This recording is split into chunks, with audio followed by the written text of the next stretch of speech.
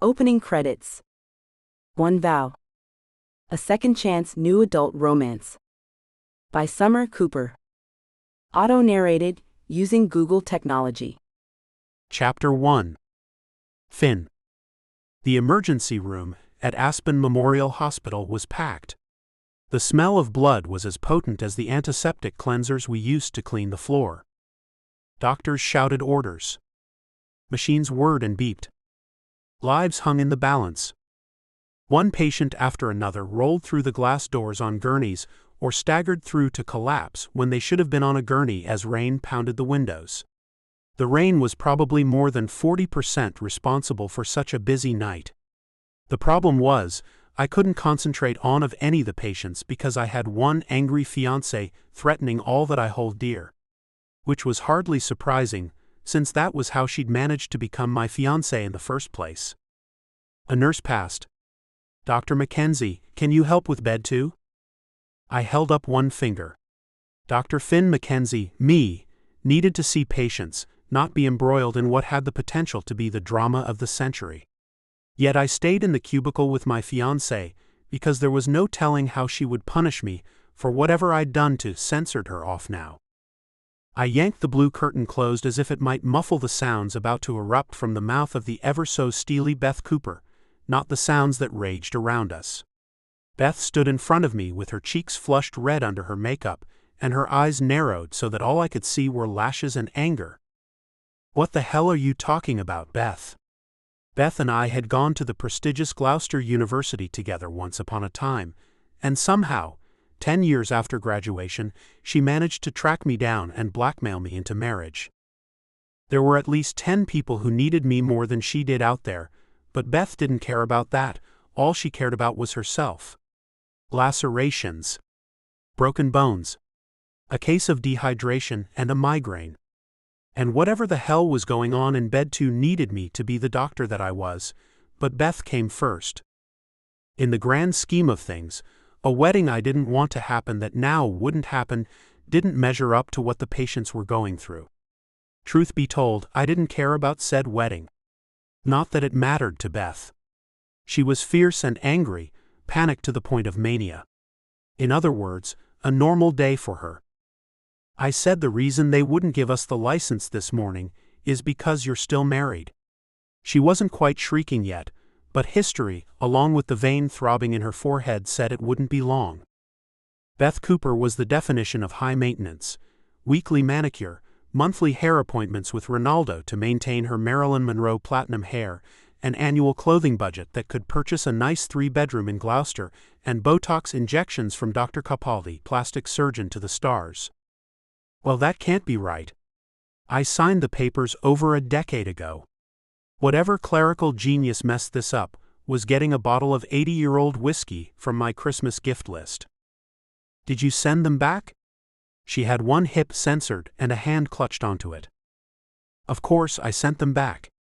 I checked my watch because this conversation had gone on about 3 minutes longer than it should have.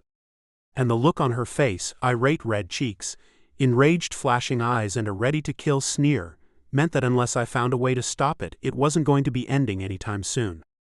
Look, Beth, I have patients to see. Can we possibly talk about this later? No. No. No. We can't talk about this later.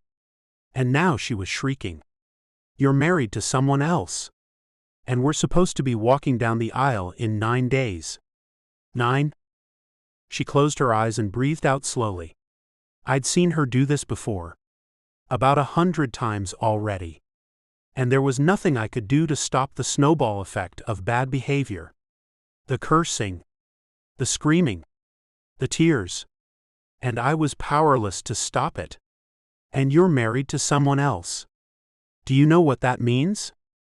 It meant we weren't going to be able to get married. No Cooper Makenzie wedding at the Beverly Hills Hotel. Had she not been standing in front of me with her green eyes flashing fire and her fists clenching like the only thing keeping her from punching me was the 3 feet of space between us, I might have done the happy dance or the thrilled beyond comprehension tango or the yay I didn't have to marry the wicked witch shuffle. But she started moving closer, and it wasn't like I could back up. Okay, so we have to postpone. Her eyes widened and her breath came in short, angry huffs. Look, it's only a couple months. Just let me talk to Felicity, and I'll get it straightened out. Not that big of a deal. A few hundred phone calls. A few lost deposits we could both afford. This was nothing more than a scheduling issue. Definitely not something worthy of the tantrum. But Beth Cooper, despite her public, always smiling persona, had never met a tantrum she didn't like. I need to be married. They aren't giving my show to Zach Wembley because of his happy wife, happy life thing. Married people are trustworthy. She hissed the words in a tone too sharp and too angry for anyone's good. Especially mine. I need the ratings our wedding will generate. I need this marriage.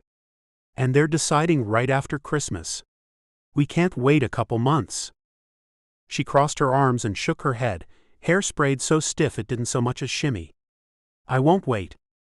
When I didn't move, she shoved the bed in our little cubicle toward me, then her face fell, and her eyes brimmed with tears. This show, the audience I've built over the years, it's all I ever wanted. And I'm not going to lose out because you didn't use correct postage. Fix this. I sighed because what else could I do? Nothing but a trot down the aisle was going to shut her up and keep my reputation intact. No one wanted a pervert as their doctor. And she had the powerful medium and the video to spin the story she was threatening to tell. Shit. What do you expect me to do, Beth? How the hell am I supposed to find someone to cover my shifts, hunt down Felicity, and get divorced in 9 days? That damned video had cost me enough already. I wasn't going to sacrifice the reputation I'd worked so hard to build and then protect. So by God, if marrying Beth Cooper was the only way to keep it quiet, then I'd marry her. Her voice was smaller, less frantic than just a second ago. I want you to fly to Maine and talk to the crazy she-bat. You tell her if she doesn't want her censored video, which makes her look like some penis-crazy nympho, to go public, she'll divorce you right now. I don't even know if she still lives in Maine. Of course she does. She's too pathetic to go anywhere else. She yanked a folded piece of paper from her pocket. She even lives in the same freaking house. And you need to go talk to her. Use that Makenzie charm and get her to divorce you. She stamped her foot, a petulant move in my book, but it was Beth, so it wasn't beyond her. Right now. Because so help me God, if I don't get this promotion, I'm taking you and her and everyone involved with these videos down. And it's a #MeToo world, Finn. You know what'll happen. Do you hear me? Pardon me if I wasn't exactly cartwheeling my way to the church to be married to this one. I hear you. Half the damned hospital heard her. She leaned in close enough that I got a nose full of her perfume. It reminded me of Crazy, with a smidgen of cowy afternotes.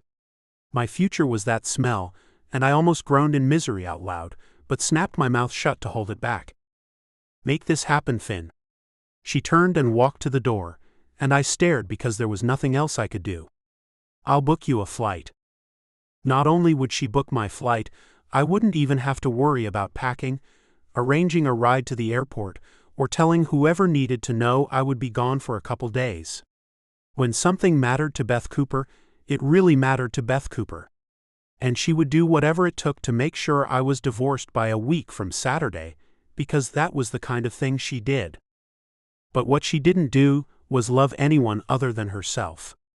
And as much as I wanted to save everything I'd worked for, I couldn't imagine spending the rest of my life, or even 1 minute of it, tied to someone so angry and so vicious. Not when I knew what it was like to be married to a woman I loved with all my heart. But I also knew I didn't have a choice. 1 decade ago. From the moment I discovered football, Sunday was always my favorite day. That came to have even more meaning when I started to play for the university's football team. Sunday was the day after the game, when we were all still heroes even if we lost. A day when we didn't have classes and could just relax. We'd watch NFL games all day long with beers and bets on the side.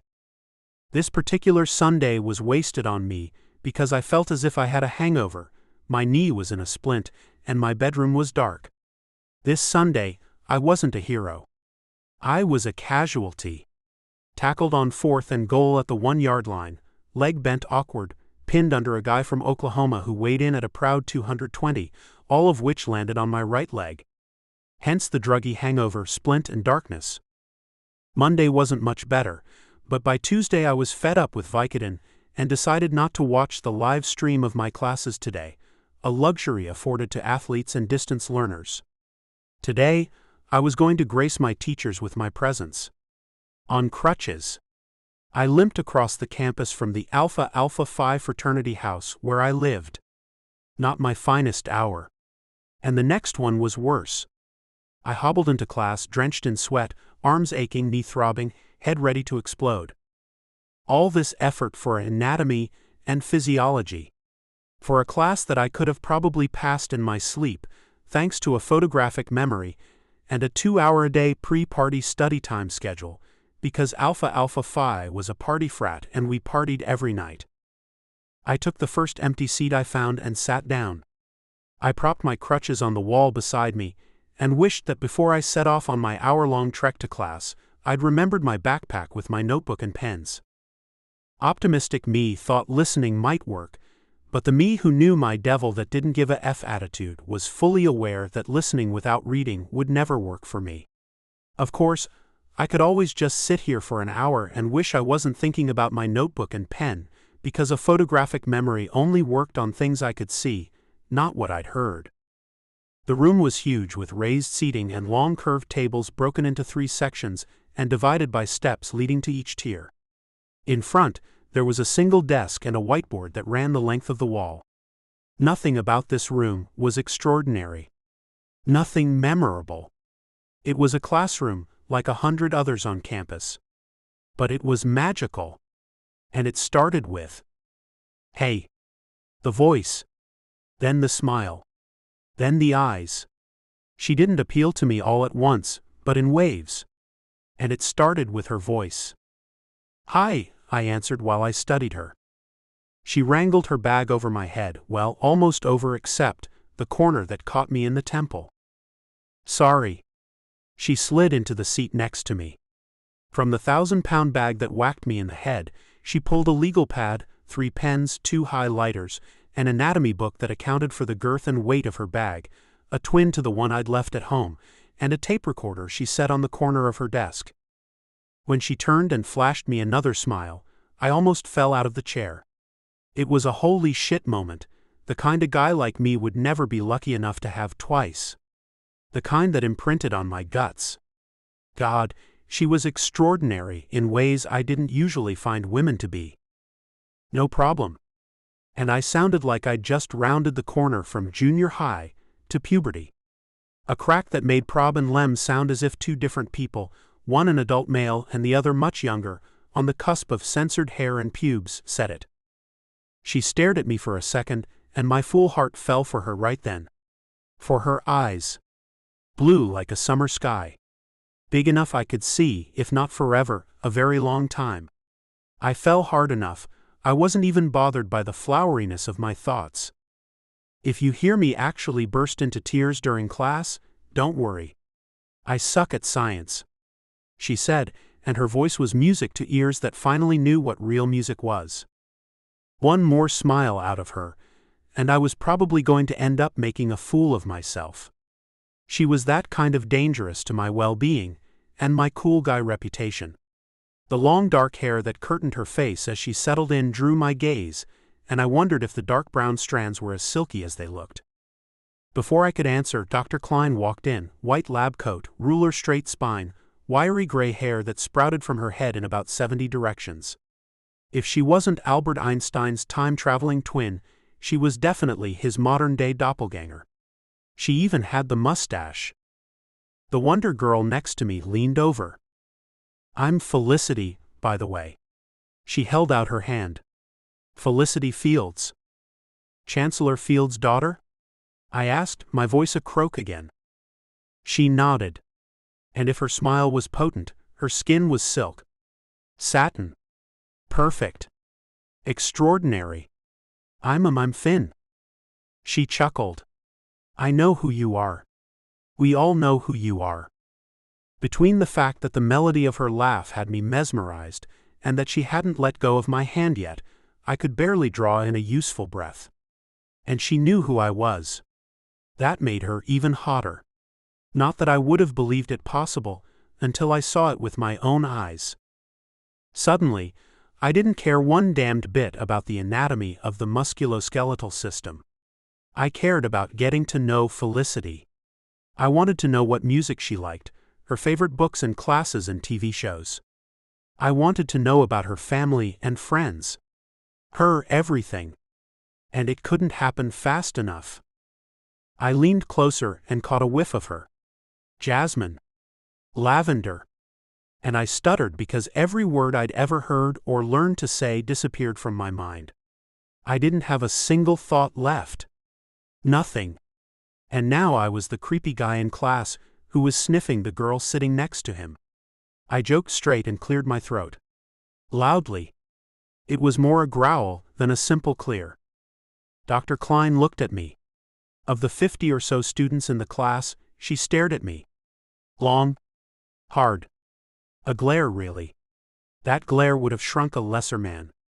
But I was in my own world, ego-charged because the pretty girl next to me knew who I was. All right, people. Everybody needs a partner, because things are about to get very interesting. It's not bio or chem, and we aren't doing labs in this class, so what the hell do we need a partner for? I said softly. Yeah. It could have easily been called grumbling, maybe even whining, but only because if I chose a partner, that meant I would have to come to class every Tuesday and Thursday, or it wouldn't be fair to said partner. And no way in hell did I plan to come to class every Tuesday and Thursday. But when I looked over at Felicity, she had the most adorable, pleading, wide-eyed puppy dog look on her face.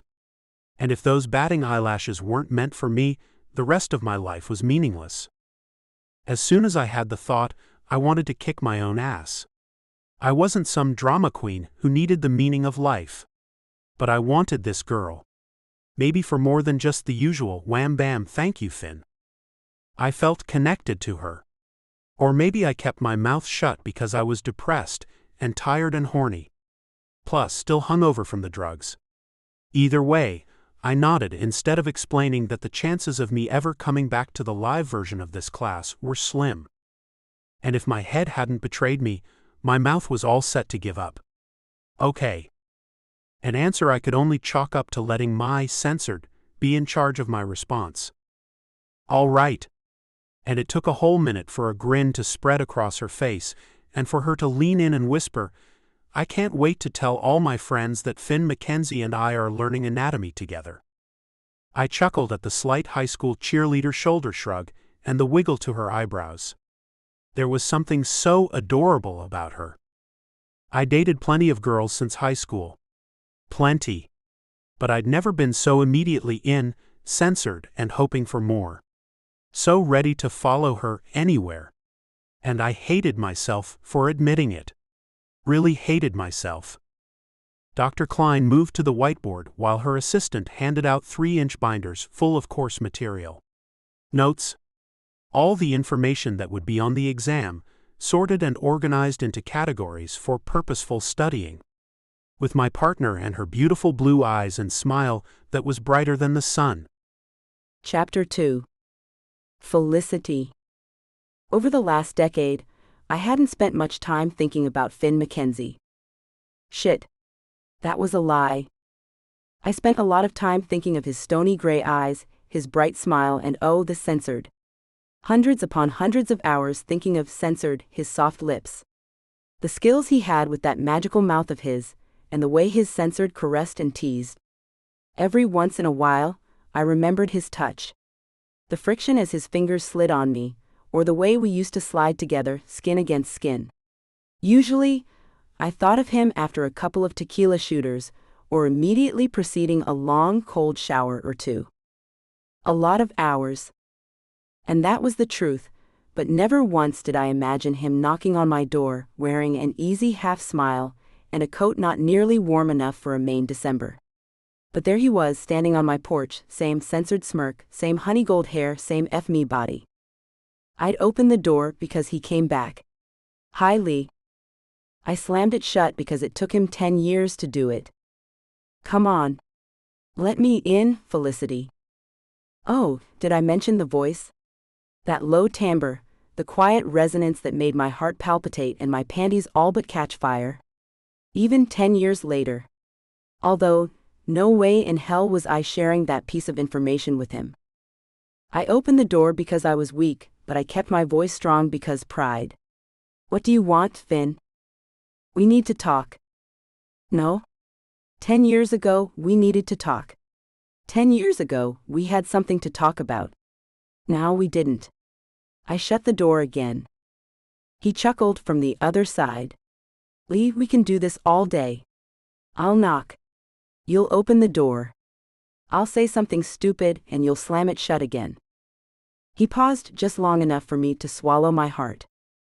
But we both know every time I knock, you're going to open that door. I hated the way his voice made my heart race even now. We know no such thing. I spit the words out, hissed them even. Time had healed me, cured me of my Finn addiction. But after a minute I folded, and because he was outside and I was inside and I couldn't see him, I could ask. How do we know? Because we're us. Cured might have been a bit much to hope for. And because no one needed proof of that more than I did, I opened the door again. What do you want? He moved around me, then turned to provide me the full-on Finn effect. The bedroom eyes, censored, peeking out between full, extremely censored lips, body as perfect as I remembered, maybe better than I remembered, broad at his shoulders, tapered at his waist, with long legs and an ass I could have bounced quarters off of. If that was a thing. Which of course, it wasn't. But I was willing to give it a try. You look good, Lee. I'd spent the morning lugging boxes down from the attic. The red bandana holding my hair back was soaked with sweat. My hoodie was a leftover of his, and he hadn't been around in 10 years of washing and drying. My jeans and probably my face had more streaks of dust than my feather duster had ever rid from my house. I aspired to good. You still lie like a champ, Finn. And I hated him for it. And loved him for it. And hated myself for loving him for it. Mixed emotions were tough. He cleared his throat and smiled as he looked around. I could feel it, the way his gaze judged everything in my home.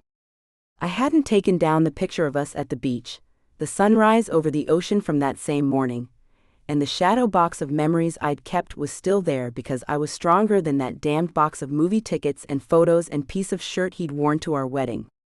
And by God, the only reason I kept it in my sight line was to remind myself I was over him. Usually, I didn't need much reminding.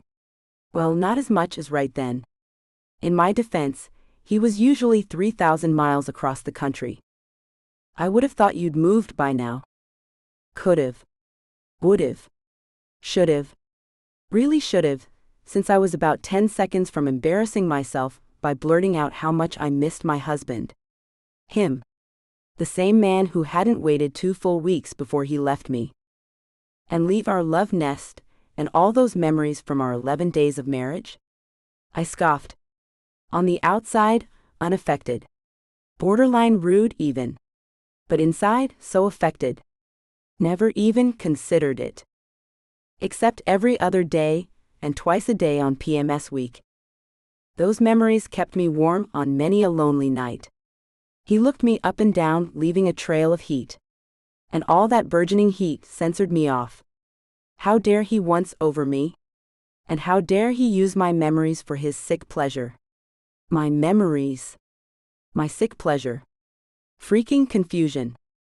I sighed. Enough was enough. What do you want, Finn? He shook his head and chuckled. I don't even know how to say this. Oh dear God. Just say it. My voice cracking in the middle absolutely did not mean I was hoping he'd ask to F his way down memory lane. He smiled and reached out as if he planned to touch me. I moved back. Always so tough. Yeah. That was right. I was too tough to be hung up on a guy who waited just long enough for the going to get tough before he got the hell out of Gloucester. I'm busy, Finn. I swept my arm toward the mountain of Christmas decorations I'd liberated from their attic exile. The city had already sent me a letter for breaching my agreement with them. And now it was either hang the lights by Christmas Eve or pay the $1,000 fine to make up for the tax break I got when I refinanced. Right? Now he wouldn't look at me, and my stomach churned. I'd seen this whole routine before, and it hadn't ended well for me. His Adam's apple bobbed once, then again. I'm engaged. Oh shit. That's great. I lied and hid behind a "F you" smile as my body clenched in anger, maybe even regret. It was also stupid of me to continue standing there staring at my love life past when I had Christmas future to hate. I opened a box and stared at the little houses inside that belonged to the perfect Christmas town. Oh yeah. This box could wait until last. Lee. His voice, or more the softness of it, cut me deep. That had to be where the tears came from. What? I couldn't think of anything else to say. There's more? Well, of course there was more. Why wouldn't there be? Otherwise, he could have handled this news with an invitation, or an announcement sent through the U.S. Postal Service. Okay. One-word answers in a squeaky tone were about all I could manage. Our divorce is, apparently we're still married. After I signed them and sent them back, did you file the papers? My mouth dropped open. He was accusing me? Making this my fault? Of course I filed the papers. The ones he'd mailed back to me. I'd opened them and a bottle of tequila at the same time, but I clearly remembered waking up early, rolling out of bed, throwing up. Everything else was a blur, but I would have never hung on to them, considering how badly I wanted him to know I wanted to be free of him. I had to have filed them. And no way in hell did I burn those papers in the fireplace. That part had been a dream. A weird little drunken dream. Oh shit. So we're still married? He ran his hands through his hair. I'm supposed to get married on Christmas Eve. But if I had to give my opinion under oath in a court, I would have had to say, he didn't look so happy or excited about it. I'm supposed to be spending Christmas in Hawaii. With my wife? Awesome. I just got a new swimsuit, it was on clearance online. And my laughter might have been inappropriate, considering this was probably, I was willing to admit to about 94% certain, my fault. Oh, relax. You can still marry her. It just won't be official yet. He shot me a glare, and I rolled my eyes in response. Don't worry. Your little Saint Nick is still gonna get his jolly in paradise. We just have to go to the courthouse tomorrow. We'll talk to the judge and I'll explain. They're very sympathetic around here to stupid mistakes. Remember? Okay. That part was just nasty. We'll get divorced in time for your wedding. Don't worry. It's going to be that easy, huh? He censored one eyebrow over the eyes I'd never gotten over, and I could have swooned. But didn't. It was that easy to get married, right? 1 decade ago. Most days I felt lucky that I answered the ad Sophia Marks hung in the student union for a roommate. Today was not one of those days. She was on her kick again. The Felicity had no life kick. No friends besides her kick. No fun little one-night stands with fraternity boys kick. I couldn't argue because I didn't drink or smoke, and I was always home on school nights tucked into bed at a very respectable 11:30. And as Chancellor of Gloucester University, my dad couldn't have been prouder, but Sophia made fun of these attributes like they were afflictions. And today, I was with her. Today, I wanted the college experience. I wanted to act out. So a wild oat for once in my life. Sophia Marks was a vlog goddess with hundreds of thousands of followers who stuck around to find out her opinions and to see what pranks and stunts she might pull at any given time. She didn't follow a schedule, didn't have a category of topics she followed, and didn't have any sort of filter as far as what opinions she expressed. But people loved her. funny, pretty, intelligent. All the best adjectives fit her. Plus, she was blonde, built like a stripper, and had no lack of nightlife or party life or life in general. Our friendship and the fact we'd become so close defied all logic. I'm just saying, and she'd been saying it for the last hour and a half, that you spend so much time studying and trying to please your daddy that you have missed out on one of the great college experiences. It's our senior year, Felicity. Live a little for once. I hardly thought of hooking up with a frat boy as one of the great college experiences, but what did I know? And today, she was preaching to the very bored, very enthusiastic choir. All right then. Let's do this. Ah, grasshopper. Nothing is as simple as I make it seem. She'd already dressed me in jeans tight enough the world could see my thoughts, and a shirt short enough my sheer lace bra threatened to play peek-a-boo if I so much as lifted my arm to my shoulder, and boots with a heel that could be used as a lethal weapon. We need to finesse this situation. She held her phone out in front of her, as if she was selfieing. And today's censored cam feature is my beautiful and oh-so-charming best friend. She angled the phone toward me. World, this is Felicity. Felicity, say hi to the world. I waved. Hello, world? My enthusiasm, however, hit the skids and began to fade as it misted into a fine vapor. But I pasted on my best smile and crinkled my fingers at her camera like I was all in. Because if I didn't, we'd end up reshooting this scene a couple hundred times until I cooperated. Until the butterflies in my belly turned to rabid bats, and I passed out from the stress of this whole thing. How she got me to agree to this, I would never know. And the unsuspecting subject of today's segment is, she let the camera pan the area, then turned to me and smiled. Oh girl. Are you ever in luck today? She pinched the screen to zoom in on her target. A genius with a jockstrap. That's right, ladies and gentlemen. Today's subject is the much sought-after Finn Makenzie. Tall, handsome, born to delight the ladies with his adorable smile, his uber-sexy charm, and his super big. The pause was intentional and suggestive. She certainly knew how to lead her audience on. Brain? She smiled that come-hither smile, and I knew the masses hithered. Ordinarily, I would have my bestie making the day of a Dungeons & Dragons half-vampire, but this is a woman who has denied herself the joys of college, the frat parties, the frat guys. She winked big and exaggerated. She's missed all the fun that can be found on a university campus. And since this is her last year at the illustrious school that can't be named thanks to the fuddy-duddy Board of Chancellors here at one of Maine's, extra emphasis there, most prestigious universities, we're going to fix that.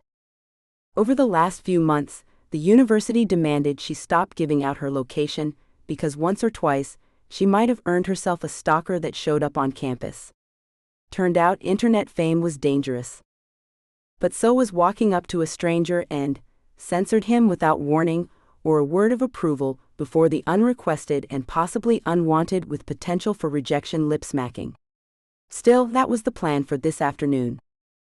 And had this censored been anonymous, my stomach wouldn't have had 1,000 or so of the previously mentioned butterflies working together to beat their way to escape. And my head wouldn't have been swimming with just the idea of walking across the lawn to be close enough to see him. Finn sat about 20 yards away, on the rim of the fountain, sun shining on his golden hair making it look almost blonde, with his eyes hidden behind a pair of aviator sunglasses. Oblivious. Reading. His focus on anything but me and Sophia. She gave me a shove in the back, and I stumbled, then turned to her. Oh yeah. She got the whole thing on camera. So my only option for redemption was to hold my head high, march up to him, and lay a censored on him that made his world spin while I remained obviously unaffected and stone-faced. Here I go. I didn't stutter step or trip. I didn't fall into his lap. I didn't do any more to embarrass myself than to stop in front of him and wait. The deal was, I couldn't speak. Had to just go in for the censored and hope he wasn't the kind of guy who swung first and asked questions later. Also had to hope there wasn't some crazy girlfriend, Sophia would know if he had one, I hoped, waiting to stomp me a new ass crack. As soon as I tugged him to his feet, I realized my mistake. I'd underestimated how his height, coupled with my short stature, would affect my ability to make this happen. I should have just leaned in and planted the censored. Damn. Now it was going to look wonky on film. I would look like a novice. Like I'd never been censored. Desperate. Needy. Inexperienced. I had to save this moment. Had to make it look like I had some kind of clue. I channeled Sophia. She always knew exactly what to do. She would slide her palm up his censored to tangle in his hair. Then she'd nudge him down, close her eyes, and press her lips against his. At least that was what I did. And holy shit. His lips were soft as they caressed mine, and his arms strong when he wrapped them around me and nestled my body as close to his as I could get without actually being inside his clothes with him. And this censored lasted forever and not nearly long enough. He used his censored to trace the seam of my lips, and whether I intended it or not, and I would take that information to my grave, my mouth opened and his censored slid against mine. My knees went weak, and warmth curled through me from my belly outward to my fingertips and my toes and the ends of my hair. There wasn't a single part of me that didn't want to rub against him, while I purred like a satisfied kitten. Nothing in my life had ever felt better. Nothing. Not a single thing. In my life. Ever. Probably never would. He pulled back. If that's what being your study buddy is like, I'm going to need a copy of your class schedule so I can sign up for all your classes. I smiled. Still by censored cam rule, which incidentally I found appalling, not allowed to speak. Instead, I turned and walked away. Tripped 3 steps out. Landed on my censored, my chin and my hands, while my legs did some crazy scorpion thing, and ended up with my feet somehow smacking the back of my head. I knew because the video of that fall was my first foray into internet fame when it went viral. Although it wouldn't be my last. Chapter 3. Finn. My choice for accommodations came down to a bed and breakfast that doubled as a dairy farm and smelled like it, or a chain motel outside of town. Neither place cared that I was a doctor, or that my future wife was a talk show host. There was no impressing anybody these days, it seemed. I pondered the choices presented to me, but really, all I could think about was how close to non-existent the sliver of hope was that I could get back together with the woman that was still my wife. That weighed on my mind heavily. My dilemma became even more bleak when I learned an awful truth. Neither of my choices for accommodation had accommodation available. The Santa Claus convention for the Greater East Coast was in town, with only a few days left until Christmas Eve, and the manager at the chain motel didn't want to kick a Santa from his room. She might end up on the naughty list. She actually said that to me, as I stared at her bleakly. I drove to my final option, one that hadn't changed a bit in the decade I'd been gone. Well, it changed a little.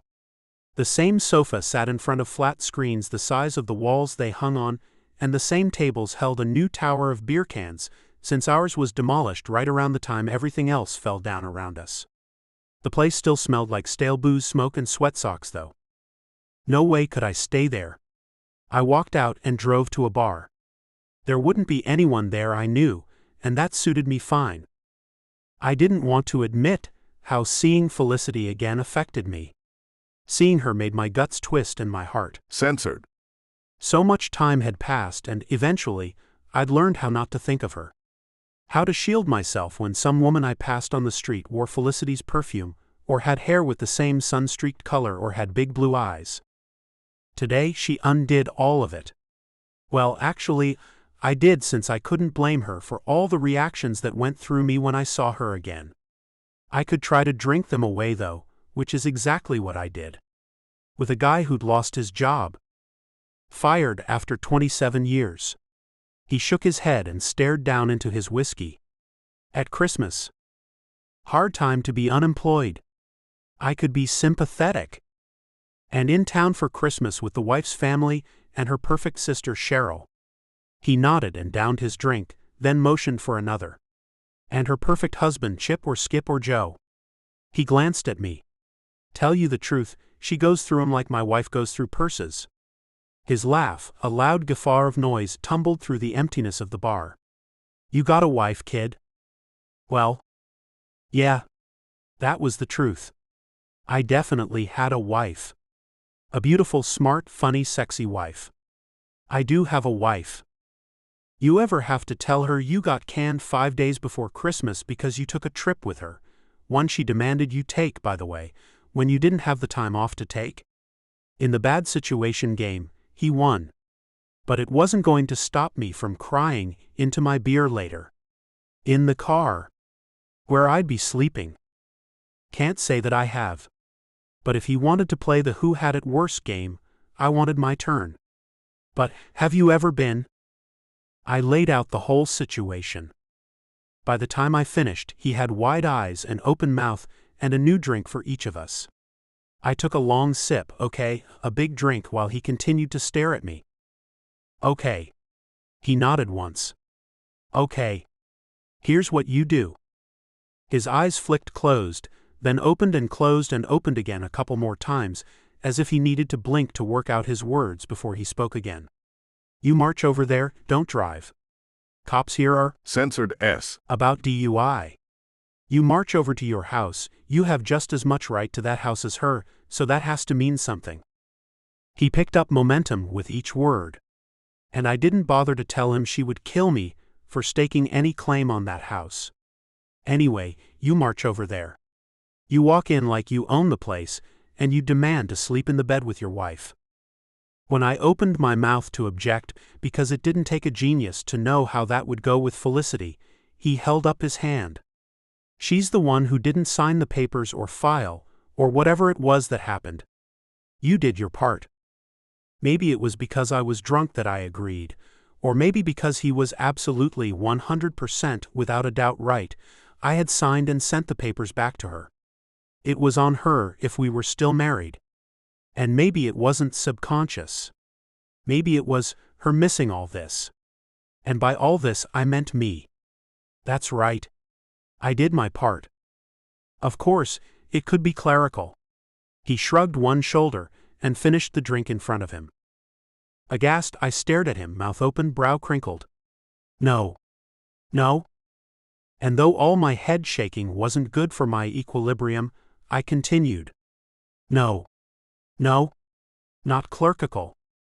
Okay, clerical wasn't a word, but I couldn't get the right one out. This is Felicity wanting me back. Something changed in my new buddy, and his eyes narrowed. I stumbled back a step and stared at my new BFF with confusion. Now he was all devil's advocate, and I was in danger of getting my ass kicked in a bar fight I was about 6 seconds from starting? Then why'd it take you 10 years to find out? If she wanted you, and that's why, how come she didn't call you? What? Didn't matter. I was back, and she was my wife, and by heck that's how we were meant to be. I knew it since I first held her, and censored her, and 1 decade ago.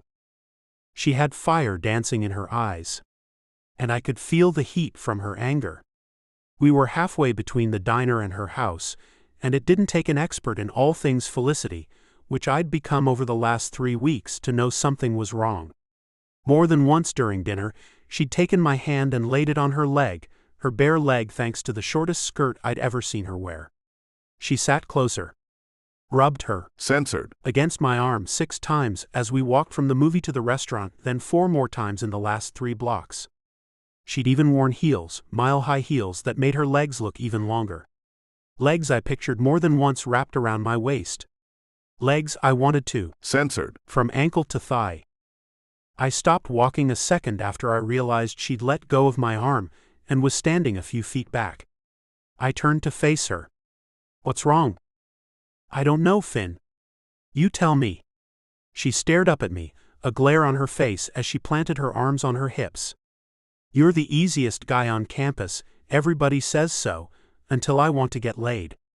Then all of a sudden, you're practically a monk. What? What the hell are you talking about?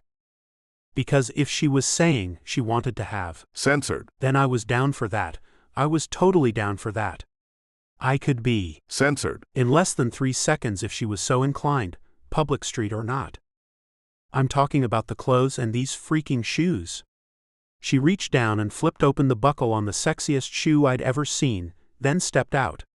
She repeated the process with the twin sexy shoe, and then picked them up by the strap and shook them at me. These are the most painful shoes in the world, but I wore them because Sophia said no guy can resist F-me shoes. She huffed out an angry breath. But obviously, she never met Finn. censored, With everyone but Felicity Makenzie. Felicity. I wanted to tell her how wrong she was. How I'd been taking matters into my own hands before and after every single one of our dates because I'd never wanted anyone more than I wanted her. Am I not pretty enough? Or slutty enough? Or what? And I almost died when her eyes filled with tears and her voice wavered on her next words. Oh, forget it. As she turned to storm away, I slipped my fingers through hers and tugged her back. Hey. She sniffed and looked down at her shoes in her free hand. Hey. I curled my finger under her chin and nudged until she lifted her eyes to meet mine. You are. Who was I kidding? I didn't have the right words. I wasn't poetic or romantic. Most of my deepest thoughts came immediately after the organ directly below my belt blasted off from its happy place. 1. censored, Her instead. Slow and deep. So sensual, it wasn't going to be long until we were ass-high in my deepest thoughts. Her hands tangled in my hair and held me as if there was a chance in hell I'd try to pull away. Her lips were like silk, and her soft whimper when I deepened the censored, urged me on. Made me want more, and I already wanted so much. What I didn't want to do was push and make her do something because she thought I wanted it. But I also didn't have the kind of willpower to stop censored, her, to plan something special for us. Instead, I pulled her toward the frat house and Keaton's car. Taking her back to the frat house wasn't an option since it was a Friday night and there would be a party raging. Her place was out since her dad was the school's chancellor, and I needed my scholarship. And no way could I manage to show her how I felt about her in the backseat of a Mustang. But along with his fancy car, Keaton also had an extremely fancy boat, a party boat. It was the ultimate party boat, with a fully stocked fridge, a big screen TV, and mirrors on the bedroom ceiling. And since I was on the injured list and not required to travel with the team, all of whom were in Oregon tonight for tomorrow's game, it would be empty. She didn't ask me where I was taking her, or who the car belonged to. She just climbed into the car and held my hand as I drove. No nerves. Which was okay because I had enough for both of us. I had a huge case of the insecurities, of the please, don't let me blow this kind. And yeah, I knew there was a joke in there. One too crass to make about a girl like Felicity. Probably about any girl, but definitely about the one smiling at me as I led her down the dock to the boat before I helped her aboard. She didn't wait for me, but walked to the far end of the deck, where we partied when we took the boat out. Where the canvas chairs were lined along the side. Where I'd spent many a summer fishing trip, getting lucky without a fishing pole in sight. As she leaned over the rail, I walked behind her and waited. I had a hand on the rail on each side of her, and it would have been so easy to slide closer, rub against her, but I held back. This night had to be perfect. She pulled my arms around her so that my hands rested on her stomach, and then she breathed in deep and blew it out slow. This is so pretty. You're so pretty. And I was so lame, but it was the first thing I'd thought, and it was true. When she turned to face me with a look on her face, that look, being lame, didn't matter so much. She slid her hands up my censored, and rested them on my shoulders where her thumbs could stroke my throat. Then she lifted on her tiptoes and pressed a line of censored, along my jaw as I wrapped my arms around her waist and tugged, so our bodies lined up. censored, 2. censored, Belly to belly, and hip to hip. And my body buzzed everywhere we touched. Show me the rest. Anything she wanted. Anytime. Any place.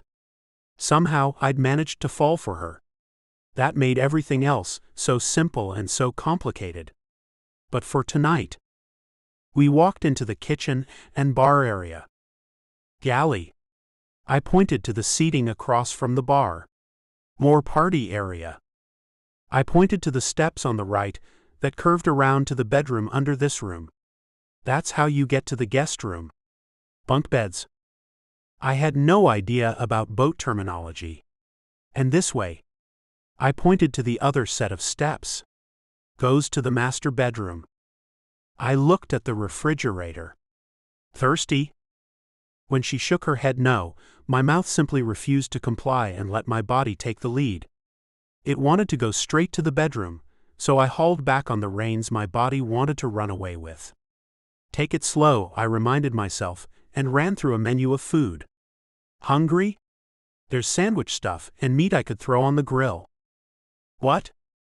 She smiled, crooked her finger, looked up at me from under her lashes with her chin tilted down. Come here. And now I didn't care if we had an entire team from Top Chef and all the fancy dishes they made sitting in the kitchen behind me. I didn't have enough blood left in my brain to care about more than the woman standing right in front of me, inviting me to take her to bed. She didn't speak, didn't do more than smile and lead me down the steps and through the hallway to the bedroom. I followed her. I couldn't imagine doing anything else. She slid the door open and walked inside. Holy shit. Oh yeah. I'd had the same reaction the first time I saw it too. The bed on its pedestal, 3 steps above the floor. The soft lighting. The windows that looked out at the ocean. The deep blue satin sheets and silver comforter that rustled when she sat on the bed. The water lapping against the side of the boat, and the soft hum of the fan that forced air through the vents were the only sounds other than her soft breathing and the pounding of my heart in my ears. Music? I motioned to the sound system on the wall, and she nodded. Chances were one of the presets would be some kind of sexy jazz that could play in the background, but I couldn't find it. I found rap with a heavy bass line, then some country. I groaned when the next station was a rock station with screaming guitars and anthem beats. She pulled out her phone, swiped a couple of screens, then set it on the table. With the softest, sexiest smile any human being could ever produce, she stood and took the remote control to set beside her phone. Then she pulled me close again. I want you, Finn. I've been thinking about it and dreaming about it. She shoved my shirt up and over my head, then tossed it behind her. I even named my vibrator after you, so I'd be calling out your name. She flicked the button at my waistband open while I closed my eyes and enjoyed the brush of her hands against my skin, coupled with the vision of her alone in her room, a room I'd never seen but imagined now, on her bed, pleasuring herself while she called out for me. You still with me, Finn? I opened my eyes and smiled down at her. With her? Oh yeah. Right here. I lifted the hem of her shirt, slid my hands along her ribs as I inched it over her skin, and sucked in a hard breath when I realized there was no bra, and my palm brushed along the side of her. Censored. OF. I'd never been so turned on, so into a moment, so ready to. And then she was bare, her hands shoving my pants away, and I couldn't move. I couldn't stop looking at her. I couldn't stop wanting her. She was beautiful. Perfect. So everything. And I wanted her. Wanted her enough to kick my jeans away, and lift her so that our bare skin touched from shoulder to waist and thigh to thigh. When she wrapped her legs around my waist, ground her. Censored. Against my. Censored. As that tiny little skirt slipped up to her waist, and I found out she wasn't wearing panties either, I was gone. Tonight, nothing mattered in the world but Felicity. And for as long as I lived, I would hope tonight never ended. Chapter 4. Felicity. That's dope. Sophia, who'd started all this with her Censored. Cam 10 years ago, pulled her bottom lip between her teeth while she still managed to sneer and shook her hands at me. No. I shook my head at her latest attempt in the campaign to find herself and her catchphrase. But I was patient because that was what friends did. Could you please pick this afternoon's personality? I need your help. I hadn't started to panic yet, but the heart flutters, the trembling hands, and the churning in my stomach said I was either headed for a panic attack or something that would require wet wipes and antacids. Hence the emergency call to my best and only friend. She flopped into the chair beside my sofa and kicked her kicks onto my coffee table as she adjusted $2,000 in fake jewelry. I'm not climbing on a roof and helping you hang Christmas lights. You're the one who couldn't bear to move off Main Street, in case you know who came back. You deal with the city managers and their ridiculous fines. I don't need your help hanging Christmas lights. I had far more pressing issues than my agreement with the city. I need you to help me figure out why I'm freaking out over you-know-who. And in case she wasn't sure who we were talking about, I whispered, Finn. Sophia had known both of us since before we became an us. She just knew me better. He came here today. You know who showed up here? Her perfectly sculpted, and I do mean sculpted, eyebrow arched in shock. I nodded and she sat up, braced her feet onto the floor, and dropped her mouth open. Now I had her attention. Oh shit. She nodded twice. Okay. All right. More nodding. Is this a pizza and ice cream situation, or should we go straight for the vodka cranberry to deal with the ex-husband situation? My skin went hot. Not just hot. Blazing. An inferno of white heat rolling from my forehead to my toes and back again. Maybe it was the memory of the 11 glorious and 70% censored days I'd spent as his wife.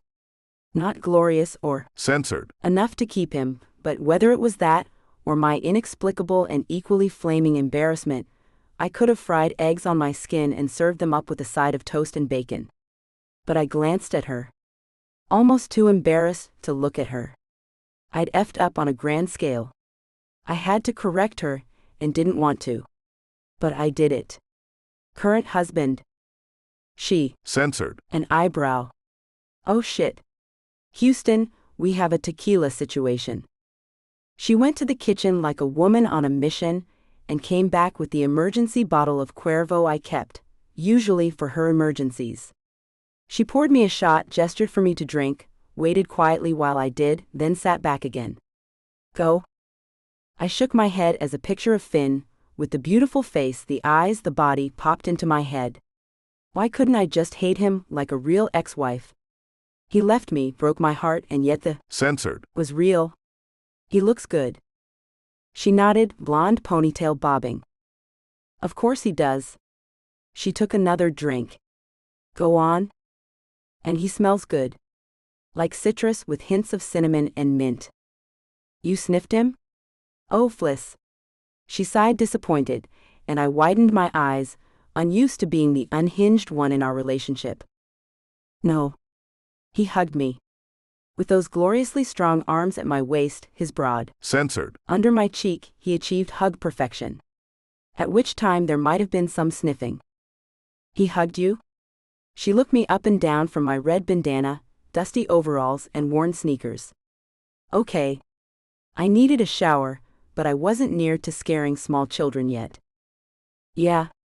I wanted to savor the thought, but she joked her body forward and stared at me with wide eyes. And you didn't immediately drag him into the bed and wash away that wicked dry spell you've been having? Maybe rekindle all those loving feelings? She refilled my glass. No. We toasted, drank, refilled, and repeated. I had a lot more news to go. Good. Good. She nodded her approval. Waiting until he left to pleasure yourself was a much better way to go. No emotional attachment. And the approval turned to disappointment. But I'd waited until he left, then called her. There'd been no pleasure. Not then. Not now. Sophia, no. You did it while he was here? She took a swig straight from the bottle. Bold? She swiped the back of her hand over her mouth. But I get it. Seriously, I needed counsel. Advice? Her special brand of man wisdom. But in her defense, I hadn't managed to tell her the part about him being engaged. Probably info she needed before we figured out what to do. In my defense, I didn't think she would have been drinking on a night when she didn't have a date. Although in hindsight, I probably should have asked how much she'd had before I sent up the SOS flare, then commenced to Cuervo-ing my afternoon away. I don't even know why we're friends. I snatched the bottle and took a giant gulp. I know. I totally would have slept with him first, then freaked out later. She shook off whatever thought was going through her head, probably a Finn fantasy one should have hated her for. Okay. So here's what we know. He looks good. I nodded and she tapped her finger against her chin. And he smells good. Another nod. And you didn't have censored with him? She asked it quickly, as if to make sure I wasn't fibbing. No. I crossed my arms over my censored bottle pressed into my ribs. I didn't want to share my Cuervo anymore. She took the bottle back, and I waited until she pressed it to her lips. Because news like mine was best digested, along with a big glug of alcohol. And it's my fault we're still married. I think I burned the divorce papers instead of filing them. She took the bottle, drank, then passed it back to me. Shut up. And he's engaged to someone else. OF. She took another drink, hugged the bottle to her, censored looking more needy than I felt. And that said something, since I was about 6 seconds from rolling into a ball and whimpering, until I lost consciousness from either hyperventilation or drunkenness. Did you burn them on purpose? What? Of course I did. But I wasn't to the point I could admit it to either of us. You were pretty crazy when you got them in the mail. She took a swig and hugged the bottle. I mean, no one would have blamed you. Hell, no one would now either. She shrugged one shoulder and twisted her lips to one side. Except maybe Finn. And his fiancé. Fiancé? Whoever she was, I hated her. We passed the bottle back and forth a couple times, but instead of numbing me to the flares of attraction to Finn that I couldn't escape, because my mind had too vivid memories of him in various positions in my house, the tequila made my censored shine brighter and bigger. So he looked good, huh? Oh yeah. I picked up my phone, inspired. I should call him, right? Because, tequila. I poised my finger, let it hover over the keypad to dial random numbers since I didn't have his. Thankfully she snatched it away, but drunk me had a plan. I'll just send him a telepathic message. Which wouldn't have worked had I not pointed my index finger at the center of my forehead while I closed my eyes and stood on one foot. As soon as the message left my mind on its cosmic journey to his, I giggled as I yanked the door open, not because anyone knocked or rang the bell, but because I was drunk and telepathic. I turned to look out the door and my eyes went wide. Holy shit. I'm telepathic. Finn stood on the porch in the same outfit as this afternoon, the same smile I'd fallen in love with all those years ago. I didn't think the hotel would be booked, so I didn't make a reservation. He frowned. Turns out bad plan. Sophia leaned over my shoulder for her first look at him in 10 years. Holy shit. You are so psychic. She stage whispered, and you're right. He's still hot.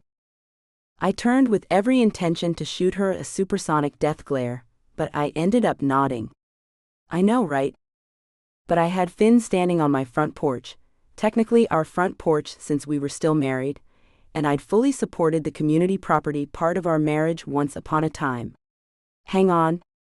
I should figure out what's going on here. I turned back to Finn, once again struck by how attractive he was. Wow. Just wow. He leaned in and sniffed, and I covered my mouth with my hand. Have you been drinking, Lee? To lie or not to lie? I couldn't anyway, because hearing the way he said my name, or the half of it he'd always used, sent a shiver over my skin. Don't judge. I'm having a really weird day. He chuckled, and I swayed toward him because the sound was better than anything I'd heard except Finn saying my name.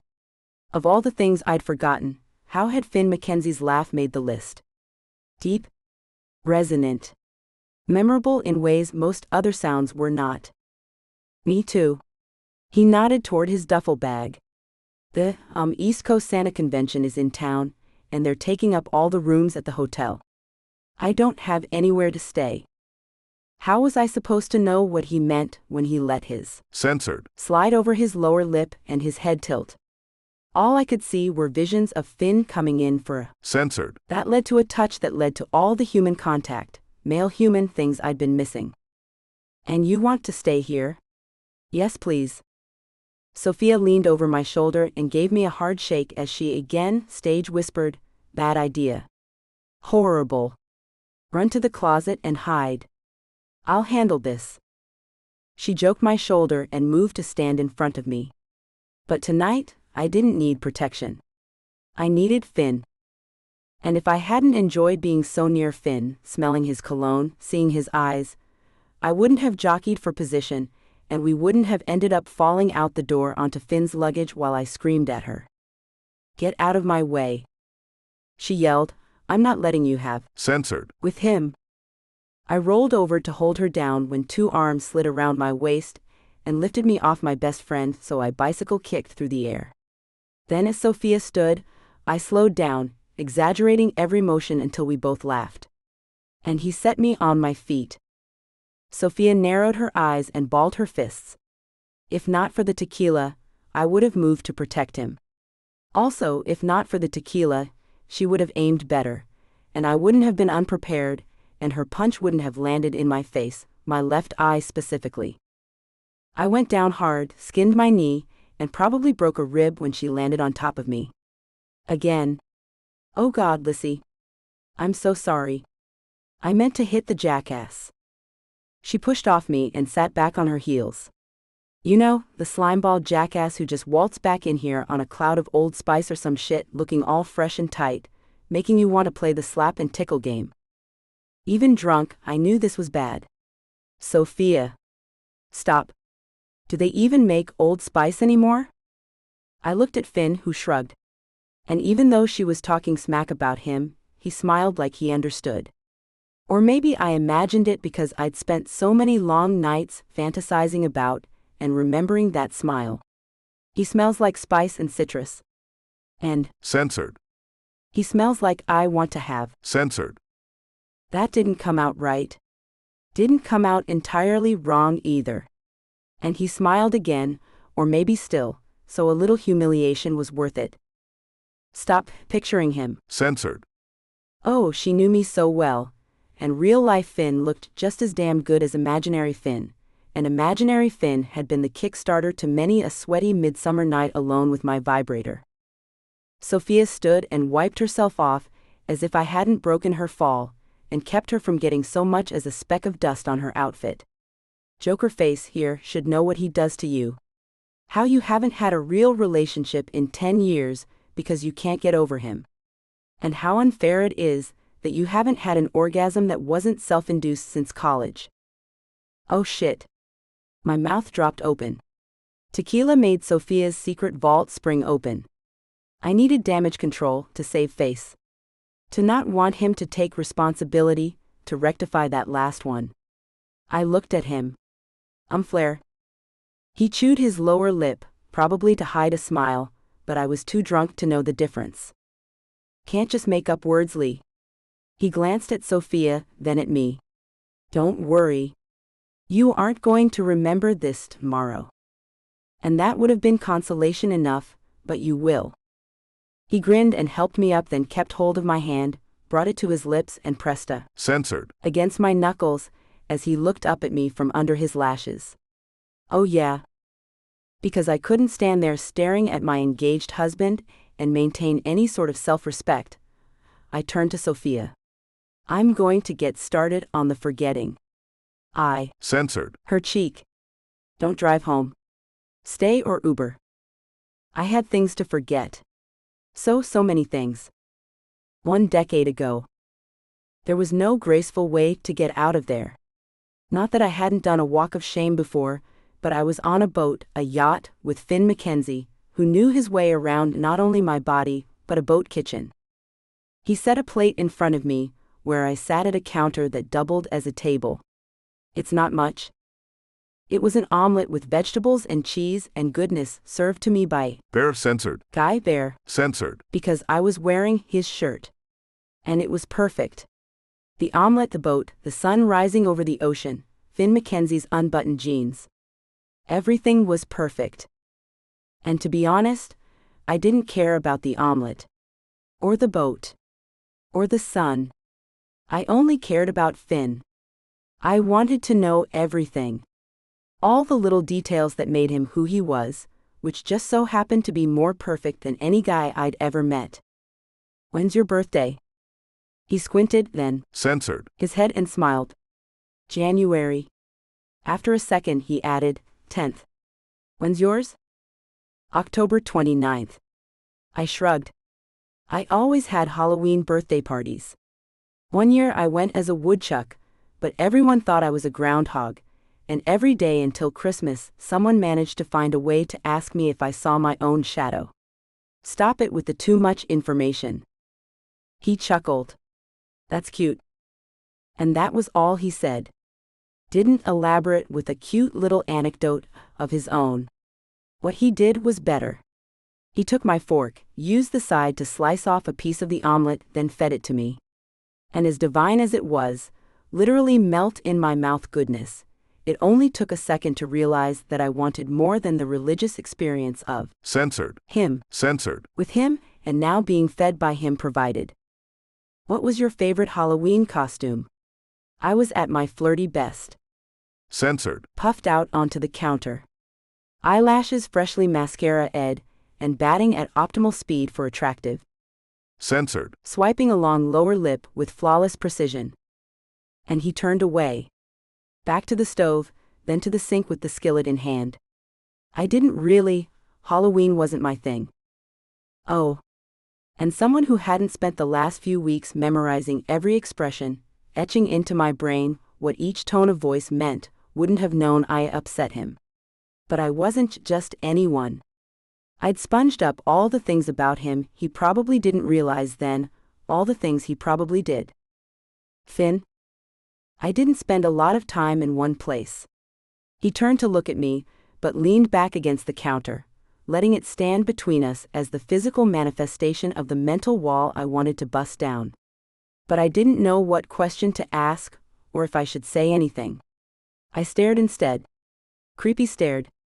Because no matter what I told myself, I knew I should say something.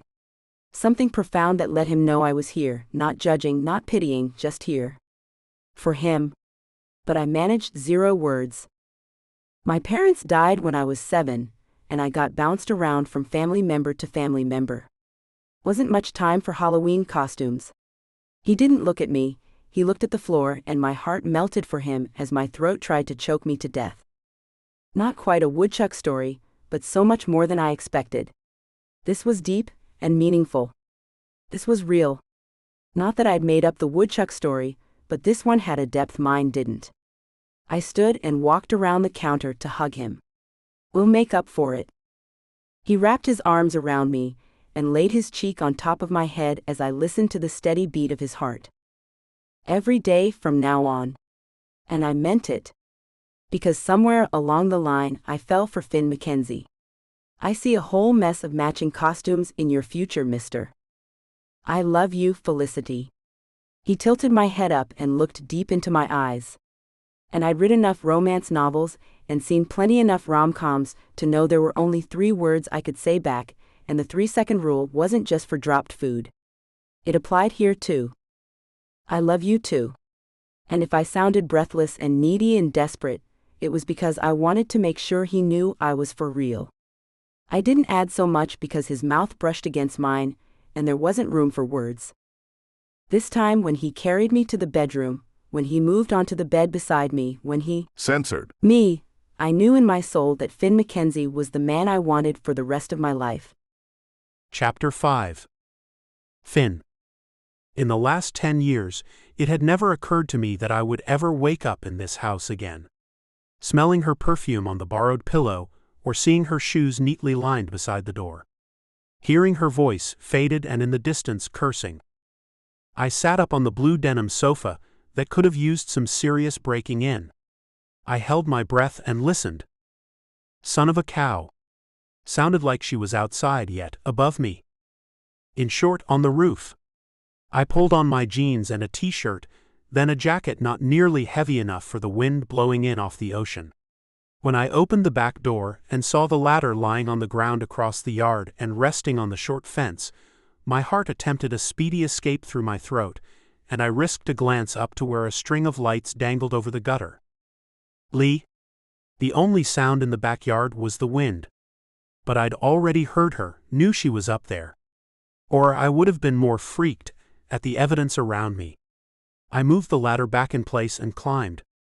She straddled the peak of the roof, holding a ball of tangled lights in front of her. "What are you doing?" She motioned to the lights and shrugged. I tried wrinkling my nose and wishing, but it didn't work. She wrinkled her nose and moved it around, then frowned. Might have even made the knot bigger. I nodded as if finding Felicity on the roof, probably hungover and sporting a black eye that looked painful, was completely normal. Expected even? You could hire someone. She threw her head back and laughed, although I suspected it was more from hysteria, maybe hypothermia, since she'd only worn a hoodie, jeans, a scarf, and a pair of bright orange work gloves to climb up there. No need. Can't you see I have this all under control?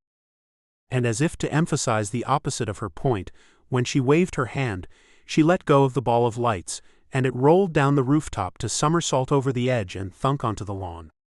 She sighed. Well, that's unfortunate.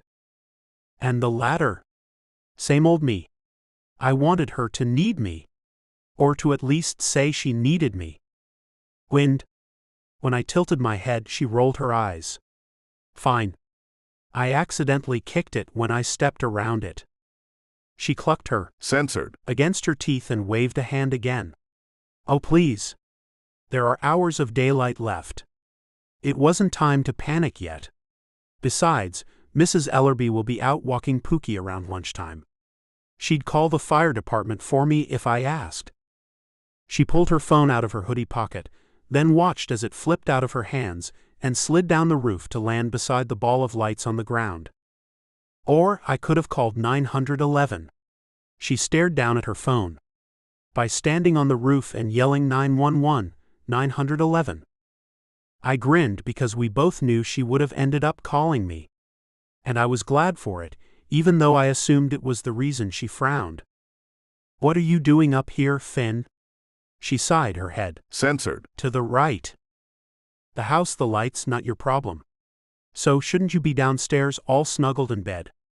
Her face went red, could have been the cold or not. On the couch?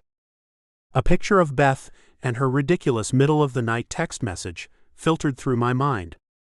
Sorry. Didn't mean to interrupt your happy time on Nerds Getting Nasty, but you've been there since yesterday, and I haven't gotten a divorce update yet.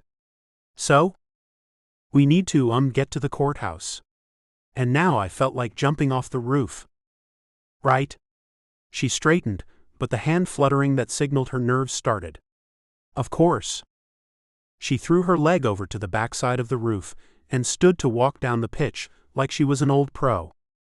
And maybe because I didn't want to go to the courthouse because that would mean I would never again have a reason to see her. Or maybe I just wanted to sit on a rooftop on the windiest and coldest day in Maine this year. Either way, I reached for her hand and she glanced at me when we connected. Why don't we finish the lights first? Then we can go. She shook her head. It's okay. I can do it when we get back. What turning away couldn't hide, the crack in her voice made me feel like an ass. Lee, we're already up here. And it wasn't likely to get any warmer now. She nodded. But the lights are down there. She motioned to the lawn with her head, then pointed as if I didn't get it. Yeah. And I chuckled, because this meant she wasn't making me leave. And even if it was just a few more hours, I was still married to Felicity, which meant I couldn't marry Beth. And something about that, everything about that, made me happier than I'd been since a really long time ago. I hadn't seen her in years, didn't know anything about her life now, but I knew the twitching of her lips meant she wasn't sure. The blank stare meant she was lost in a decision. And the shivering meant she was freezing cold. Look, why don't you go inside and warm up while I finish the roof? She shook her head and shot me the go-to-hell look. One. Censored. Brow half-pursed lips. Come on, Lee. You're cold and I'm here. Might as well make use of me. I'll hang the lights. We'll go to the courthouse. It's a win-win. Not so much, but I wanted her to go inside and get warmed up, not stay here on the roof.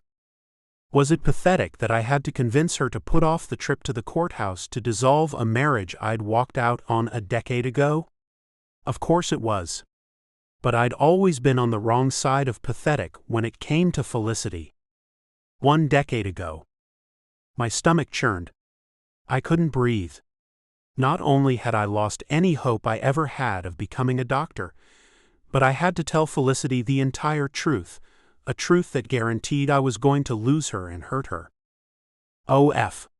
What was this going to do to her? My skin tightened and my heart. Censored. I felt powerless. Angry. Guilty. I wanted to die, even though death was too good for me. More, I wanted to kill Ryder. This was all his fault. Well, not all, but F-man. What did we do? 2 hours ago, they told me my fate. Suspended pending an investigation. Then they'd filed out of the room. Left me alone to mourn my fate. And I was tired. So freaking tired. Not that I had anywhere to go to sleep. I wasn't even allowed to go back to the frat house, except to pick up some stuff until the investigation, which was not going to land in my favor, was finished. And for what? Because I was an idiot and went along with Ryder. Because I didn't stand up for myself. Because I didn't think he would put it online. But I should have known. This was my responsibility. I knew about the cameras. I knew the boat was wired, and that those wires live-streamed back to the computer in his room at the frat house. I just didn't think he would ever do this. To the pledges, maybe. But not to us, to his friends. I should have known, and damn, wouldn't that have just been a fitting title for my memoir? I should have known. But I couldn't sit in this room any longer. I didn't need to see the shelves of books, or the canvas rendering of the Gloucester Shield with its motto of loyalty, honesty, and courage on a banner at the bottom. Or my reflection in the shiny polished table. I had to get out of there. I walked out. I even thought about just never stopping, most especially when I passed Felicity, and she turned to catch up with me. Hey you. I couldn't talk, not without falling apart in front of her, so I nodded, faced the front, and kept walking until she tugged on my sleeve. Where's the fire, Finn? Slow down, my legs are shorter. Right now, I couldn't look at her. I couldn't speak. Couldn't do more than hold her against me. Crushed her was probably more accurate. Not that I wanted to hurt her, but I wanted to savor every touch for as long as I could, and maybe if I held her tight enough, she wouldn't go away. When she squeezed me and held on, my heart broke more. Finn? You're scaring me. But she didn't let go. Even when I couldn't hold back a sob. Finn? Her phone vibrated in her pocket. 3 times quickly. Shit. I had to do this now, before someone else got to her. There wasn't time left to treasure the way she felt in my arms. No time to figure out how to say it. If I didn't tell her, and she found out from someone else, there wouldn't be any coming back from it. My stomach. Censored. As she pulled out her cell. I took it before she could read the message that lit up across the top of her screen. Me first, okay? She nodded, and let me lead her to a bench on the lawn. You are really scaring me, Finn. And it was only going to get worse. When she sat beside me, I turned to face her, took her hands in mine, and swallowed back the lump of tears in my throat. But I couldn't make it work. I held back the tears, but the sound that squeaked out of my throat wasn't a happy sound. No freaking around, Lee. It's so bad. What? Tell me. It's okay, whatever it is. We'll work it out or get through it or whatever. She cupped my face with her palm, and I closed my eyes even though that made me feel like an even bigger a-hole, and we were out in the open where anyone could see. She lowered her voice to a whisper and leaned her forehead against mine. It's okay. I love you no matter what. And if ever there was a time we were going to test that theory, it was now. There's a video of us together. My voice was weak. The voice of a... Censored. I cleared my throat and tried again. Ryder uploaded it, yours and a couple others. He was charging money. I shook my head because it was disgusting. I'm so sorry, Lee. The pain and regret in my voice were real. Mine? But she chuckled and held me for a minute. Worst case, my dad finds out and...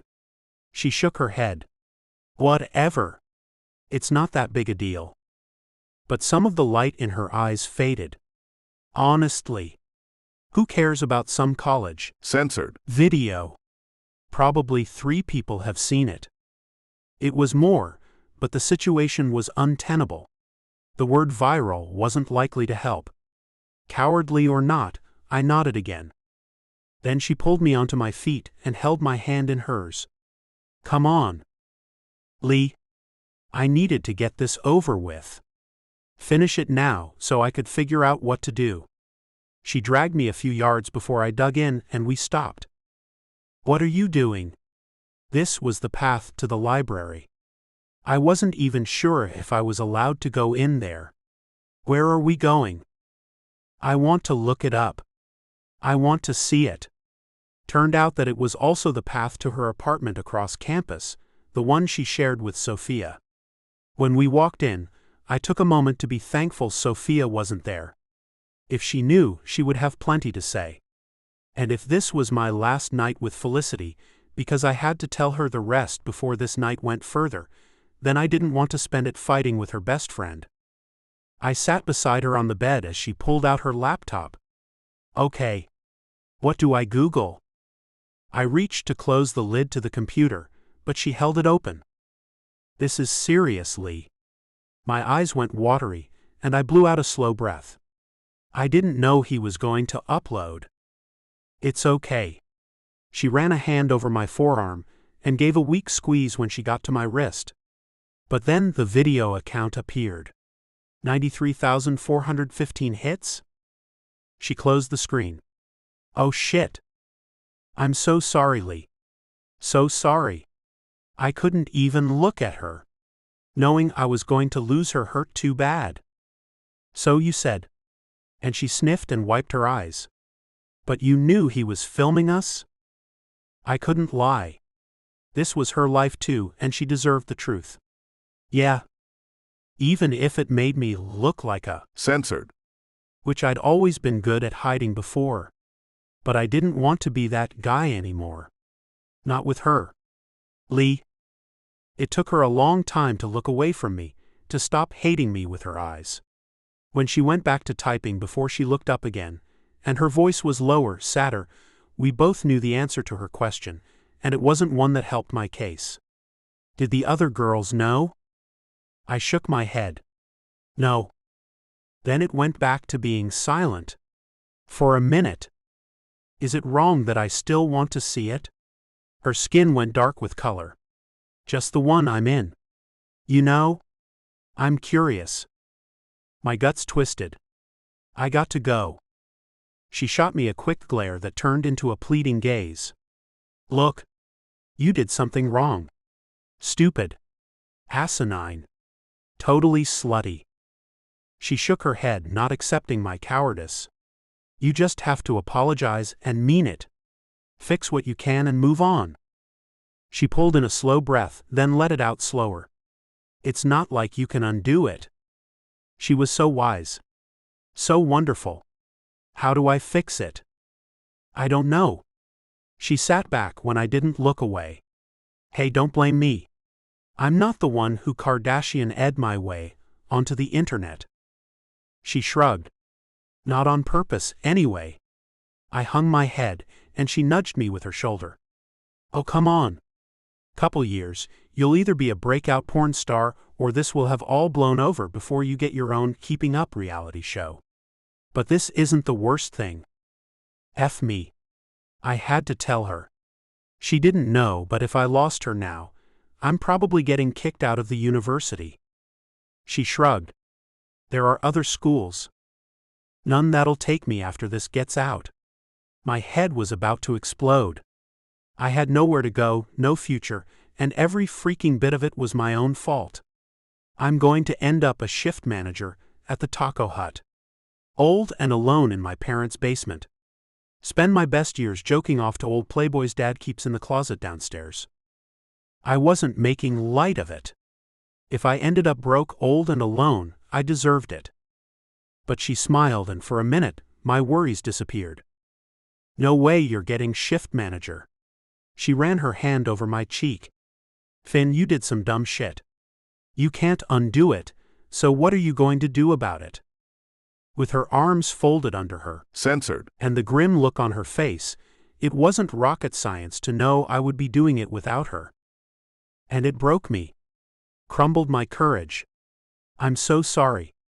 The shame flooded me, and for now, because I was losing every freaking thing I ever cared about, I let the tears fall. Let my shoulders shake and my breaths come in patchy huffs. Or maybe these things happened, and I was powerless to stop them. Like I was powerless about everything else. She pulled me close. Come on. If you're going to ugly cry on me, let's lie down. Something about her behavior was off. She should have been throwing things at me. At the very least, she should have been cursing. Instead, she smoothed my hair, laid her head on my Censored. and hugged me. And I sat up. Lee, did you know? Her sigh was all the confirmation I needed. Kind of. My dad's the chancellor. Of course, I didn't expect to see my own hoo-ha on the screen, but... She brushed her hair behind her ear. He told me about the boat, and that they were talking to the alphas today. Your name came up. Then my name came up. She puffed up her cheeks, widened her eyes, and exhaled. Yeah. That was awkward. But you knew, and that's why you aren't mad. Now it all made sense. She'd been able to prepare herself. Oh, I'm mad. She put her head back on my shoulder, and I held her because I didn't know how much longer I'd be able to. I just think you've had a bad enough day without fighting with me on top of it. So I'm pacing myself. Saving some good stuff for tomorrow. After a minute she pulled away hard and sat up. I moved beside her. But there's one thing I have to know now. There was a short pause, and I nodded. Seriously, Finn? Why would you do this? I had no answer. No clue. I don't know. She shook her head. I don't know. Come on now, Finn. That's not good enough. You videoed me, us together. And let your friend put it online. She closed her eyes, hung her head, and laid her hand over her. Censored. And my dad's going to see it because the authorities, and the school's senior staff, has to go through and figure out who the girls are, so they can be contacted. He has to tell them so that they can press charges against you if they want. She sniffed and her eyes pooled with tears. Did you know he was making those videos? Of us? Of you? Kind of. The story was way bigger than what she knew. Way bigger than I could tell her. I knew he was making videos, but not of us. Not of me or Keaton or Jameson. Sometimes he would make the younger guys, the pledges, take a girl to the boat and the video would stream at the house. We'd rate them on there. It was stupid, okay? And I wish. Oh, F did I wish. But I didn't know he was, that we were, or that he'd put them online. So your friends were watching Rating F? She hiccuped and cried some more. And for about 10 minutes she sobbed her heart out, trembled, sniffed, then stopped like she'd flipped a switch. Toughest chick I'd ever met. Okay, so I was just thinking of all the reasons to break up with you. I knew it, but how did I stop it? I could deal with anything, even this shit, anything but losing her. And I've decided I love you too much. She shook her head. And don't you dare act smug right now, because I just don't think I could take that. So no smiling. No gloating that I love you too much to hate you.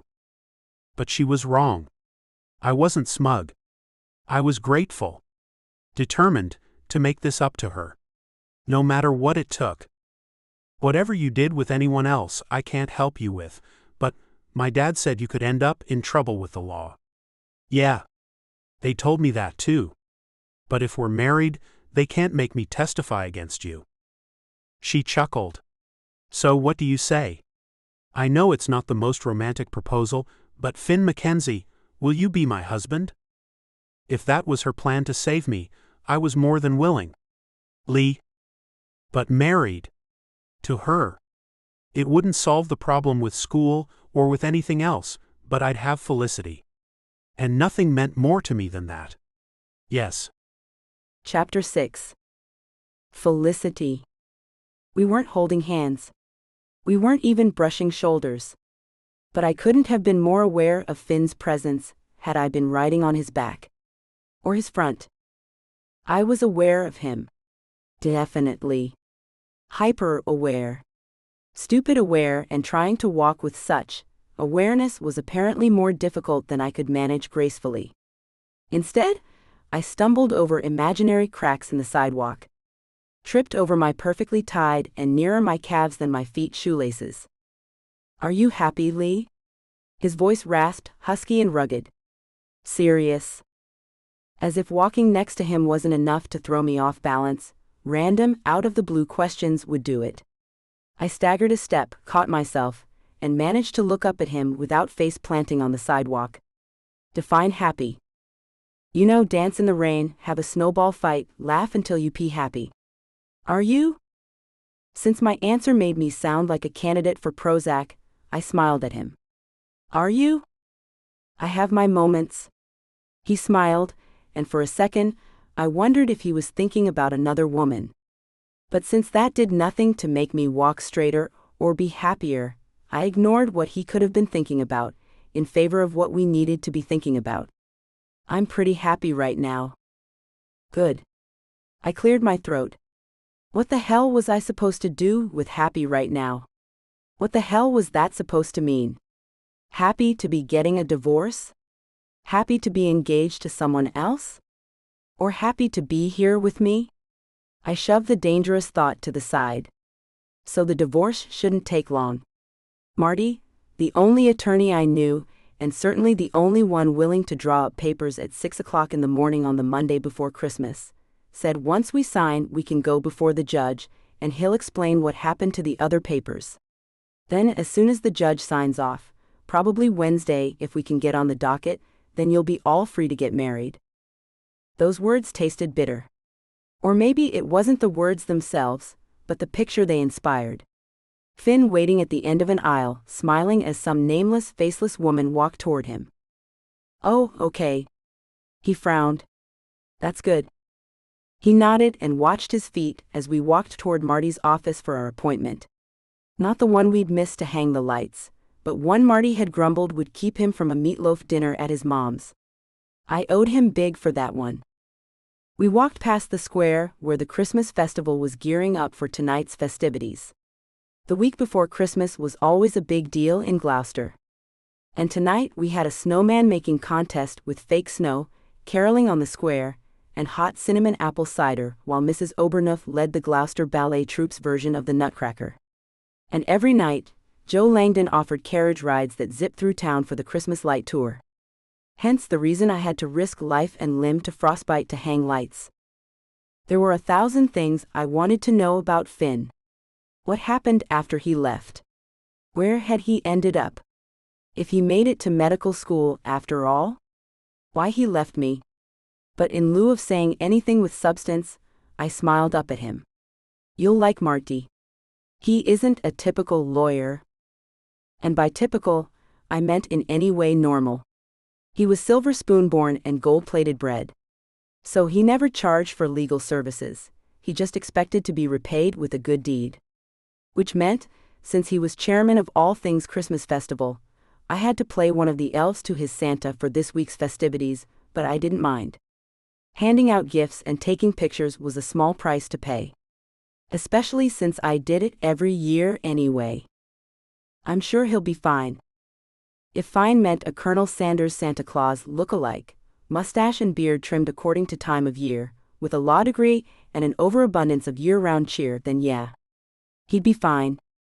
For just a minute walking beside Finn, I could see us doing this every year, being together, celebrating. walking under the awnings down Main Street, and caroling with the church choir. But then the fantasy disappeared. So tell me about your fiancé. Nothing like being my own wet blanket. He shrugged.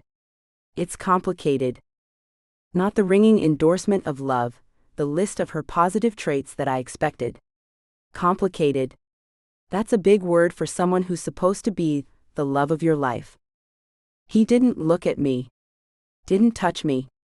Almost didn't speak loud enough so that I could hear. I already had my shot at that. There was a pause while we both let that sink in. Anyway, you might know her. She went to school here, to the university with us. His voice dropped to that low timbre, the one that made my toes curl and my eyes close as if I could capture the sound and keep it. Fortunately, I opened my eyes before I ran into Mrs. Chester, who was in charge of sprinkling the fake snow at the edges of the sidewalks until the real snow came. Couldn't have a picturesque Christmas town without snow, and the bed and breakfasts in Maine needed the tourist business. In summer, we had the ocean, but winter was windy and cold, so they capitalized where they could. Did you finally go out and get you one of those internet boyfriends? I hope you didn't overpay. Some of those online gigolos demand such a big going price. She snickered and covered her mouth. Maybe I should call it a big coming price. Mrs. Chester gave Finn an up-and-down appraisal that lingered in all his best spots. She's been alone too long. And you look like you know your way around a woman. She glanced at me and nodded. Probably worth the upcharge. Finn smiled and ducked his head. His skin for such a confident guy once upon a time went pink. But Mrs. Chester wasn't quite done yet. And if there's anyone who needs her block blown out, it's Felicity. Block blown out? Coming price? My mouth fell open and my skin went hot. Was she serious? Finn, on the other hand, threw his arm around me and grinned, then brushed his lips along my ear to whisper. I could go for a stroll around your block. Warmth spread from my cheek straight south. Settled somewhere just below my belly button. I should have been used to it since I'd never quite developed an immunity to Finn and how he made me feel. But I would have thought all that emotion would have faded in a decade. What did it make me, that just a look or a word from this guy could make me wet and desperate? That I was still weak for a guy who almost destroyed me? I stared at Mrs. Chester. My block is just fine, and Finn's only going to be here a couple days. Mrs. Chester laughed again. I didn't say you had to marry him. Internet boys are all about pleasure. Getting in and getting out. For being old enough to be my mom's mom, Mrs. Chester seemed to have information of the illicit and modern kind. And I was by no means a prude. Never really met an inhibition I couldn't work my way around, but I wasn't a Civil War survivor either. And I didn't often stop on the street to spew my uninhibited advice to the townsfolk either. Of course, I wasn't Mrs. Chester. I had to silently remind myself that Finn belonged to someone else. He had a fiancée. Loved another woman enough to marry her. A better person than me wouldn't have stood on that sidewalk debating with herself whether or not one night with me would ruin Finn's new marriage if we stuck to the one-night theory and made it an absolute and never saw each other again.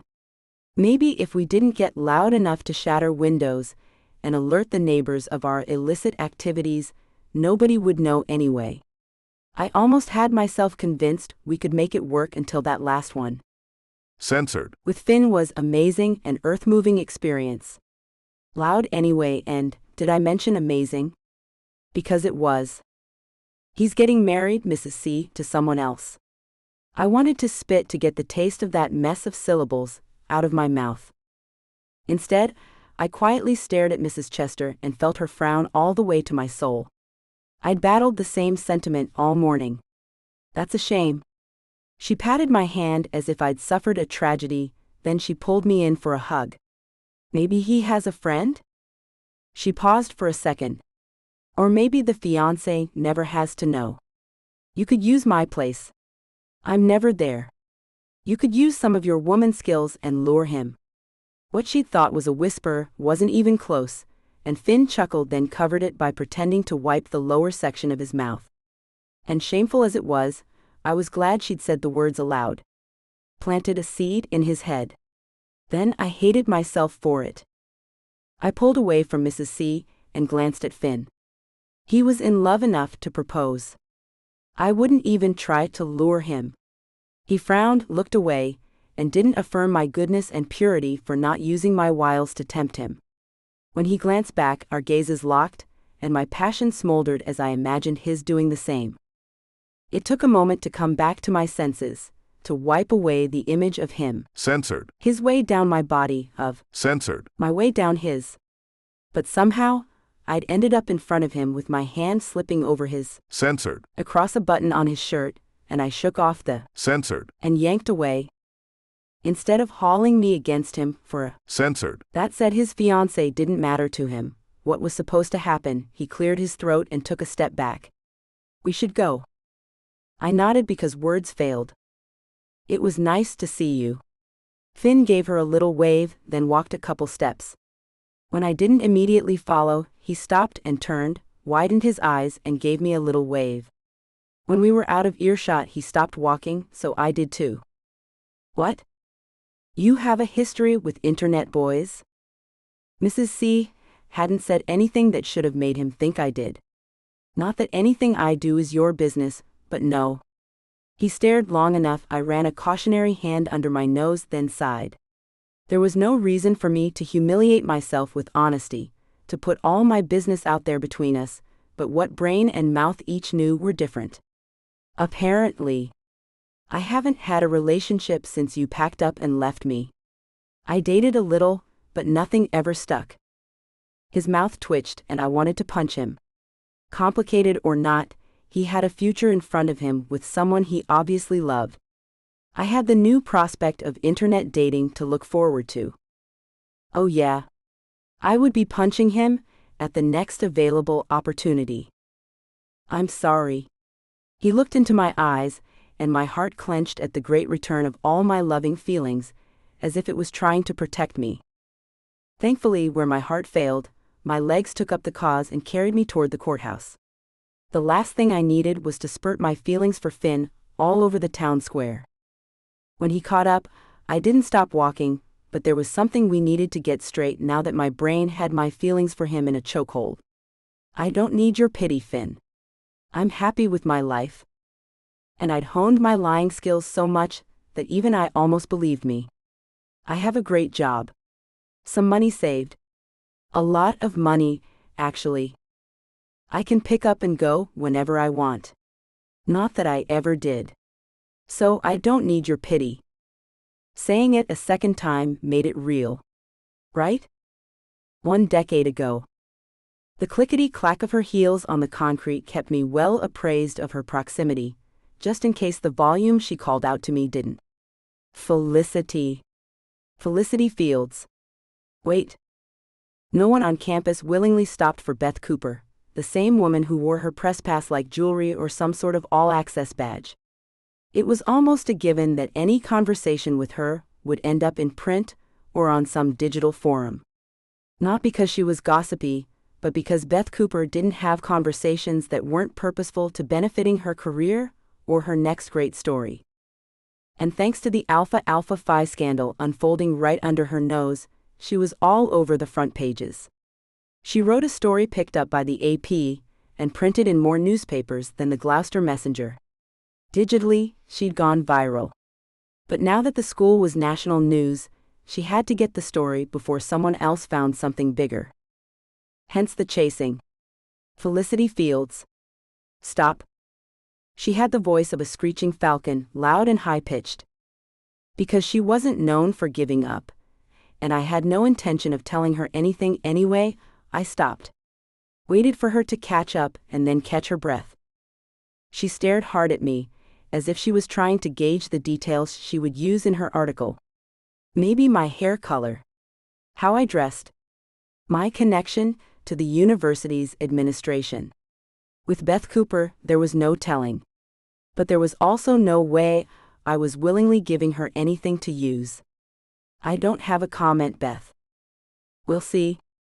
Her smug smile said this was not going to be much fun for me. She shuffled books in her left arm to her right, then used her free hand to root through a bag slung over her shoulder. After a couple of seconds during which I considered walking off, she pulled out a small notebook, leather-bound, black, long and slender, the kind cops used in all the best TV dramas. Do you know Finn Makenzie? It was chilly outside. Fall had arrived, spent a day, then left, leaving winter to take over. I blew into my closed fist to warm my fingers, then rubbed my palms together and started walking again. She fell into step beside me. Her first question wasn't quite a firebomb, but not something I planned to answer either. You're going to have to do better than that. I didn't say anything, just kept right on walking. That didn't deter her, however.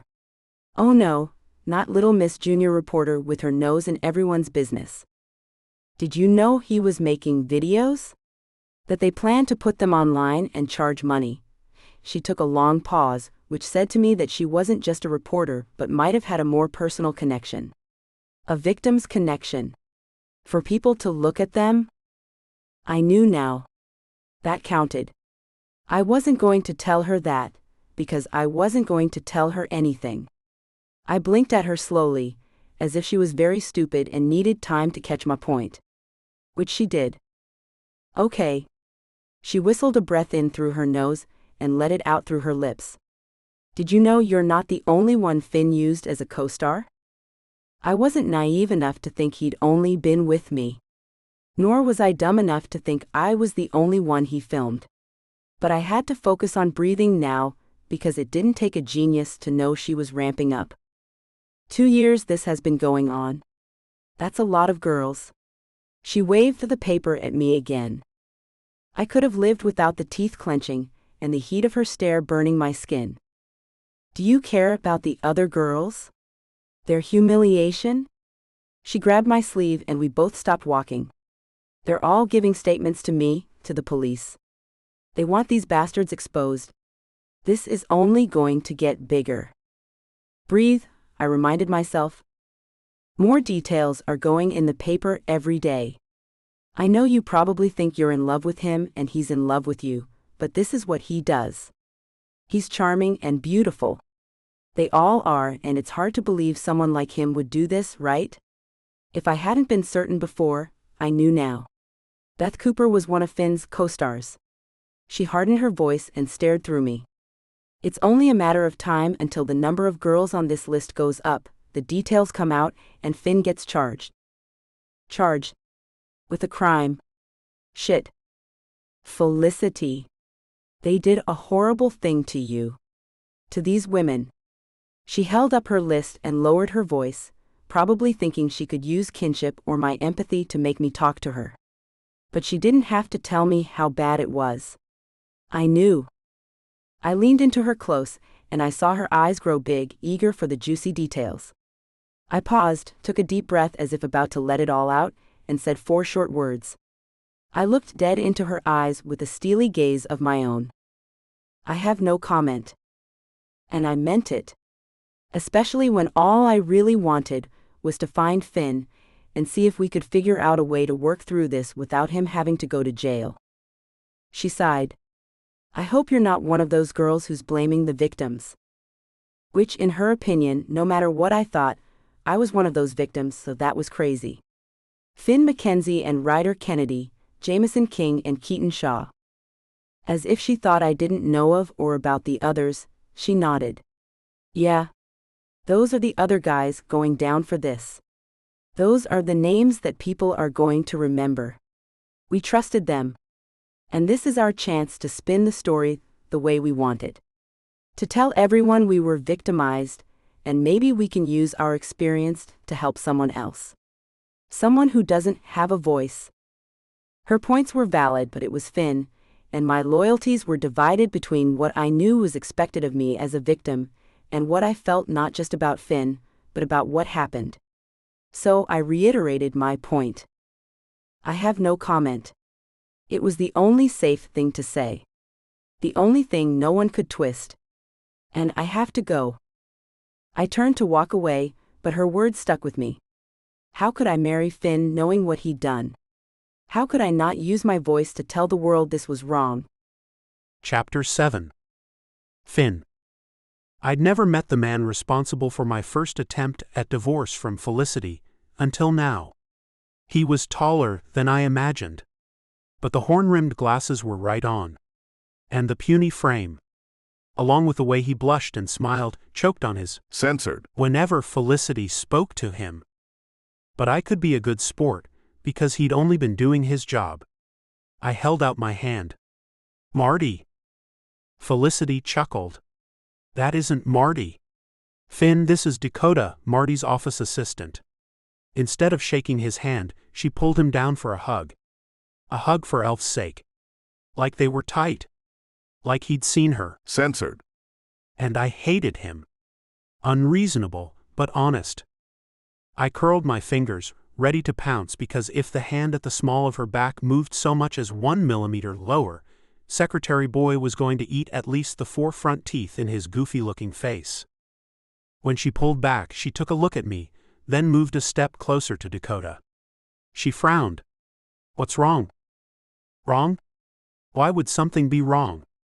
Not only had I taken up speed talking, but I went from bass to soprano. Because you look like you ate glass, and you sound like I'm squeezing your.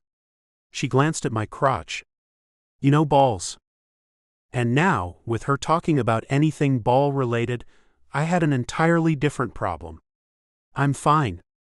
Fine for a guy who was busy trying to name all the states and capitals in his head, rather than concentrating on her smile, or the hand Dakota still had resting on her back. Okay. She smiled and looked up at the soon-to-be without a left hand jackass, still touching her. Is Marty in? Dakota, I couldn't even think his name without mimicking how Felicity said it, shook his head. His daughter went into labor this morning, and he said to tell you he needed to reschedule for next week. He looked at me, still smiling, then frowned, pulled his head back and turned toward Felicity. It's his first grandbaby. They're very excited. I can't wait for a week. I'm getting married on Saturday. The words burned a path from my gut up to my throat and out of my mouth, but since I didn't have a choice, I had to get this straightened out. Felicity blew out a breath, loud, through a little O made by her pursed lips. I mean, is there anyone else we can see? Dakota looked at me. Sure. But you'll have to drive over and see Dan Schilling in Kennebunkport. He's the guy who used to date Susie Bigelow. You remember? He Censored. An eyebrow at Felicity. She shook her head and he shrugged. No big deal? Or there's a guy in York or, he pointed and waved his hand, excited and louder. You know that one, the one in Gorham that Marty likes. But there's a storm blowing in. His Censored. Clicked against his teeth, and he narrowed one eye into a Popeye the Sailor face. So, you might be better to wait to go anywhere until tomorrow. Oh great. Now he was a travel agent.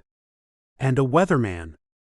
But I didn't care so much about Dakota when I looked at Felicity, who'd pulled her lip between her teeth and cast her eyes down. A storm, huh? She didn't look at me, but the quiver in her chin said all the words. Not that I knew what they meant, or why the prospect of a storm keeping her from divorcing me, when she hadn't even known she was still married to me, would be enough to make her cry, but a tear slipped down her cheek.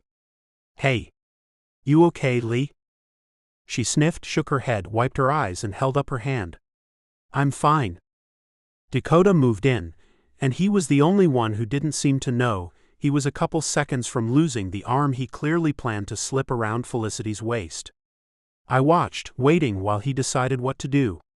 He pulled the arm back to his side. And it wasn't fair. I knew it. She had every right to be with him. Jealousy wasn't a look I wanted her to see on me. And I wanted her to be happy. Bullshit. I wanted her to be with me. But since Beth was making sure me being with Felicity wasn't an option, I couldn't stand in the way of her finding someone else or being with someone else she'd already found. Damn it. But like the man I should have been to keep her, I smiled and nodded to the door. I'm going to wait outside. Give you guys a minute. What? Her mouth dropped open and her eyes narrowed.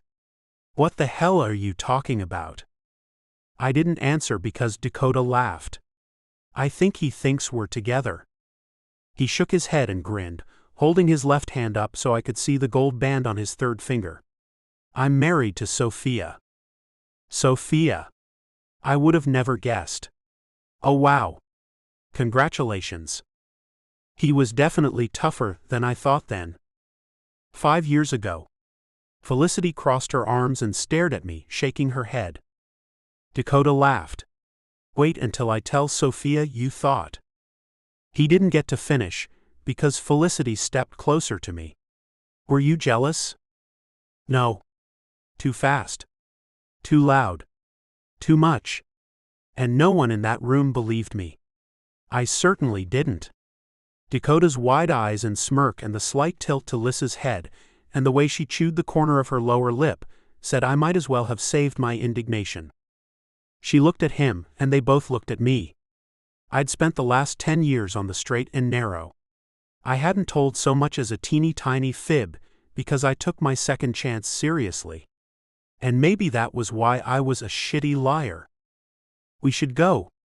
I motioned to the door with my head. Felicity smiled, then glanced at Dakota, who also smiled. I waited outside, because I needed a minute. The relief at knowing she wasn't with Dakota was as powerful as any other emotion I'd ever had. After a few minutes where I adjusted my scarf, pulled on a pair of gloves, yanked a stocking cap out of my pocket and put it on, and decided I would rather sweat to death than freeze, she finally made it out the door. I called Dan Schilling and made an appointment for tomorrow. After that, she walked beside me silently for the first block. "You never did get to tell me about your fiancé. I mean, you said it was complicated and that she went to Gloucester, but?" She shrugged. "I want to hear the great love story." Well, she wouldn't hear that about me and Beth. No matter how I dressed it up. Not much else to tell, I guess. The last thing I wanted to talk about was my impending wedding to Beth. She made me an offer I couldn't refuse. Not if I wanted to shield Lee and somehow maintain my reputation. "She asked you?" When I nodded, Felicity chuckled, but if sound had edges, this one would have been all points and sharp lines. "Yeah. Not asked as much as demanded. More information I would keep to myself, because it wouldn't do any good to say it out loud." "And you said yes." This wasn't a question I needed to answer, because it wasn't a question. It was Felicity just saying the words, and more to herself than to me. This time her laugh was softer, a sweeter sound than I remembered. Whether it was age or the fading of my memories, everything about Felicity was better now than before.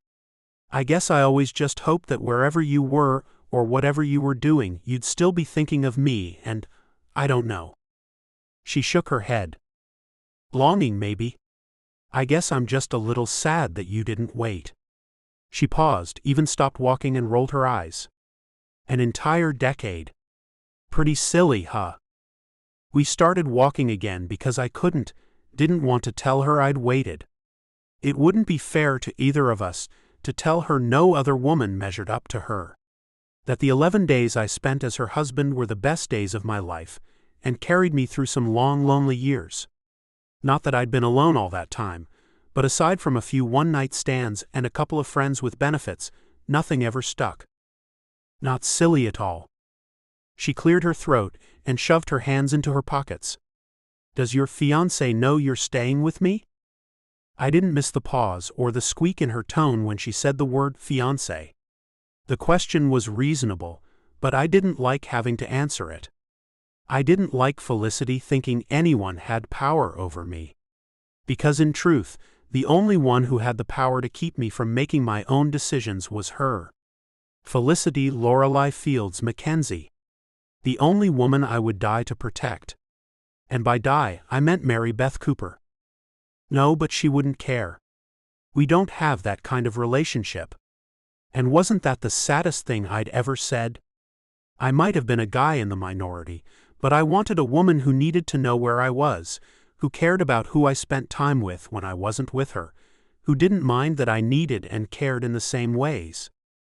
In our blissful 11 days of marriage, I'd never noticed that Felicity was Censored clucker.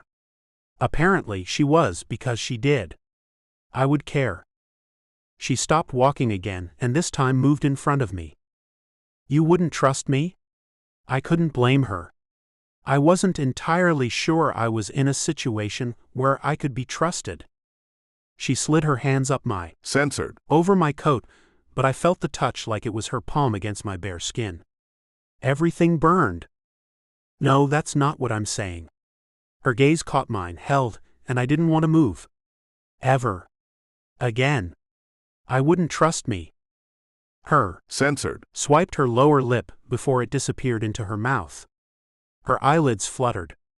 Her fingers curled into the fabric of my coat. I wanted to stay this way for the rest of my life. The fact of the matter was that we were standing in the freezing cold Maine winds on a public street with our arms wrapped around each other, and I was engaged to someone else. And even though it was the very last thing I wanted to do, I pulled my arms back and took a step away. We should get out of this wind. If there was a more chicken shit way out of this, I was certain to find it, but for now, this had to do. She nodded, and we started walking. How I'd let myself get talked into leaving her, or signing those divorce papers, or becoming engaged to someone else when all I wanted in the world was Felicity, would always be one of those mysteries for me that I would never figure out how to solve. 1 decade ago. Felicity busted through the bathroom door, red-faced and out of breath. Beautiful and sexy, also about 3 minutes too late to join me in the shower. I don't want you to go to jail. To this point, even though we all knew it was a possibility, no one had mentioned the J word.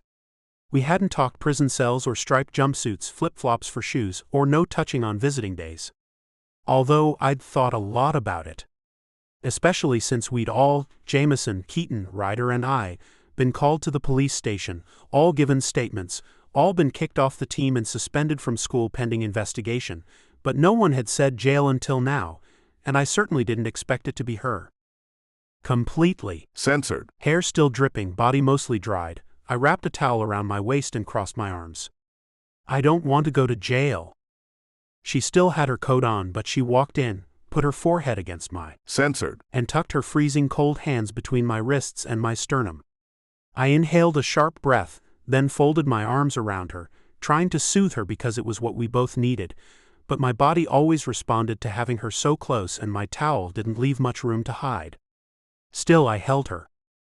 After a few minutes, she lifted her head and looked into my eyes as her teeth worked her bottom lip. I'm going to talk to my dad.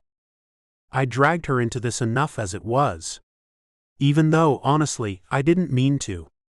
There was a video out there of us together, and it had been edited to make her look like she was the aggressor in our interlude. And there were snippets and 4-second pieces of her asking me to do things nobody ever wanted to say publicly. If she was my kid, the last thing I would have wanted to do was help the bastard who let her be humiliated like that. I didn't expect the chancellor of the university, who hadn't even been able to look at me as he told me I was suspended, to be different. No, Lee. I could never ask your dad to help me. She stepped back and leaned against the wall, her pose mirroring mine against the vanity. You're not asking. I am. Then, as if the discussion was closed, she walked out of the bathroom, hers because I'd been staying in the apartment she shared with Sophia since I got kicked out of the Alpha House. It smelled better, the furniture matched, and I spent every night with the most wonderful girl I'd ever met. If I had to get kicked out of the frat house, this wasn't a bad alternative living space. Not at all. After I pulled on my clothes, I walked into her room. She chucked the coat, kicked off her boots, and tossed her bag onto the bed. You want to tell me what happened? The mattress dipped when I sat beside her, and I brought her knuckles to my lips for a Censored. If there were 1,000 hours in a day, instead of the meager 24, and I could spend them all with her, I would spend as many as I could touching and Censored. her anywhere she'd let me. Beth freaking Cooper happened. She's Probably one of the girls I slept with on video since I'd been dating her, before I met Felicity, and Beth and I had been together at the boat. She's probably hurting too. And when Beth hurt, she liked to spread it around. Although she wasn't the one who'd put sadness in Felicity's eyes, who'd made her step back from me, who'd given away too much. Did you sleep with her? OF. I never wanted to hear the sadness in her voice ever again. Especially since the truth was not going to set us free. Damn it. The last thing I wanted was to lose Felicity. As a matter of fact, I was going to do whatever it took to keep her, except lie to her. I wouldn't do that? Her lip quivered before I even nodded. Yeah. But instead of releasing the dam and letting the tears fall, she nodded. Then stood. Then started pacing. So that's why she's shredding you online and on blogs, and in newspapers and on TV now? She's censored off because you dumped her. That was a very basic way of putting it. A very dismissive of my crime kind of way. She clapped her hands together, then rubbed them against each other. I can work with that. It wasn't like that, Lee. It isn't. If Beth was only censored about being dumped, part of it maybe, but I doubted it was the totality of her anger. I would have moved heaven and earth to make whatever I could up to her. But Beth wasn't about the intense emotional feelings stirred by a relationship gone south. For her purposes, relationships were about function and need. Anything else was beneath her. She was all business all the time. No. She took the breakup fine. I hadn't given her much choice. By then I'd met Felicity, and I couldn't see Beth anymore. And she hadn't given two shits. And no matter what her personal feelings are towards me, I did something wrong. And whether I knew about Ryder and the internet or not, there are consequences because I knew what he was doing with the pledges. I also know how Ryder's always been. And I knew about the cameras. And I still took girls to the boat. And for the sake of honesty, because I didn't want to keep lying to her, I added, a lot of girls. I laid back on the bed as the gravity of the words and my situation hit me. It was right to use the word jail, because I deserved it. Women were hurt because of what I did. Had the girl I loved more than anything in the world cared what people thought, no way would she have been able to sit there and consider asking her dad to help me. Yeah. I heard. She sighed from deep in her. censored I've been trying to think of ways to excuse this. Things I could take to Dad. Like you didn't force anyone to go to the boat with you. But on the other hand, they had a reasonable expectation that one of their most intimate moments with a man wouldn't end up on a porn site. And then I turn around and try to excuse it by saying you didn't know. But you did know, kind of. And I try to think there's no way they didn't know about you guys and what you were doing. She chuckled soft, almost a whisper of sound. But I didn't know. I just liked you. And I want to be the woman who defends other women. Who has their back when stuff like this, when a man does stupid shit. So, this was the beginning of the end. Do you want me to leave? Another sigh. A head shake. A shrug. That's the thing. I don't. And I hate that I don't. That I should, but I don't. Somehow though, I believe you when you say you didn't know this was happening. When you said you trusted Ryder because he's been your friend since freshman year. She stopped pacing and moved to stand in front of me, tilted my chin up so I had to look into her eyes. The same as I believed you when you said you love me. After a second, she moved her hand to my cheek. Do you love me, Finn? She would know if I just said the words without meaning them, so I took a second and thought about it. We'd lived in her room for a week now. Slept in the same bed and not had censored because I didn't want her to think anything. But I never wanted to go back to sleeping without her in my arms. And I never wanted to wake up again without seeing her face on the pillow next to mine. I love you. She smiled as if she thought I might not say it. So I censored her with all the feeling and all the emotion that belonged with the words I just said. Then let me help you because I love you too, and I want to be with you, and I don't want to have to get a body cavity check every time. There was a joke in there somewhere, but more than I wanted to make her laugh, I wanted her to know I meant what I said. I loved Felicity Fields. And nothing in my life meant more to me than the fact she loved me back. And that was why I didn't sleep with her that night. Or the next one. Or the one after that. But on the fourth day, I went with her to the courthouse and signed my name on a line beside hers. Then followed her into the judge's chambers, where we stood in front of him. I held her hands in mine and looked deep into her eyes as we each promised now and forever to be together. To cherish and love each other through sickness and health, richer and poorer for as long as we lived. Mrs. Finn Makenzie. If she said it once, she said it 100 times. And every single time, it made me happier than the last. Honest to God, I didn't know I could ever be so happy. I like the sound of that. I didn't come from a place where love and marriage were things we aspired to, but more things we ran from, because the examples set by those who claimed love and happiness were the opposite of what it should have looked like. But this was different than what I'd seen growing up. This was loving Felicity. This scene has been censored to provide a safe and enjoyable reading experience for everyone. You know what I really like? She asked me, and I waited for an answer because when I pulled up to the stoplight she Censored. Me hard and deep, passionate and wanton. Hotter than anything I'd ever lived through. I liked watching the video of us together. Oh. Well, there was a surprise. Really? Oh yeah. She worked the button, then the zipper on my pants, and made contact just as I pulled the car into the driveway of the furnished house we'd rented that morning. I'm ready for the reenactment. It was a cute cottage we'd contracted to rent and buy.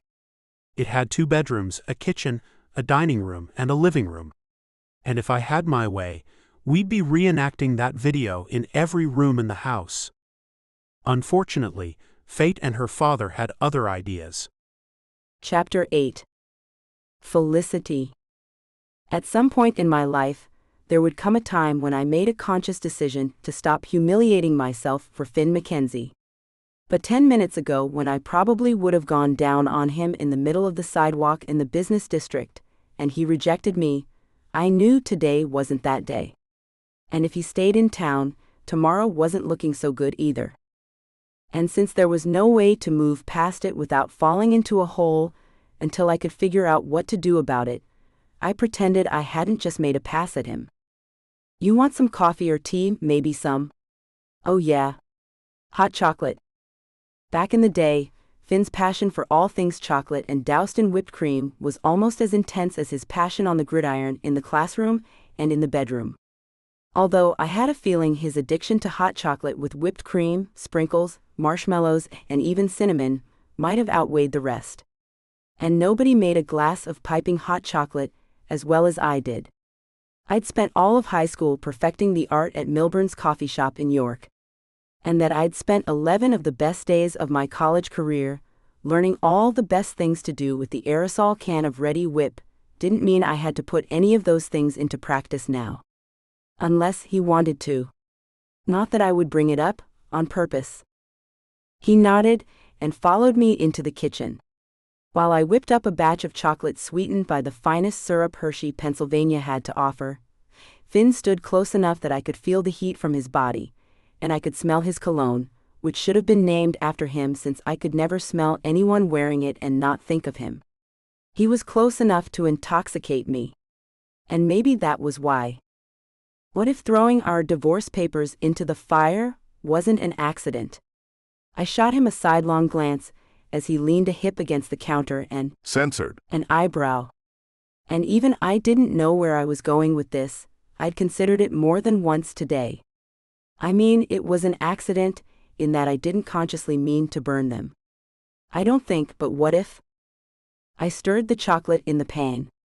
What if my subconscious knew you'd want to get married someday, and this was my subconscious, one-handed double pump air quote, way of making sure I got to see you again? I wanted a specific answer despite the fact he'd left me without a word, without any explanation whatsoever. But I wanted the explanation too. I just didn't want to ask for it, so I came up with the ridiculous subconscious theory. Mostly ridiculous. What if it was your subconscious? He moved to stand behind me now. All I had to do was lean back and we would be touching. Freaking hell. This was wrong. He had a fiancée. A woman waiting for him to resolve this divorce thing, and I was not a good person. I twisted the knob on the stove and the flame died, along with my hope for anything to develop between me and Finn. I looked down into the pot. The milk swirled and bubbled. Truth and insight weren't going to come from middle-of-the-night warm milk. I could boil dairy products until dawn, and it wasn't going to make me see what I already knew in my heart. Then we would have to ignore it. And I hated those words more than anything in my world. Hated more that he moved to the other side of the kitchen island. Because no matter what my words said, I wanted Finn. I wanted what we had. And I knew it was unrealistic to think all those old feelings would have survived a decade, and that we were the same people, so being in love would make sense. I knew those things were unlikely. Unreasonable. But this was my life, my future. And I didn't want to spend it living with less than I had with him. Didn't we owe it to ourselves to try? To at least see if there was anything left? To find out if we could make it work? To at least know if we were still compatible. Job-wise. Life-wise. Love-wise. I finished his cup of hot chocolate and set it in front of him. And before I could speak, his phone rang in his pocket and he pulled it out to check the screen. His eyes closed. I have to take this. That was okay. I needed time to figure out what to do. I needed a plan. And I needed not to eavesdrop on his conversation. But no, we couldn't do it today. He paused, and I would have bet money on him running his hand through his hair. It's not her fault. We have an appointment for tomorrow. He didn't sound like a man who was happy to talk to his fiancée, and it was wrong for me to be happy about that. Not that I could control how his surly voice made my heart lighter, but in my defense, I did realize it was wrong. I know, okay, Beth. I know the wedding is in 4 days, and I know you spent $30,000 on your dress, and I know half the free world is coming to your wedding, and all I have to do is stand there and say I do. I know, okay? And now he sounded downright hostile. I hoped those weren't his wedding vows. No. I haven't slept with her. The better question, the one I wanted answered right now anyway, was did he want to sleep with me? And what would I do with that information if he did? Yeah. I know what you said.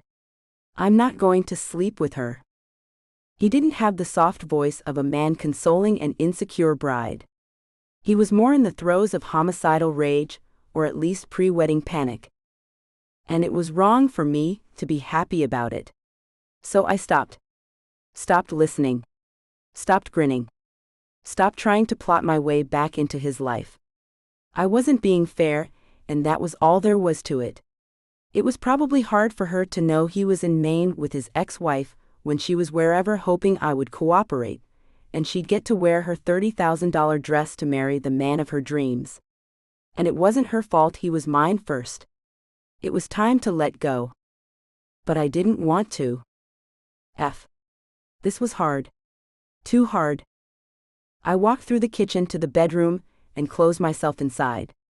It wasn't proximity that kept me from letting him go. And it wasn't nostalgia. It was closure. We didn't have it. And it only took me an hour alone in my room to figure that out. But when I did, I marched out into the living room, then the dining room, then the kitchen with no sign of Finn in any of the rooms. I checked the front porch, then the back patio. His rental car was still parked out front, so he hadn't gone farther than a walk. I didn't get a chance to check the garage because the doorbell rang. I ran to answer. First, because the temperature had dropped 5 degrees every hour since breakfast this morning, so he was probably freezing, and second because I just wanted to see his face. Pathetic, yes. To be admitted aloud, never. But it wasn't Finn standing on the porch. It was Dad. Dad, who wasn't in the mood for pleasantries or even a hello before he burst through the door. A weird little moment of déjà vu swept in on me. Is it true? Is he here? He glared down at me, his hands on hips over his long gray wool coat, a scarf hung around his neck, and a decade of rage at Finn for breaking my heart after our Censored. tape was released online flashed in his eyes. Is he here? I nodded. I didn't have to ask who he meant. The rumor mill would have already been circulating one or more versions of the story.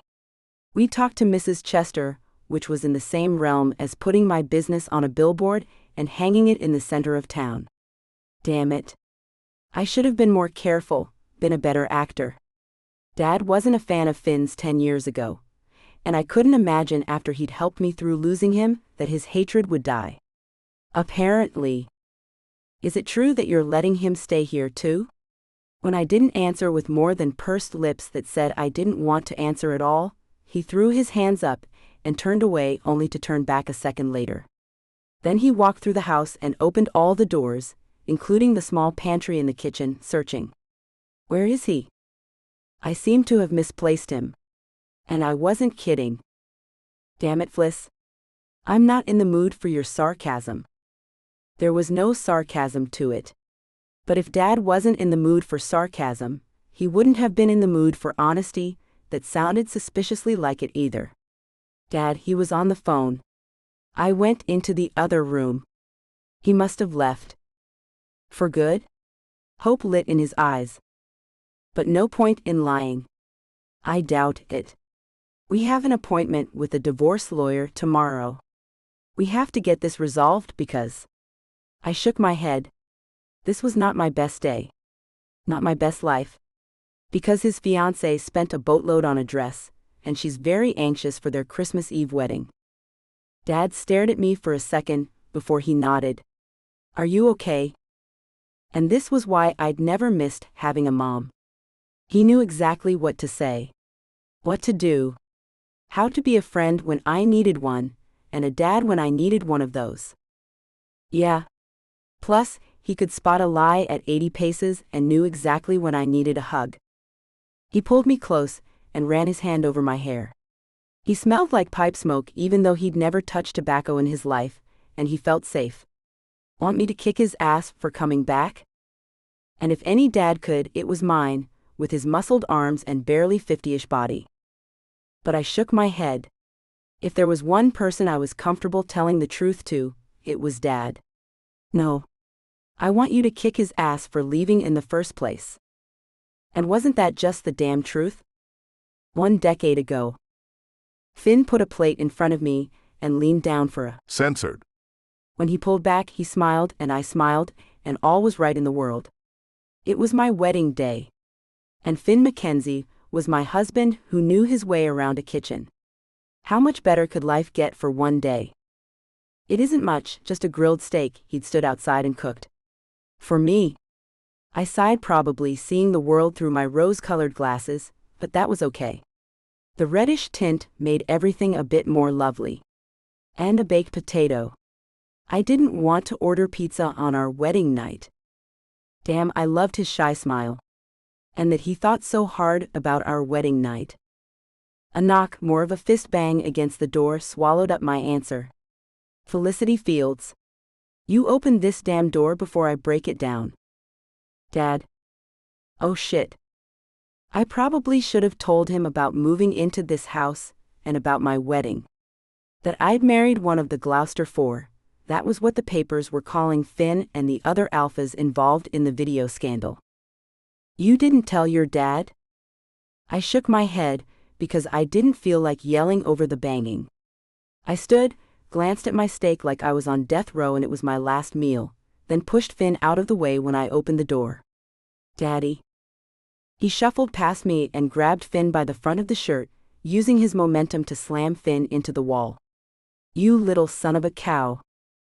In his defense, Dad had been forced to tell me I was in one of the videos, that he was kicking my boyfriend off the football team and suspending him from school, and I hadn't mustered the courage to tell him I was moving or that I planned to marry the guy from my censored tape, so I didn't have to testify in any court proceeding that might come up against said husband.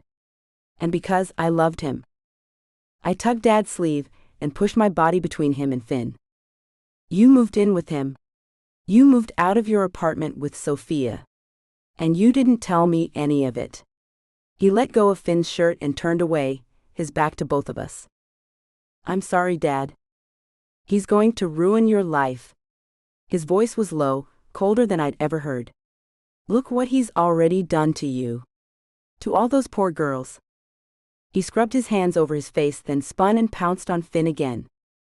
Finn didn't raise his hands, didn't fight back, didn't even speak. I, on the other hand, morphed into some sort of hysterical fishwife when Daddy twisted them both around and threw Finn into a stack of boxes of stuff I'd brought from Sophia's. Dishes inside the box shattered as Finn fell over them onto the floor. This time I joked my dad's shoulder.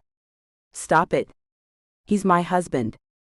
Dad straightened, looked over his shoulder at me, and walked out the door. And because I just couldn't let him go, couldn't leave this unresolved between us, because I knew I was the one who messed it all up, I ran after him. Dad, wait.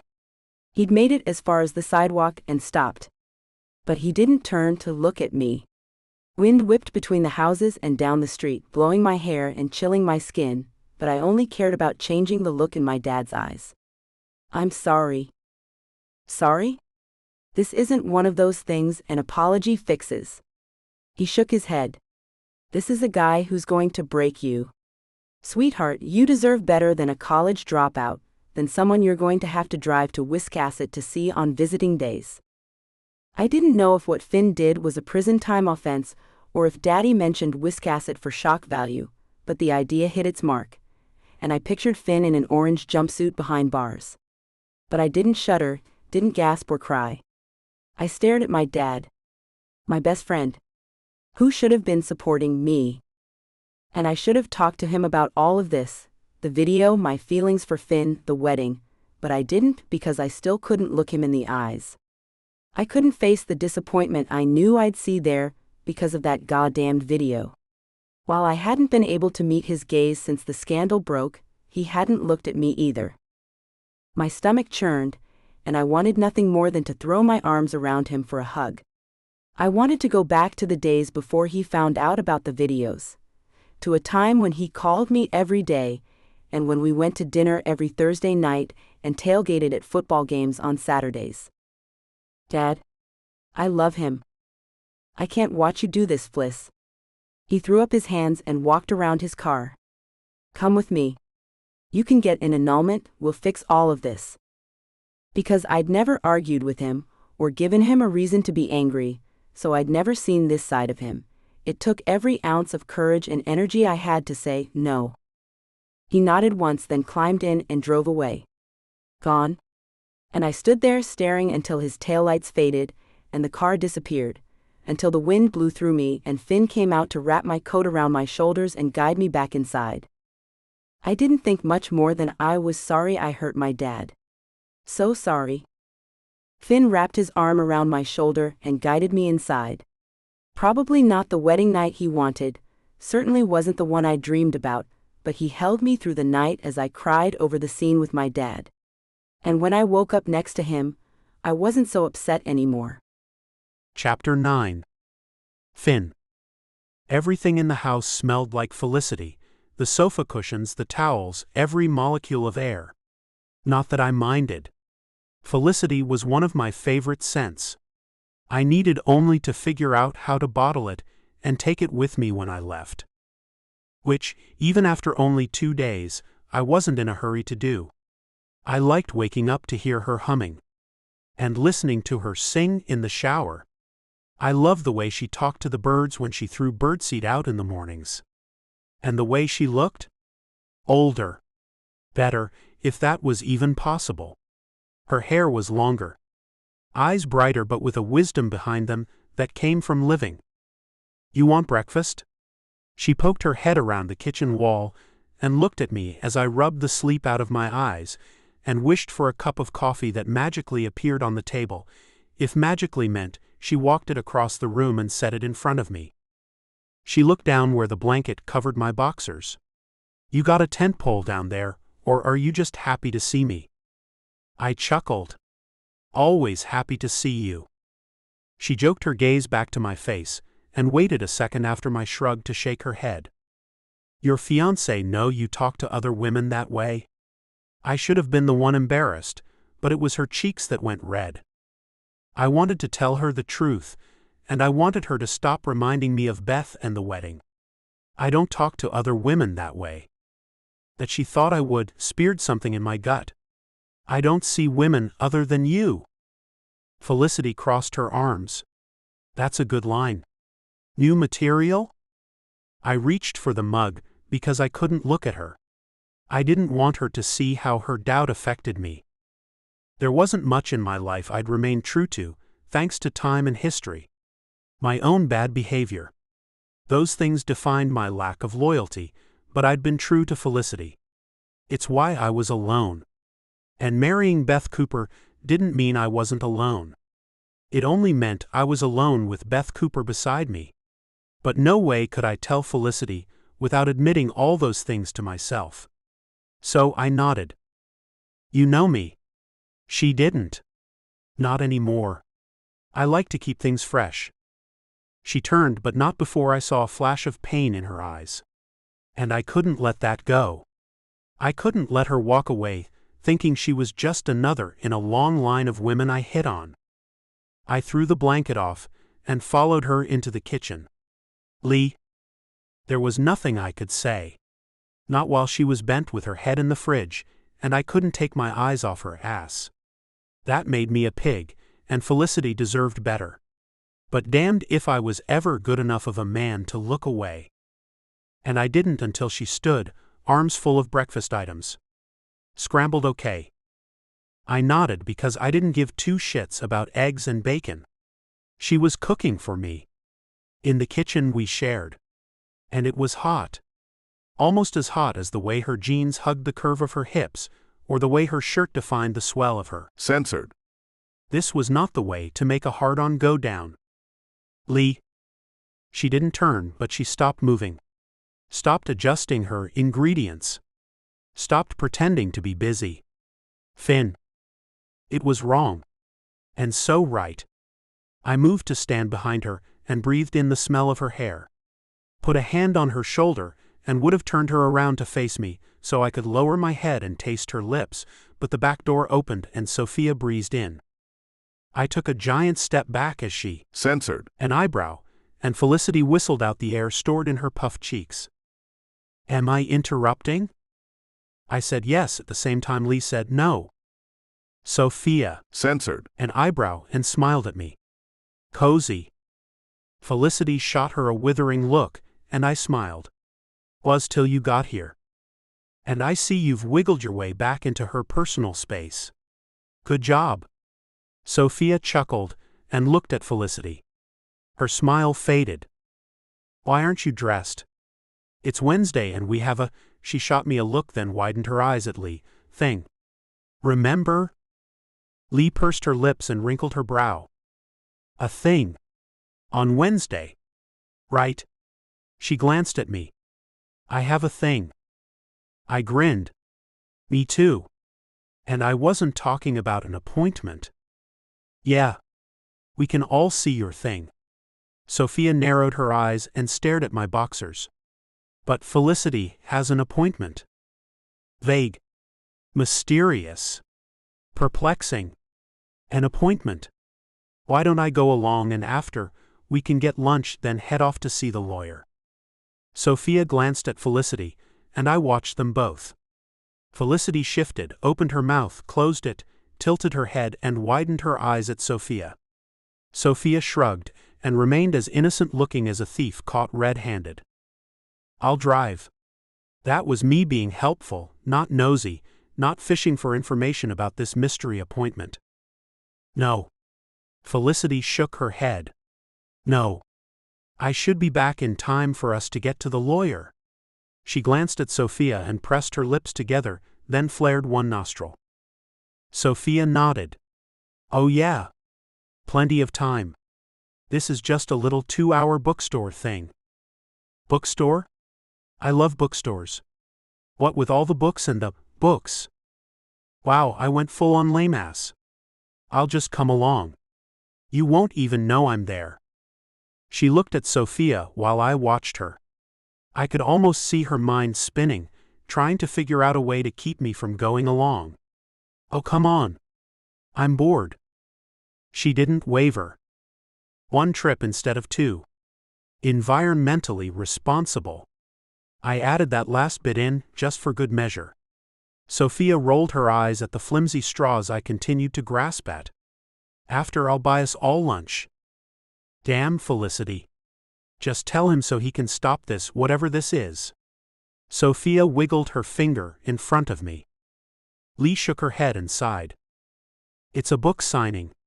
She wouldn't meet my eyes as she twisted her hands and continued speaking. I write romance novels. And she's really good. Sophia shot Felicity a wink. Even without the slightest shred of romance in her life.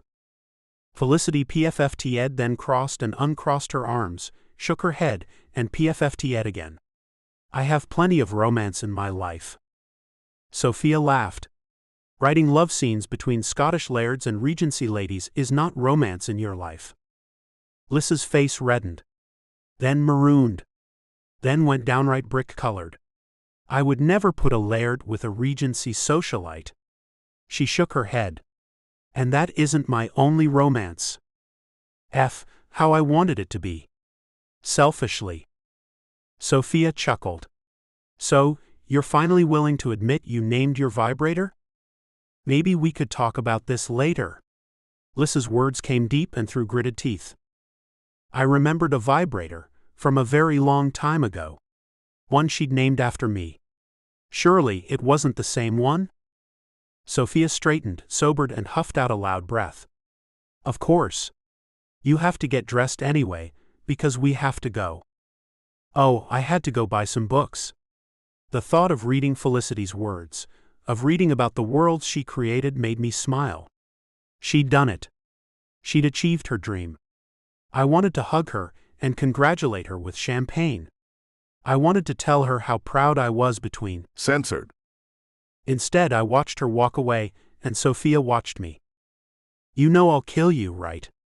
Sophia dead-eyed me hard. Of course, I knew she'd want to. Whether or not she could. You almost broke her last time. Sophia knew her gut punches. Mastered their delivery. I'm not here to hurt her. The last thing I ever wanted to do was to cause Felicity a moment of pain. It was hard enough to live with what I'd done to her all those years ago. She laughed, short, sharp, and angry. I don't think you can help it because you don't know. She paused for a quick scoff and a head shake. You just don't know. Then tell me. Doing what I'd done, leaving her, was hard enough. Hearing how it affected Felicity would probably kill me, but I deserved it. And while you're at it, tell me how to fix it. She nodded. Don't sleep with her. And stop being the charming F who hangs her Christmas lights and tells her she looks pretty in the morning. Don't build her up to tear her down. And for the love of all things dear, go to a hotel. The last thing she needs is 24/7 of all of that. She waved her hands in front of me, like I was today's next item up for bid. I can't. Hotels are all booked.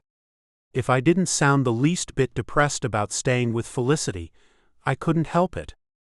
She rolled her eyes. You can lie to yourself all you want, Finn. I wasn't lying to myself. I was lying to her, but she wasn't going to take a breath so I could admit it. But a blind guy could see through you. If they were giving rooms away for free, you'd still be right here because it's what you want. Maybe I'm not ready for this to be done. Of all people to say it to tell my truth to, I chose Sophia, the person most likely to shove her $400 sneakers up my ass. She crossed her arms. And the whole world is about what Finn Makenzie wants, right? Never mind that you being here is going to set her back. Never mind that it took her years to get over you, to stop wishing you'd come home. Never mind anything but what you want. Right? F. Of all people to get sound advice from, I would have bet money on anyone but Sophia. I sighed. She's lucky to have you. She nodded. And unlucky to still be married to you. Because in her head, this is probably some karmic sign, the universe telling her that there's no such thing as mistakes. And you're going to have to convince her otherwise. She moved in close. Because if you don't and she gets hurt by you again, I'll make that ass-kicking you took from Ryder look like a walk in the freaking park.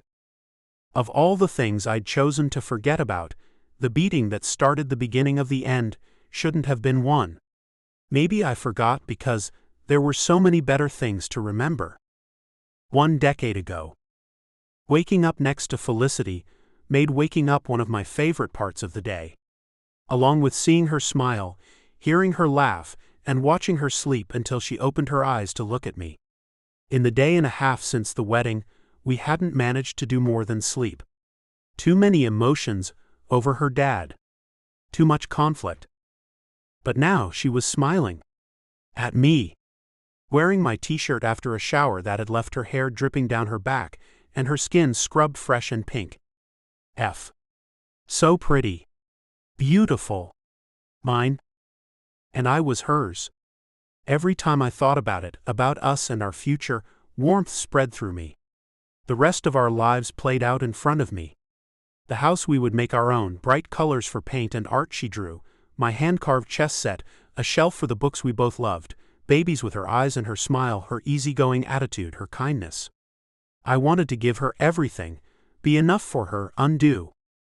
Hey. She sat beside me on the bed, and I sat up so I could look at her, touch her. Censored. Her. When we parted, I leaned my forehead against hers, and she ran her finger down the side of my throat, soft, slow, tempting. You could have joined me. I grinned because I liked it when she smiled at me, with those big eyes flashing her happiness. They made her special brand of sexiness all the sexier. I hadn't tried making any moves since before the wedding. Maybe because I was scared I wouldn't be good enough for her this time, or maybe because the videos happened, and I didn't deserve her. I knew it, and it wouldn't take long until she knew it too. But I wanted her.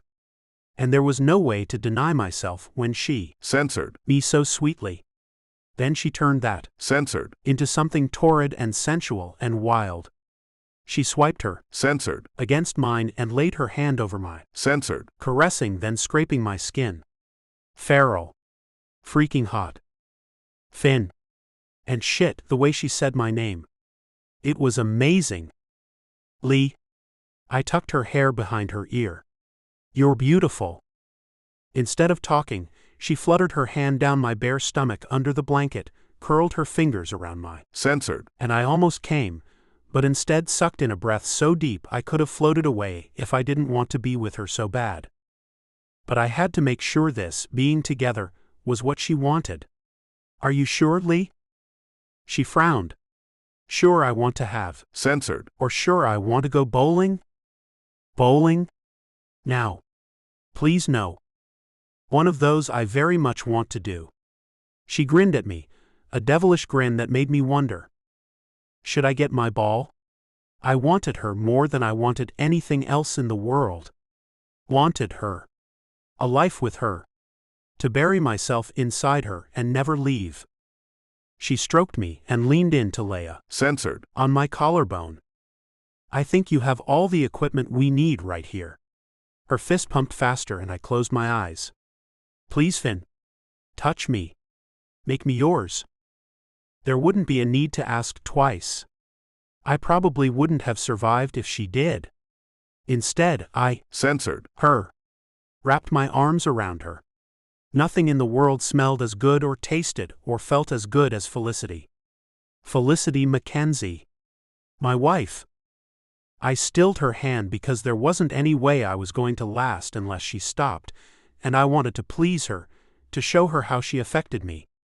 But I had to slow things down. Come here. I twisted her over top of me, then onto her back next to me. Then I looked at her. Gazed down like a fool who couldn't think past how pretty she was. Lee.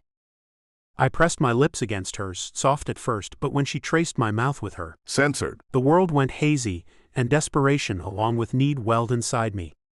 She was too beautiful. Too perfect. And time was too fleeting. I could feel it. She pulled away from the censored and stared at me. Opened her mouth, then closed it and grinned. Can I? Anything you want. Because no way in hell would I ever be strong enough to deny her. She sat up and pushed me onto my back. And at this rate, she wasn't going to have to touch me for something earth-shattering to occur. My world had already tilted, begun to spin out of control. I want you. And the way she said it made my heart pound just a little harder. Or maybe it was her hand on my censored. Or the leg she swung over to straddle my hips. Or the line of censored she brushed from my earlobe to my chin. My hands landed on her hips because she shooed them away from anywhere and everywhere else I tried to touch her. The torture was exquisite. Electric. Her hips ground against my censored, and I sucked in a breath. You like that? She grinned and did it again. Aha. Because words were too much to manage with my wife. I loved thinking of her that way, on top of me, pushing her censored into my censored, smiling like she'd invented the move. She bent to take my censored between her teeth and twist, not gently but just hard enough that I felt it in my entire body. F. Lee. She lifted her head, eyes twinkling. Oh, I intend to. And like the goddess she was, she sat up, shucked her shirt, and didn't push me away when I circled her censored with my censored, then sucked it, holding her around the waist and shifting my hips to increase the friction between my censored and her. censored, I'd had plenty of censored, more than my fair share probably, and any number of women had sat on me, but this, my wife, our house, there probably wasn't much chance anything in my life would ever be so perfect again. Even when she pulled away, pushed me back, and slithered down my body until she flicked her censored out to lick my censored, from base to tip. When she took me into her mouth, I gasped, held onto the blanket with white-knuckled fists and tried not to come, but F. I waited to pull her away almost too long, then flipped us over. Plenty of favor to return. To drive her mad with my mouth. I slipped her panties down her legs, then dragged my hands up her thighs, fingertips against skin as I nudged her legs apart and stared. Nothing about this woman wasn't beautiful. And I wanted to. censored It all. Every inch of her. I leaned forward and teased her. censored One with my censored, the other with my hand, then censored and sucked my way down her belly until she writhed and tried to reach to pleasure herself. Not on my watch, she wasn't. I drew her hands away and held them, sucked one finger until she whimpered, then lowered my head to her clit, swirled my censored over her, and she half moaned, half gasped and tangled her hand into my hair and bent her knees, pushing her censored up. When I slipped a finger, then another inside her, so wet, so freaking perfect, she cried out and rocked against every slide and flick. Everything she did made me want her more, made me want her to want me more. Her body went tense and she tried to push me away. Please, Finn. I want to come while you F me. But then she clenched her legs and held me in place. Her body pitched and tightened and she cried out my name, gasping, riding my fingers as I pumped them in and out of her. Hot. Freaking incredible. Mine. When she stopped writhing and moved languidly against me, I lifted my head and she smiled. F me now. The 3 best words in the English language, especially the way Felicity said them. I reached into the bedside table for a condom and rolled it on, then smiled down at her. She ran her hand over my cheek. Stared into my eyes like there was some secret we were about to share. And heaven help me, I wanted that secret. When I pushed inside of her, she wrapped her legs around my hips, locked her ankles and held on. I slid deeper. I wish we could stay like this forever. Her voice was soft, wistful, as if she knew the end was near for us. I held on tighter. Me too. I moved again, and she closed her eyes as I leaned into censored her. She had full pouty lips that deserved all the censored, and my mission in life from that moment forward was to make sure she got them. Instead of pounding into her, the way my body craved, I moved slow, every censored, punctuated by a censored, touch, a soft breath, or a look. Exquisite torture. Is it always going to be like this? I closed my eyes and let her soft words roll over me before I answered. I hope so. Me too. She censored, My throat nibbled the skin, sucked hard, then soft, then hard again, and I couldn't hold on anymore. My hips moved faster even though my brain wanted to make this last all day. I waited until her body went stiff and she cried out, clutched my shoulders, and squeezed my hips with her legs before I let go. Lee. For as long as I lived, there'd never be enough time with her. censored, Or otherwise. I love you. And I always would. Chapter 10. Felicity. Finn, standing in the back of the room at all, did nothing to calm my rattled nerves. Had the opposite effect. Enough, my hands trembled, and my vision blurred so that the room swam. Doing a reading, especially one of my more recent books where it seemed every few pages was a love scene, wasn't for the faint of heart on a normal day, and most especially when the muse for said love scenes was standing with his arms crossed and his shoulder leaned against a shelf. I stuttered through the passage. But I made it through, finished my obligatory public appearance, signed a bunch of books, then walked out with Sophia on one side and Finn on the other. He hadn't spoken since we left the store, and I spent the whole ride sitting beside Sophia, hoping that he'd lost his ability to comment on what I'd read. "You guys okay?" Sophia side-glanced me, then rearview mirrored him. "Fine?" But I sounded like I'd just sucked in a long breath of helium. "I'm good." And he sounded like he'd just taken a shot to the balls. Sophia chuckled. "Okay." Thankfully, she switched subjects. "No more appearances until after the holidays, and only a couple until the official release in March. But then it's a full tour." Sophia managed my career, so I was free to write whenever the urge struck, without having to worry about missing appearances and social media obligations. "A tour?" Sophia filled him in, and I stared out the window until he laid a hand on my shoulder. Then I almost jumped out of the car because reading the scene I just read, my niche was steamy love scenes and complex storylines, and having Finn touch me had the same heart-throbbing effect on me. "You okay?" Sophia shot me another sideways glance. "Fine? Nothing. A few minutes alone with the vibrator, or my husband, my mind wasn't playing fair, wouldn't cure." Sophia censored, her head and twisted her lips, her "I'm not buying your lies" look. "Okay." Thankfully, they chattered among themselves until we got back to my place. She didn't cut the engine, and I almost wished she would. I was too on edge, too wound up to be alone with Finn. "You want to come in?" I pleaded with my eyes, but she ignored me. "Can't. Got things to do. People to see."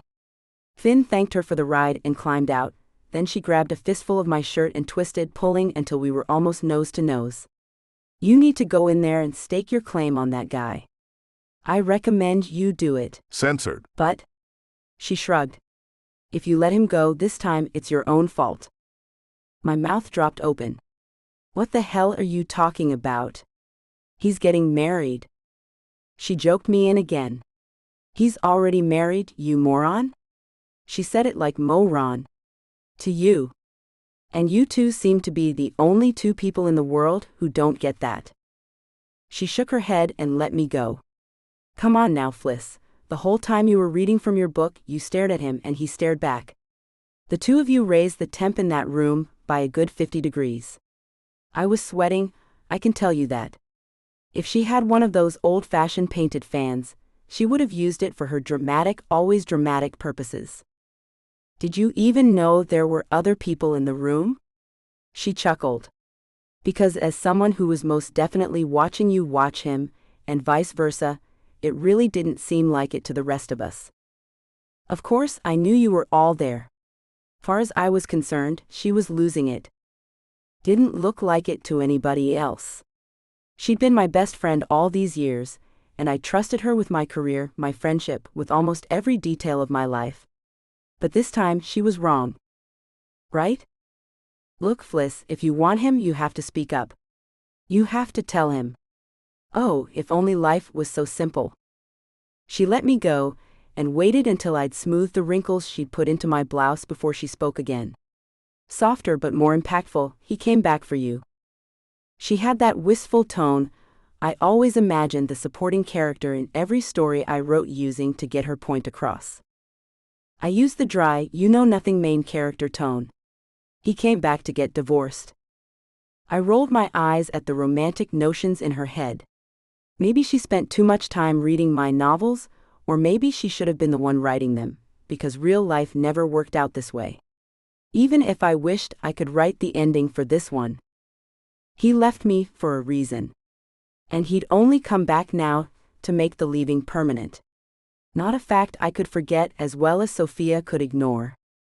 He could have handled all this with a phone call, but he's here. And you're going to regret it for the rest of your life if you don't go in there and tell him how you feel. She smiled softly as I was about to deny. I want you to be happy, Felicity, and he made you happy. At least think about it. So I did. It was all I thought about. All afternoon. And I couldn't really help it that when I imagined talking to him about my feelings, I pictured us in bed, sweaty and breathing hard, limbs tangled, bodies still joined. And those thoughts did nothing to calm my need. Neither did standing in the kitchen space with him, bumping into each other, and not speaking as I made a salad and he cooked a pizza, until I turned from the sink and stopped to watch as he bent to check the pizza through the little glass window in the oven door. Tell me you love her, Finn. Maybe if I heard the words from his mouth, I could wrap my head around not only the idea, but the act of behaving myself. He straightened and took a breath before he turned to face me. Why? He didn't say it. He didn't tell me he loved her. He didn't move away from me when I stepped closer. Because I need to hear you say it. I laid my hand on his. Censored. Because you're married to me, and the line between right and wrong is getting really blurry. I ended on a whisper because his eyes went dark, smoldered, and I couldn't breathe. There was something to be said for small kitchens, and soon-to-be ex-husbands who weren't yet ex-husbands. The way he lifted his hand to cup my cheek, and lowered his head, made the world narrow down to the strip of space between us. Lee. I thought he was going to. Censored. Me closed my eyes in preparation, but opened them when his forehead pressed against mine. Shit. I wanted to cry. He hadn't said the words. But he didn't. Censored. Me either. I pulled away. Humiliated. Exhausted. Dying inside. And because the heroine never stuck around, and I was huge on dramatic exits, I ran to my room. I shut myself in. I planned to die of starvation in there, since I hadn't waited long enough for the pizza to get done. I threw myself backward on my bed. Why on earth did I listen to Sophia? Not a question I hadn't spoken before, but one I should have learned from a long time ago. More than once, more than 100 times, listening to her had ended up with me doubting everything about myself. Even if later it turned into something positive, and it had a lot, but it couldn't this time. Not this time. He knocked on the door, and I wished I could disappear. It would be easier than seeing him. It would be less painful than looking into the face of my humiliation. And maybe if I stayed quiet enough, he would think I died and would just go away. Instead, he opened the door and walked in like he owned the place. Like if I ever lifted the arm from my face to look at him, I wouldn't kick him out. The mattress sank next to me, and his breath warmed my cheek while his fingertip ran the length of my arm between my elbow and palm where it laid over my eyes before he circled my wrist and pulled it away. And because I couldn't bear to look at him, not because I was immature, I squeezed my eyes shut and turned my head away. But even I wasn't strong enough to resist when he curled his finger under my chin and guided my chin toward him. Please, Lee. He let his finger drag down my throat, and had I not already humiliated myself, I would have sighed. My heart racing was all the indication I would give that I wanted him. Lee? His voice was soft, pleading, and I opened my eyes to the storm clouds in his. I don't. Don't love her? Don't want me? Well aware I sounded needy and unable to do a damn thing about it, I waited for his answer. Don't love her. Don't want to hurt you. He paused and I looked away until he added, I don't want to leave you. Don't want to walk out of this bedroom until I've censored every inch of your body, until I've worshipped you the way you deserve, until I'm the only man you ever think of for the rest of your life. Boy, did I have news for him. And instead of just saying okay and stripping down to censored, I took a slow breath. What's stopping you? Now he looked away, stared at the ceiling, then closed his eyes. Beth Cooper. I'm marrying Beth Cooper. What? The F. All the hormones begging me to forget his pending nuptials slammed shut and died. And then the mean part of me, the one who didn't care about Beth Cooper's feelings, or that I would be the other woman and she would be able to claim I'd hurt her, the part of me that heard her name in the same way a normal person heard Ted Bundy or Jeffrey Dahmer, said she deserved whatever I did to her. Because she'd used her new fame and her press pass and her editing software to make me the first poster girl of the Gloucester scandal. My video, with a thin black bouncing box over my eyes and 2 blurry spots where my equally bouncing boobs should have been, was the first played on national news channels. Because of Beth Cooper. I chuckled. Then laughed. Then guffawed. Finn stared until I calmed. Of course you're marrying Beth Cooper. Of course, because of the almost 4 billion women in the world, only Beth freaking Cooper makes sense. This scene has been censored to provide a safe and enjoyable reading experience for everyone. I yanked my leg away and sat up. I'm not that guy anymore. And I would die to take it back, to not hurt you or make you feel like. He shook his head, breath heavy and eyes dark. And my blood went cold and burned through my veins. Well, isn't that just freaking dandy? 10 years later, you get your shit together for Beth Cooper. If I had anything handy, I might have thrown it at him. Instead, I walked out of the bedroom, slipped my shoes on and grabbed my coat. Where are you going? I need to get some air. And a life, apparently. Because damn it, he'd gone out and found one that didn't include me. It was time I did the same. 1 decade ago. Water sloshed over the side of the tub, and I giggled as Finn's fingertips circled my censored. The water was still mostly warm, but I was on fire. Again. You're getting me all wet. He was on his knees outside the tub, shirt and lap soaked. Back at ya. He grinned and I could have swooned. You could just get undressed and get in here with me. My bath had started before he came home, when all of my muscles were achy and strained from the 3 days of non-stop. Censored. Before he had to leave this morning for a meeting with the football coaches and staff. The water's cold now. And even though he smiled, it didn't reach his eyes. Didn't transform his face. He stood and bent to censored me before he walked from the bathroom to the bedroom. I stood, stepped out of the water and slipped on the tile floor, smacking my head against the side of the tub. F. He ran back in to find me bent at an odd angle, with blood pouring from a cut on my scalp. He snatched the towel I'd planned to use to dry off, and held it against my head. Are you okay? He helped me sit up, then pulled the towel away for a look. Are you hurt anywhere else? He took my hand and put it on the towel. Hold this. Then he ran his palms over everywhere else. Anything hurt? I'm censored on the bathroom floor, my head's bleeding, and my husband is only interested in my ouchies. My pride is hurt. I shoved his hands away. The rest of me is fine. Except for the cool wooziness making my bathroom spin, so that I swayed into him. He took control of the towel at my head and peeked under it as he held me. Censored. And dripping against him. You need a couple stitches. Because of course I did. And to get checked out, because you might have a concussion. He held up his hand. How many fingers? 8 and 2 thumbs. He shook his head. Smartass. With my luck, now that I was happier than I'd ever been, I'd probably just given myself a brain aneurysm and had seconds left to live. But before the angel of death had the opportunity to come knocking, Finn helped me get dressed, held my hand when the doctor sutured my head closed, waited in the hall during my CT scan, then drove me home after the hospital doctor gave the all clear. When we walked inside our house, he led me to the bedroom, then unfastened my coat and slipped it down my arms, unraveled my scarf and tossed it on the chair, and pulled off my gloves to fling them so they landed with the scarf. All the while sidestepping my grabby hands. "Come on." The doctor said to rest. "Finn." I growled his name and reached for him again. "Fine?"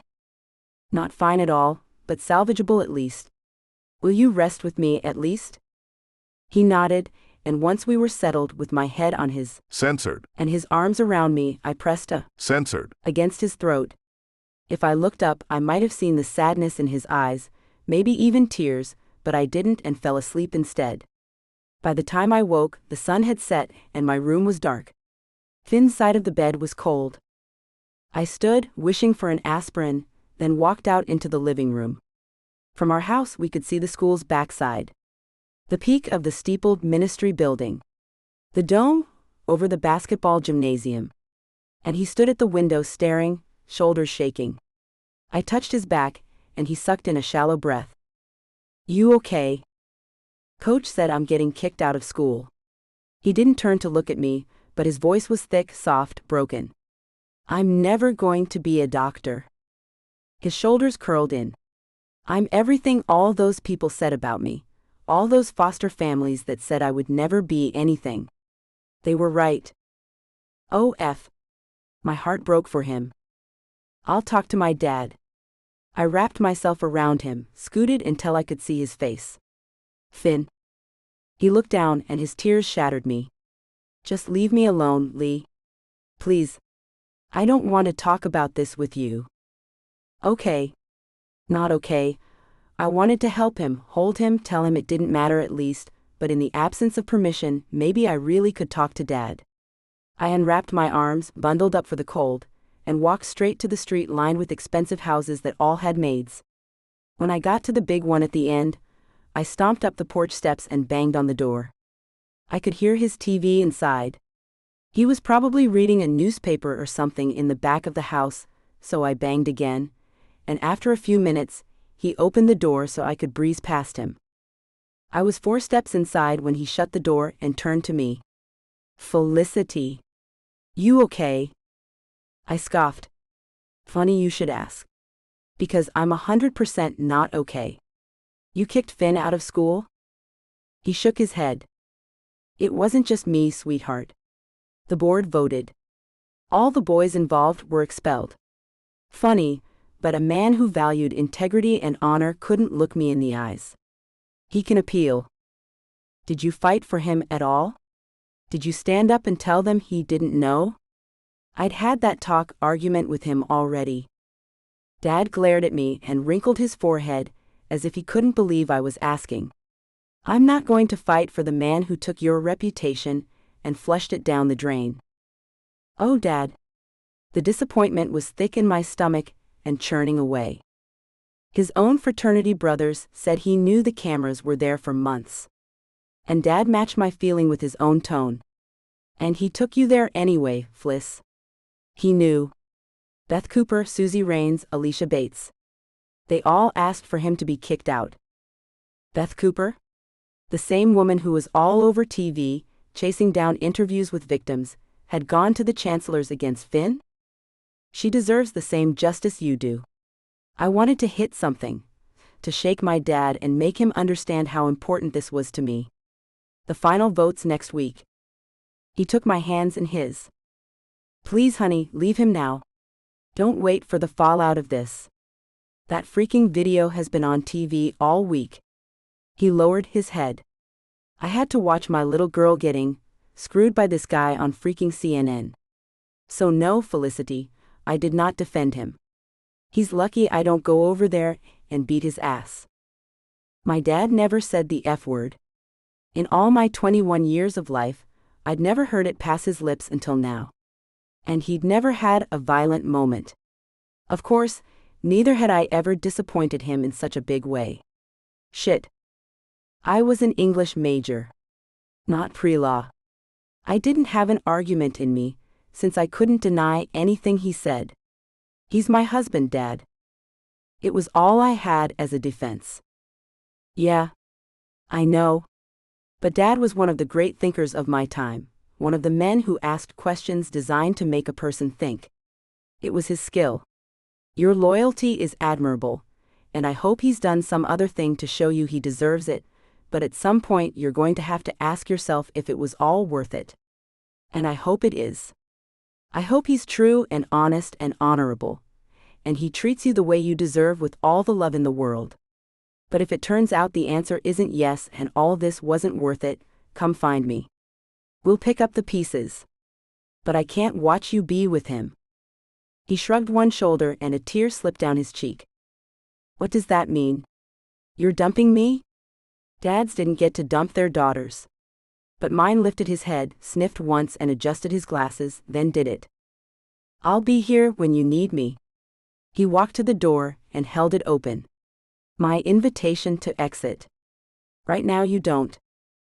I walked out. What the hell just happened? I'd gone there to defend my husband with the chancellor of students, and ended up being shown out by my dad. Well, wasn't this just quite the day? Chapter 11. Finn. I waited an hour before I started to freak out. Another 20 minutes before it occurred to me that she'd left without her purse or her phone or her keys. 10 more before it occurred to me that I could use her phone to call Sophia.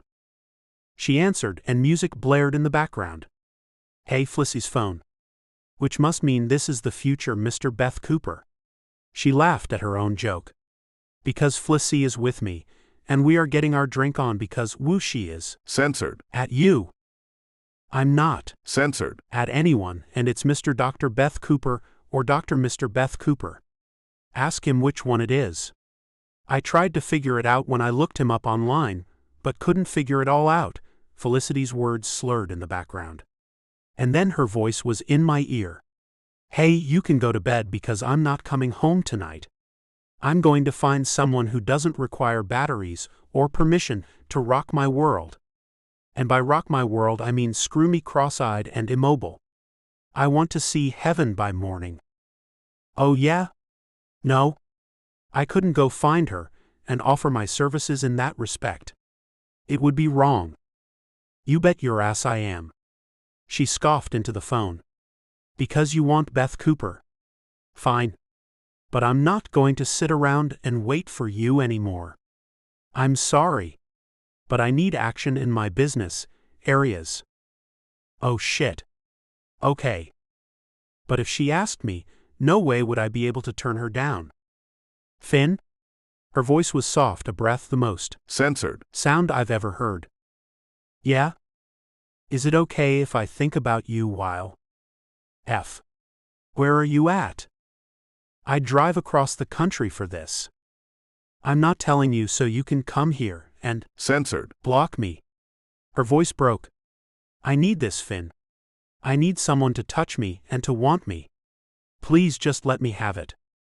I wasn't sure what she was asking me, but the answer was yes. Hell yes. This time when I asked, I didn't leave room for argument. Tell me where you are, Lee. She gave me the name of the bar, and was still sitting at the counter when I walked in and stood behind her to lean in and whisper in her ear. You're beautiful, and I want you. To hell with being the guy who deserved her, to being the guy who couldn't sleep with the wife I loved, because I owed the fiancé blackmailing me into marriage some weird loyalty. She turned her stool to face me. Censored. Me.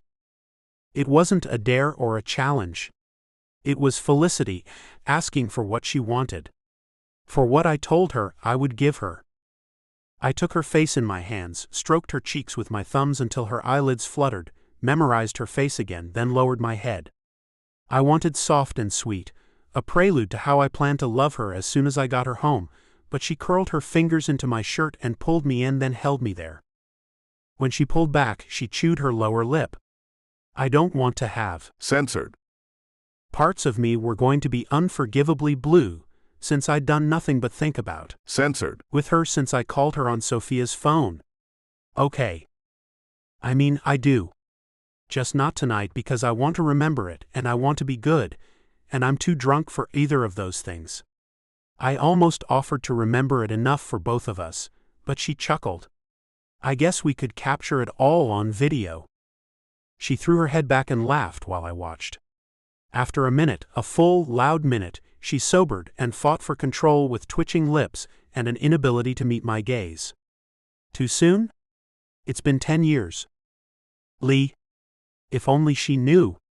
And tomorrow, before we did anything else, I would tell her the price we'd pay together if I broke my engagement with Beth, and I couldn't sleep with Felicity if I didn't. Take her home, Finn. Sophia's voice came from behind me. She's taking up valuable real estate next to me. She censored Felicity's cheek. How is super hot bar guy? She winked at Dakota, who was standing behind the bar. Supposed to slip into the stool if you're still sitting on it. Go home. Felicity nodded and staggered to her feet. Thanks, Soph. For everything. Have fun.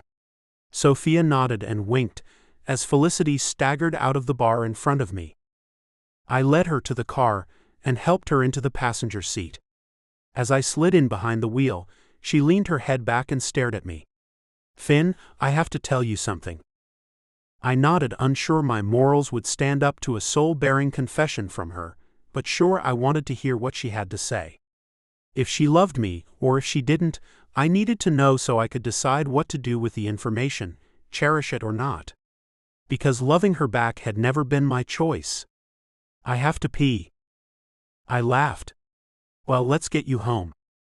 When I pulled up, she ran into the house and was waiting for me by the time I convinced myself to go inside. I considered not going in. No matter what she said, there was no way I would be a good enough man to walk away from her and let her get on with her life. She stood just inside the bedroom door and crooked her finger. Come here. Are you sure? But I was already on my way. You're married to me.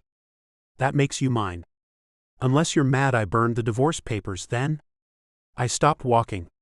Was she looking for an excuse for us not to be together tonight? Yes or no? Are you censored that we never got divorced, and it means you're more mine than hers? I took too long to answer, and she pushed the door shut. I leaned my head against it. I wish I would have known sooner. I don't know if she heard my whisper or if she changed her mind about letting me decide, but she flung the door open, grabbed me by the shirt, and pushed me against the wall. Her hands slipped to my censored and around to clasp behind my neck as I circled her waist and censored her like I'd been waiting my whole life to do it. Her lips parted and I slipped my censored inside. It was explosive, enchanting, and she was so freaking delicious. She was everything I ever wanted. But I couldn't sleep with her. I had to end things with Beth first. And before I could do that, I had to tell Felicity the ramifications of denying Beth this wedding. And Felicity needed to be sober enough to understand first. That wasn't going to happen tonight. Nothing was going to happen tonight. I pulled back and held her against me. Let my heart and my breath slow before I tried to speak. Let me hold you tonight, okay? She looked up and smiled, and I almost didn't finish speaking. Just lay beside me and let me. We can dream about each other. She nodded. Okay. And we spent the night cuddled together, not talking, not censored just being together. And it was almost as perfect as censored. By the time I woke in the morning, she was already awake and staring at me. Hi.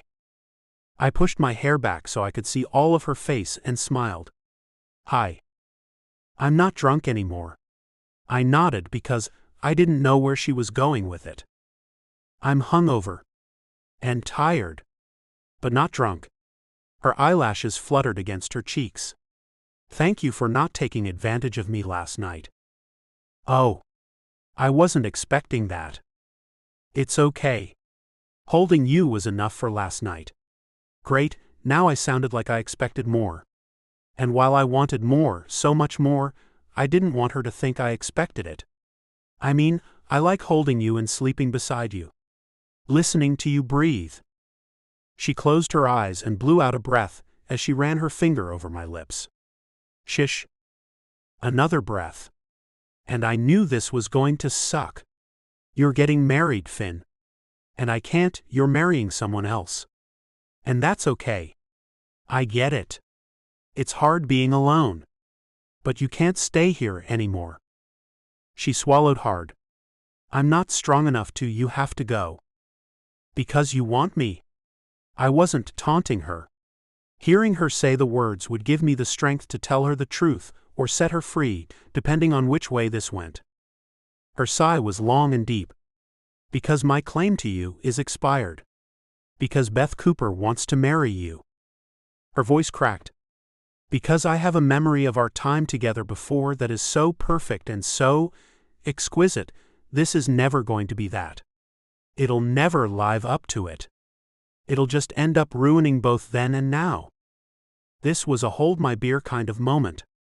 A challenge extended. What if it's better? She swallowed hard. Then it would kill me to let you go again. A tear slipped over her nose and landed on my arm where she'd laid her head. I don't know if I can make it through a second time, Finn. If I would have known last night that this would be how we started today, I wouldn't have gone to sleep. I would have stayed awake, watched her sleep, refreshed my mind with all the little details about her, held her tighter. Censored. Her longer. I nodded. Okay. There was nothing I could deny her. Nothing I would ever even consider denying her. Her happiness was all I cared about, and if this was what she wanted, then okay. But first she needed to know how I felt. I tightened my arms around her. Lee, before I go, I never got over you. And everything I've done since I left was to prove that leaving was the right thing for both of us, so I could come back one day and you'd be proud of who I am. Even marrying Beth? I smiled. Leave it to Felicity to catch that. No. That's about something else. I mean with the rest of my life. I worked hard in med school. I made sure I was at the top of my class. I kept my head down. Did the work so if I ever ran into you, I could introduce myself as Dr. Makenzie and you'd be impressed. She nodded. I am impressed, Dr. Makenzie. But it wasn't enough. I had to leave her again. And I didn't want to now any more than I did back then. Do you know my favorite night when we were married before? What was I doing? This trip down memory lane was going to kill me. Censored. Tuesday? Wet and Wild Wednesday. She chuckled like we weren't breaking up. Again. I swallowed a couple times to get rid of the lump in my throat, so I could speak. The night we put all the blankets and pillows on the floor in front of the TV and laughed, told jokes, made out. She twisted her lips. We didn't even have. Censored. That night. It wasn't always about. Censored. For me. True, no matter what she thought or how my previous behavior made it look. That night I was really happy. I thought if we could just have that every once in a while, it would be enough to get us through anything. It felt normal, and I didn't get a lot of that before. So it was one of the top 11 best nights of my life. Finn. She whispered my name, or maybe I imagined her saying it, but I savored the sound. We didn't have. Censored. That night because Ryder just beat your ass. We were married for 11 days. You got kicked out of school that day for good and I didn't. She turned away. I didn't know if I could be with someone who was kicked out of school. The air whooshed out of me like she'd hit me. She didn't hold me and laugh with me because she loved me. She was holding back because she didn't love me enough. Nothing I thought about us back then was right. Not from her side anyway. And the second great heartbreak of my life was directly connected to the first. 1 decade ago. In 2 minutes, I was officially going to be late.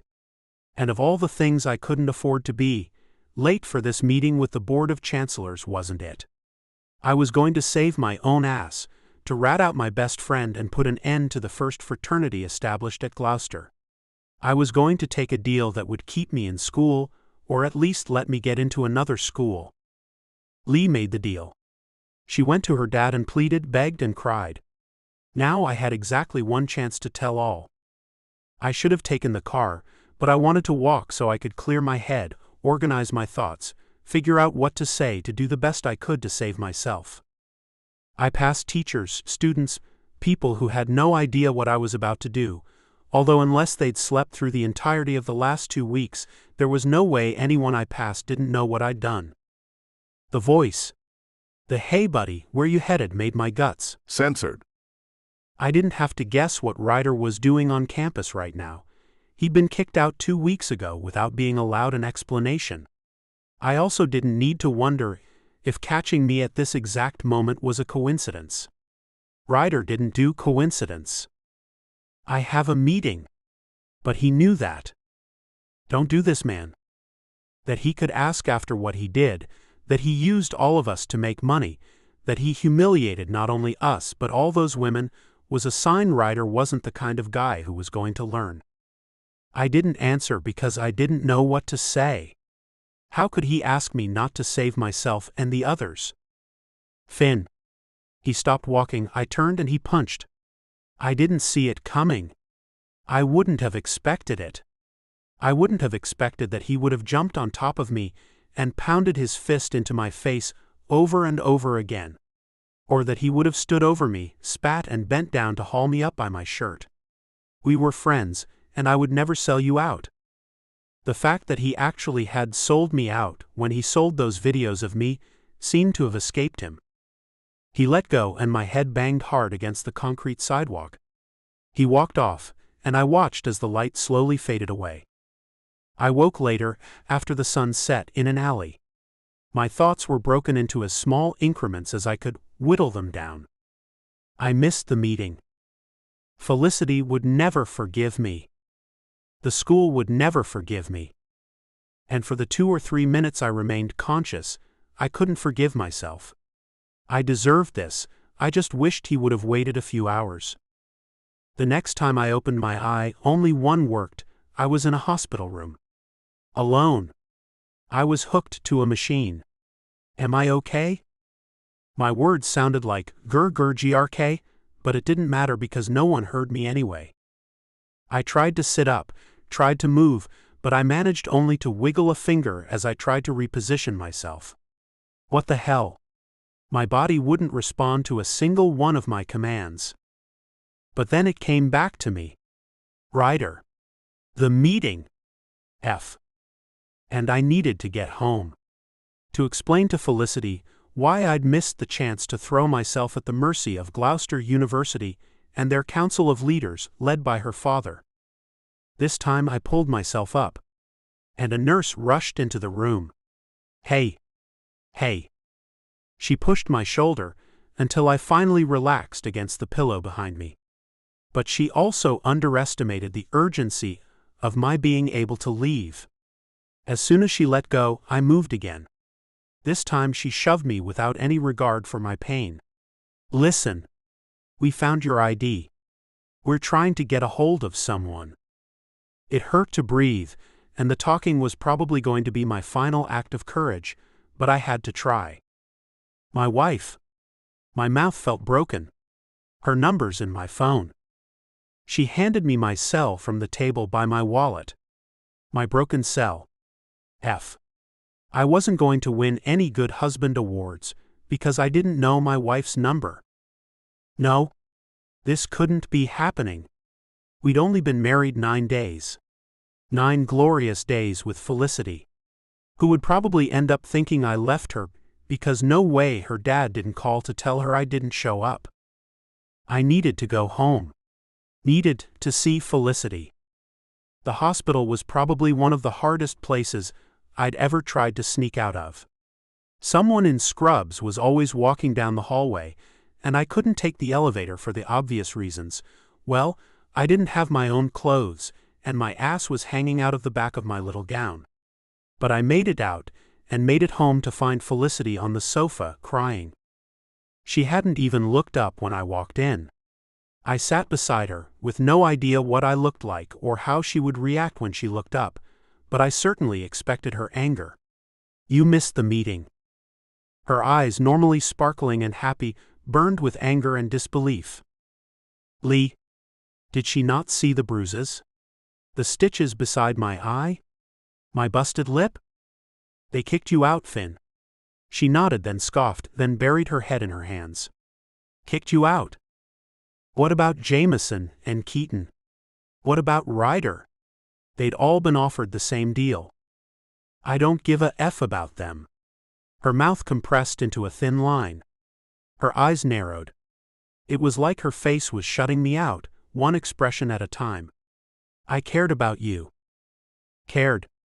Past tense. I looked at the room. The blankets on the floor. The candles burned down. The DVD cases on the table. Then I looked at Felicity. Sheer black robe. Heels she'd kicked off on the floor beside the sofa. Eyes red from crying. Lee. I had to explain. I tried to be there. She sighed. Do you think I did this to myself? She wouldn't even look at me. Lee, please. Ryder. Went in and took your deal. He admitted everything, but he? She pursed her lips and stood to pace in front of me, kicking the blankets and pillows to the corner of the room as she made her first pass. He took you down with him. Saved Keaton, gave Jameson an out, but he made sure that when he threw you under it, the bus didn't just run over you, it dragged you a couple thousand feet. I would have sold my soul to have started the day over again. To not have her look at me like I'd disappointed her. For just one more minute of happiness with her. What did your dad say? He was the guy who'd promised to help me. The one whose eyes I would have to look into for as long as his daughter loved me. Before or after Beth Cooper came busting into the meeting, and they let her play the entirety of one video, then read out the names of all the other girls. She paced a couple more laps from one side of the room to the other before she continued. I would have spoken, but my guts were twisted, my head aching, and I wanted to die. You want to know which video she played? Or how many times you looked right at the camera? I never noticed, but she counted.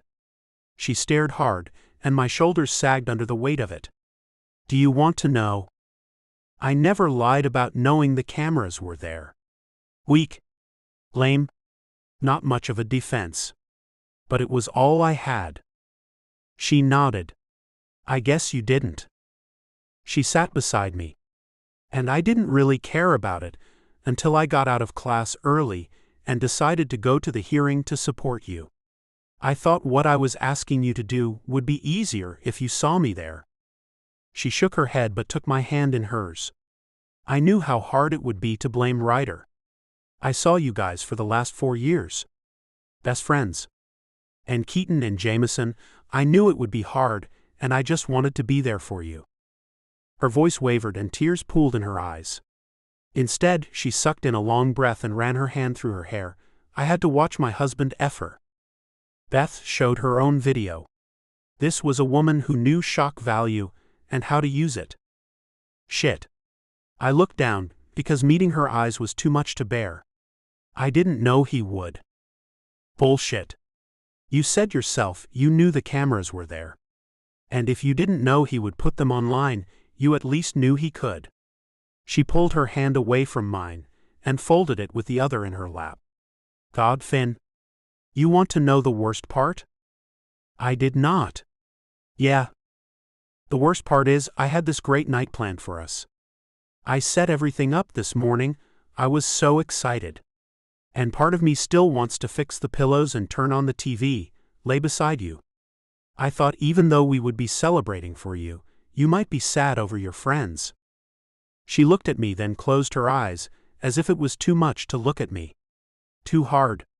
And I'm so pathetic, I want you to comfort me now. And I pulled her against me. We could work through this. I had that kind of faith in us. What I didn't have was much time left to prove it. I pulled her against me and smoothed her hair. For tonight, can we just?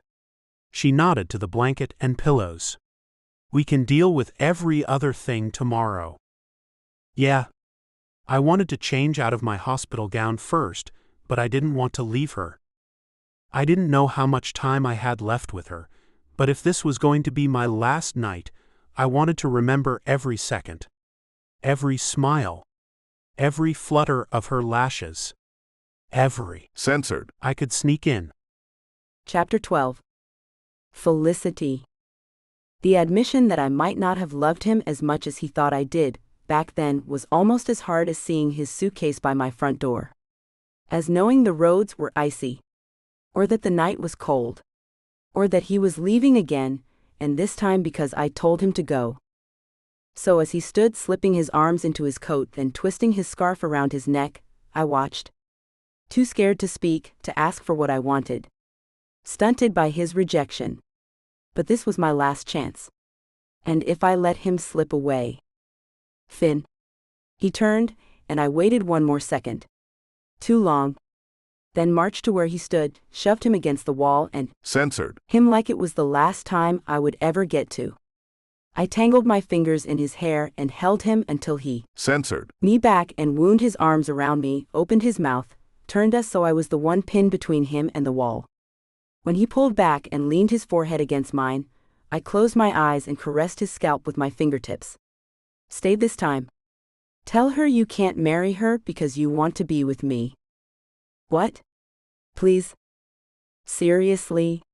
What was I doing? Lee? He closed his eyes and shook his head. I have to go. He turned to the door, picked up his suitcase and walked out. My heart. Censored. How had I done this with this guy? Again. I dragged myself away from the wall and was almost to the kitchen where I planned to eat all the ice cream and junk food in the house, then maybe work on the hidden bottle of vodka I kept at the very back of the freezer. I had no intention of chasing him. This was my idea. He had to go. It was the right thing. And I was about 1 second from telling myself to go to hell and running after him, when the door opened and he stalked into the empty bedroom, came out the bathroom door, then finally turned to see me in the kitchen. Without a word, he pulled me against him, held my face in one hand, my waist in the other, and Censored. Me? I can't marry her. He pulled back and grinned. Because I'm married to you. Yeah. We're very married. And I. Censored. Him. And I don't want to be blackmailed into giving you up. We were deep into another. Censored. Before it registered. What? She's blackmailing you? He. Censored. A line along my jaw, then his warm breath brushed my throat as he lifted his head enough to whisper, "It's always been you, Lee." This scene has been censored to provide a safe and enjoyable reading experience for everyone. Unfortunately, whoever picked that exact moment to knock on the door didn't care about my clothing situation. I rolled out of bed and slipped my arms into my robe. He'd already managed to slide both legs into his jeans and button the 5 buttons at his fly. I had a distinct and fond memory of popping those buttons open. I smiled and shot him a wink. Be right back. He stopped me for a Censored. then grinned down as the persistent person at the door knocked again. I'll start the shower while you get rid of whoever that is. Then you can join me, and I'll wash your back. He wiggled his eyebrows. But all I could think of was the 120 things we needed to say to each other, so his leaving wouldn't kill me this time. We have to talk. I know. We will after I wash your back, you dirty girl. He. Censored. Me softly as the rabid knocker gave a repeat performance. Go. I'll be waiting in the shower. I laughed and took another. Censored. Before I turned and walked out, shutting the door behind me. I didn't often get visitors, especially at 9 a.m., so it was either my dad or the mailman, and neither needed to get a glimpse of my bedroom. As I passed the sofa, I stuffed my shirt under a cushion, then answered the door. Beth freaking Cooper. In the flesh. On my porch. Probably came to claim her fiancé. The man in my shower belting out the chorus to Walk This Way. She walked past me. How did you ever stand that off-key howling he does in the shower without going in and strangling him? She said it as if the sound of Finn's bellowing annoyed her. As if she had first-hand annoyance issues. I ignored the tingle in my belly. So what if she knew he sang in the shower? And there was a 50-50 chance it would be off-key. Didn't mean anything that she'd guessed it right. I shut the door behind her and crossed my arms. What do you want? She rolled her eyes. Look, I don't know what he's told you, but I'm marrying Finn tomorrow. A frown punctuated her up and down gaze. Can I assume you have him out of your system now? I had no idea what to say, but I wanted to resist the guilt and shame inside me. Unfortunately, I was weak, and the guilt and shame were strong. But so was my dislike for Beth Cooper. He's married to me. You're blackmailing him. She laughed and spun away, then spun back. Is that what he told you? She scoffed. Blackmail. Do you have any idea who I am? I'm Elizabeth Cooper. I have my own talk show that airs around the country Monday to Friday. I don't have to blackmail anyone. Her eyes narrowed. He's my husband. Oh no. Weak. Any idiot could see the holes big enough to drive the Titanic through. Oh please. Husband schmuzband. We both know Finn isn't the kind of guy who can keep it in his pants when he's faced with, censored, an eyebrow, that kind of temptation, and he was your husband 10 years ago. Before you threw him away. When I opened my mouth to argue, she rolled her eyes. Save your breath. I know. You didn't tell him to leave, but what other choice did you give him but to take your daddy's money? She shrugged. And thank F, because if he would have stayed with you, he would have never become a doctor. You would have held him back. The only good thing you did was get your dad to buy him off. And I couldn't deny any of it. Not because it was true, which it was, but because I was stuck on something else she said. My daddy's money? Buy him off? My stomach clenched. What the F are you talking about? She rolled her eyes. Oh, it's been so long since I've seen such a good innocent act. Please go on and tell me how you didn't know about your dad getting Finn into USC, then Stanford, and paying for the whole thing. I sighed to cover my hurt, trying maybe to blow it out like spent breath. What do you want, Beth? She wanted her fiancé. And I didn't have to be Einstein to know it. She laughed. What do I want? It took a minute, enough time for her to run her finger along the bookshelf, to stare at a picture of me and Dad at the beach on a winter day, with my hair blowing where it stuck out from under a palm-topped hat, and Dad's scarf billowing behind him. What do I want? Now she laughed. What we all want.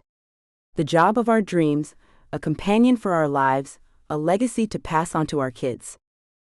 This time her up and down of me burned in my blood, and I curled my fingers to resist the urge to adjust my robe. I would die before I showed my nerves to her. But she wasn't finished yet. Please tell me he used a condom. The only kids I want in our marriage are the ones he puts into me. There was no doubt Beth Cooper was a woman who chose her words carefully. She didn't blurt or stutter. So I had no reason to doubt her phrasing was intended for its shock value. She intended it to hurt, but I would explode from holding it all in before I let her see she'd hit her mark. No worries. I pasted on a smile that would have made Katharine Hepburn jealous. She plopped onto the sofa, crossed her Chanel boots, then folded her hands. I'm not really a horrible person. I'd seen no evidence to support that statement. I shrugged.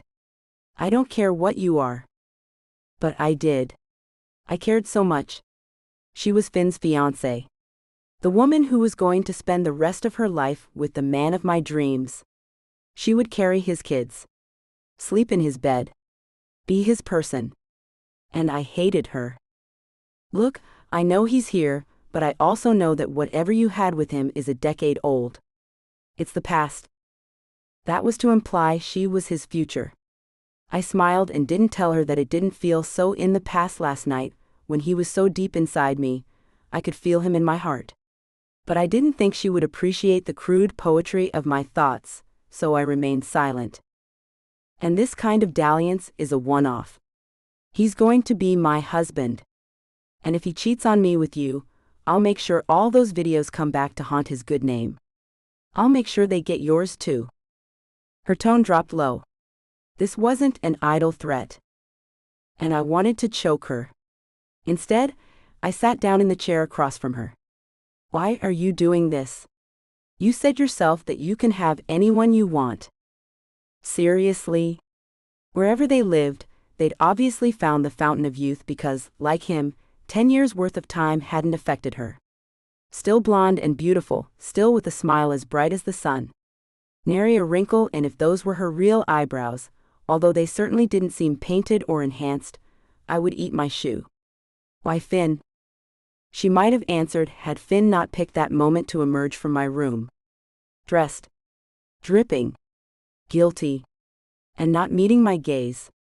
Not smiling. Maybe not even breathing. Beth. He nodded to her. What are you doing here? He didn't sit beside her, even though there was an entire cushion of space. He chose the other chair across from the sofa.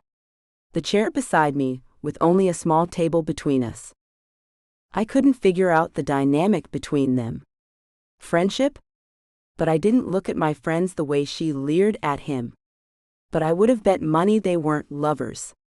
His scowl and stiff posture, his narrowed eye glare, and his clenched fists said lovers weren't all too likely either.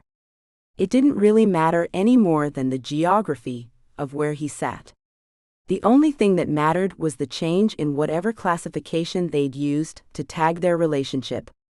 The change to Mr. and Mrs., or Dr. and Mrs. because being his wife mattered. If anyone knew it, I did. Beth smiled at him.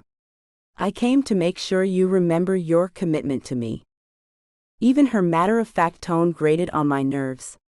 But I sat silently. Hands folded. Eyes down. She turned on me anyway.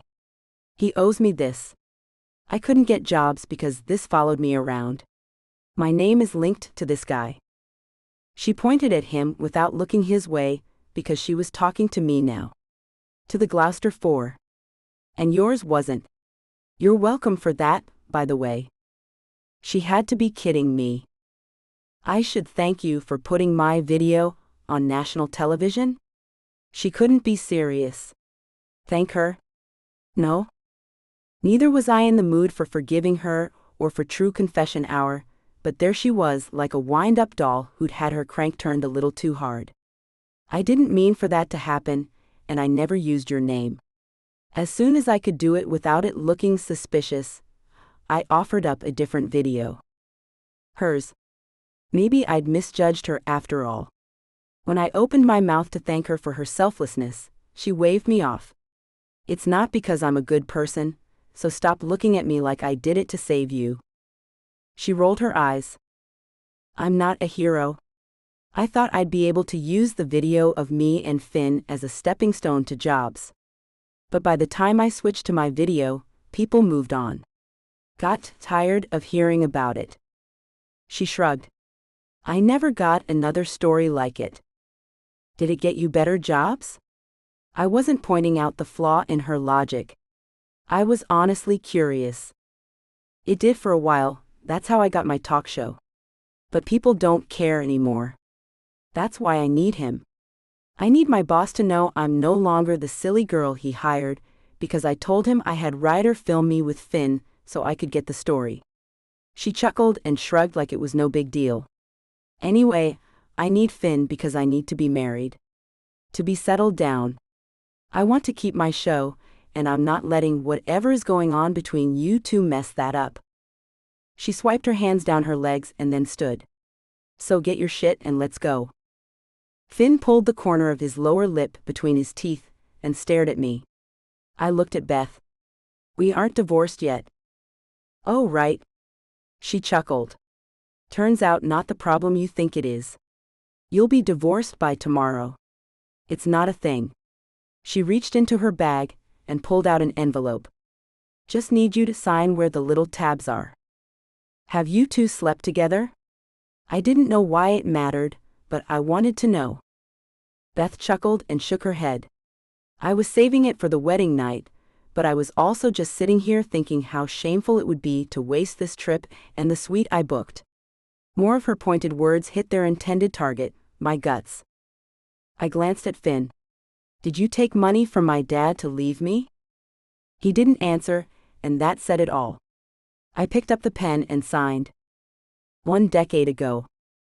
Pro tip: when embroiled in the biggest scandal experienced by a century-old college, stay away from social media, newspapers, blog posts, and anywhere else comments are welcome and can be left by users.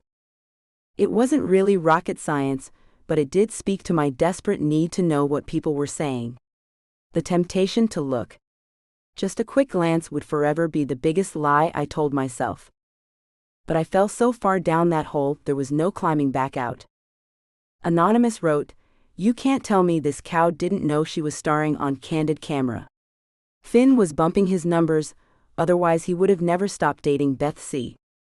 And PokerPal added, "Yeah. If ever there was a step down, he took it. And the climber could use a couple hours a week at the gym." Commentary on my freshman 15, the average amount of pounds gained by college freshmen that I'd never bothered to lose. In a matter of just a few keystrokes, I'd become an unattractive, fat social climber who knew about the cameras. They commented on everything from the size of my ass to my blowjob technique and the sounds I made when I was going for a ride, versus what I sounded like when Finn was taking me to Pound Town. Snippets of my video became GIFs. Boob shots and censored faces became memes. By the time Finn came home from wherever the hell he'd gone, my blood was boiling, my heart was broken, and my self-esteem was a fond memory I once had. I'd cried off any makeup I'd thought to put on this morning, and still I couldn't turn away. He glanced at me once, took a step, then backtracked for another look. "What's wrong?" His concern would have been comical, the way his face fell and his eyes went wide, like the bottom half of him melted while the top performed its own volcanic eruption, but this was my life. What happened? Did somebody die? If that wasn't a commentary on how bad I looked, there would be no other. And instead of speaking, I twisted the laptop. I was halfway through the 15,000 comments, so he had a bit of scrolling to do to catch up. "Oh shit, Lee."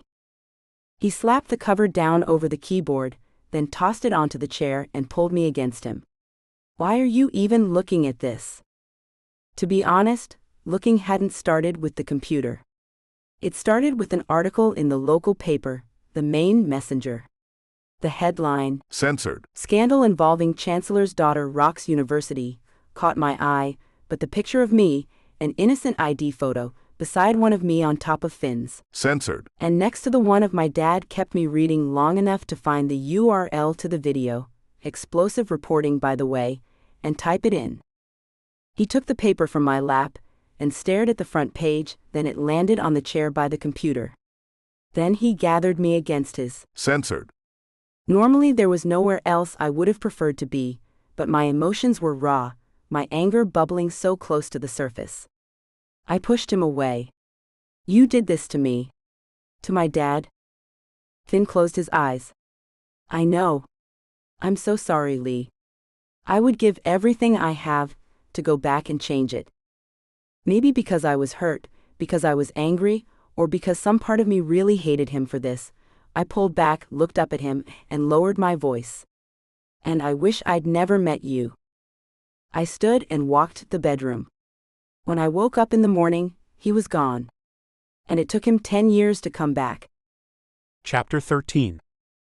Finn. She signed the papers. And I walked out. Numb. Silent. She signed the freaking papers. And I followed Beth to the hotel on the New Hampshire border. The drive took a couple of hours, which gave me time to think about it all. "I've made arrangements for you, Finn, because if she ever finds out what I'm about to do, I need to say I did it to help you."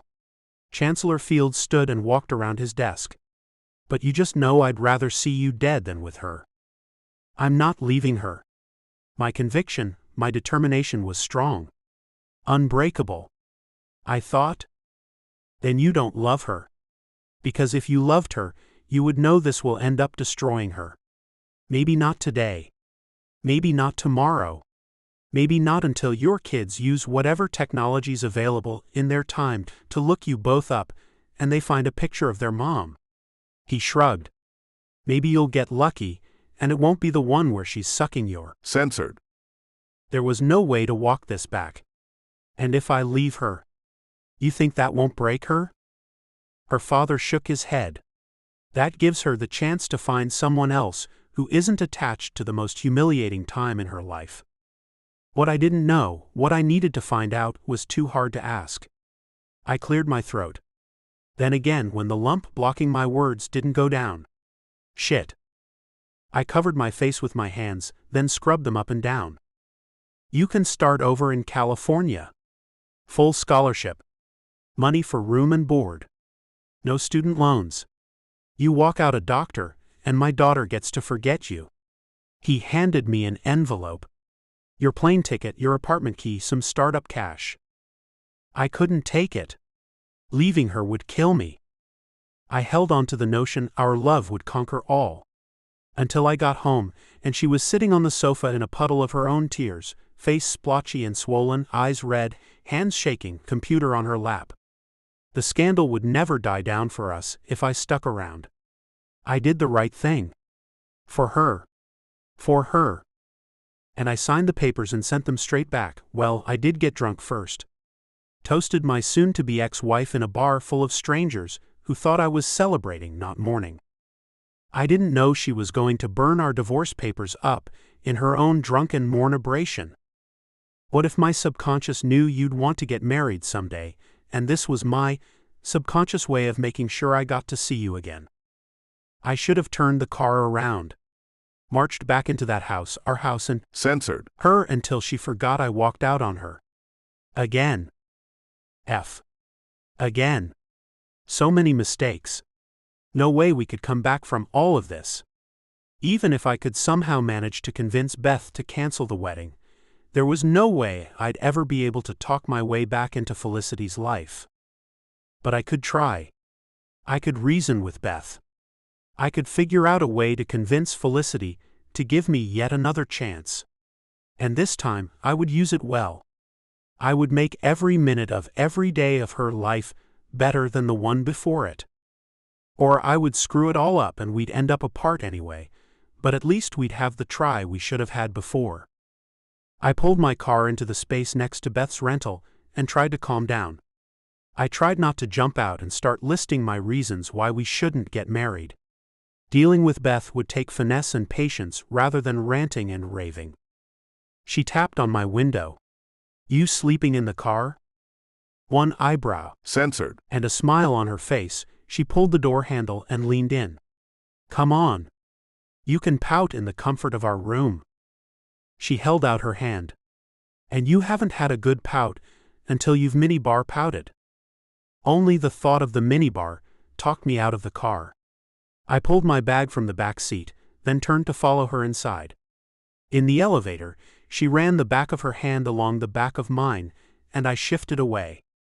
There was no zing. No rush of heat. No thrill when she touched me. I'd denied myself those things for 10 years, but now that I'd felt it again, I would never be able to live without them. Our flight leaves at 2 a.m. She spoke matter-of-factly, and I had to wonder why the hell she was bothering to tell me. She obviously would be the one making all the plans, and I would be the one following blindly behind, because I didn't care enough to protest. When she slipped her keycard into the slot and the light turned green, I blew out a breath. For F's sake, Finn, I'm not going to force myself on you. But in absolute contrast to her words, as soon as she walked into the room, she yanked her shirt over her head. Besides, I think you might have had enough. Censored. For a day? Probably why when she dropped her bra onto the bed, I didn't care to look. It certainly wasn't because she wasn't beautiful. Beth Cooper was as beautiful as any fashion model or actress. Blonde. Built like a Baywatch lifeguard. Being married to her and sleeping with her wouldn't be a hardship for any man who wasn't in love with the woman of his dreams. But I was, and that woman wasn't Beth. She wrapped a towel around herself and leaned her head against the doorframe to the bathroom. That you still pine for her after all these years gives me hope. Hope? At least one of us had some. Mine faded a little more with every minute I was away from Felicity. She closed the door, and I sighed and listened to the water patter against the shower floor. There were 100 things I wanted to say to Felicity, and none seemed appropriate to text, but I tried to call 10 times. And I knew it made me creepy and stalker-like not to let it go when her not answering was a pretty clear signal, but I had to explain. One last try. I love you, Lee. I know that it's hard for you to believe, but it's true. When I took the offer from your dad, you just told me that you wished you'd never met me. No. Not her fault. Delete. Try again. I love you. I took the money to give us both a chance to start over. Shit. It wasn't altruistic either. Delete. I was selfish. I thought if I took the money and went away to come back as a doctor, as someone who could give you the love you deserve, we could forget this whole thing. We could start over. You would see I was a man more than my mistakes. Without your dad's help and the money, I couldn't have done it. I'm sorry I hurt you again.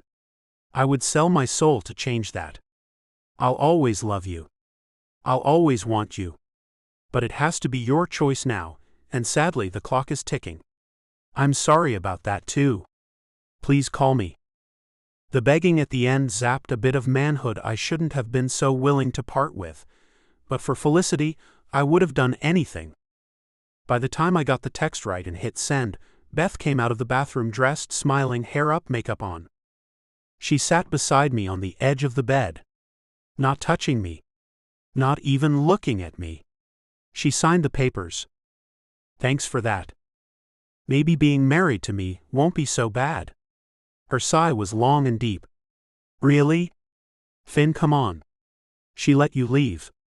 She wanted you to go. I love that you still love her. It's probably the most endearing thing about you, but I will be a good wife. Of course she would.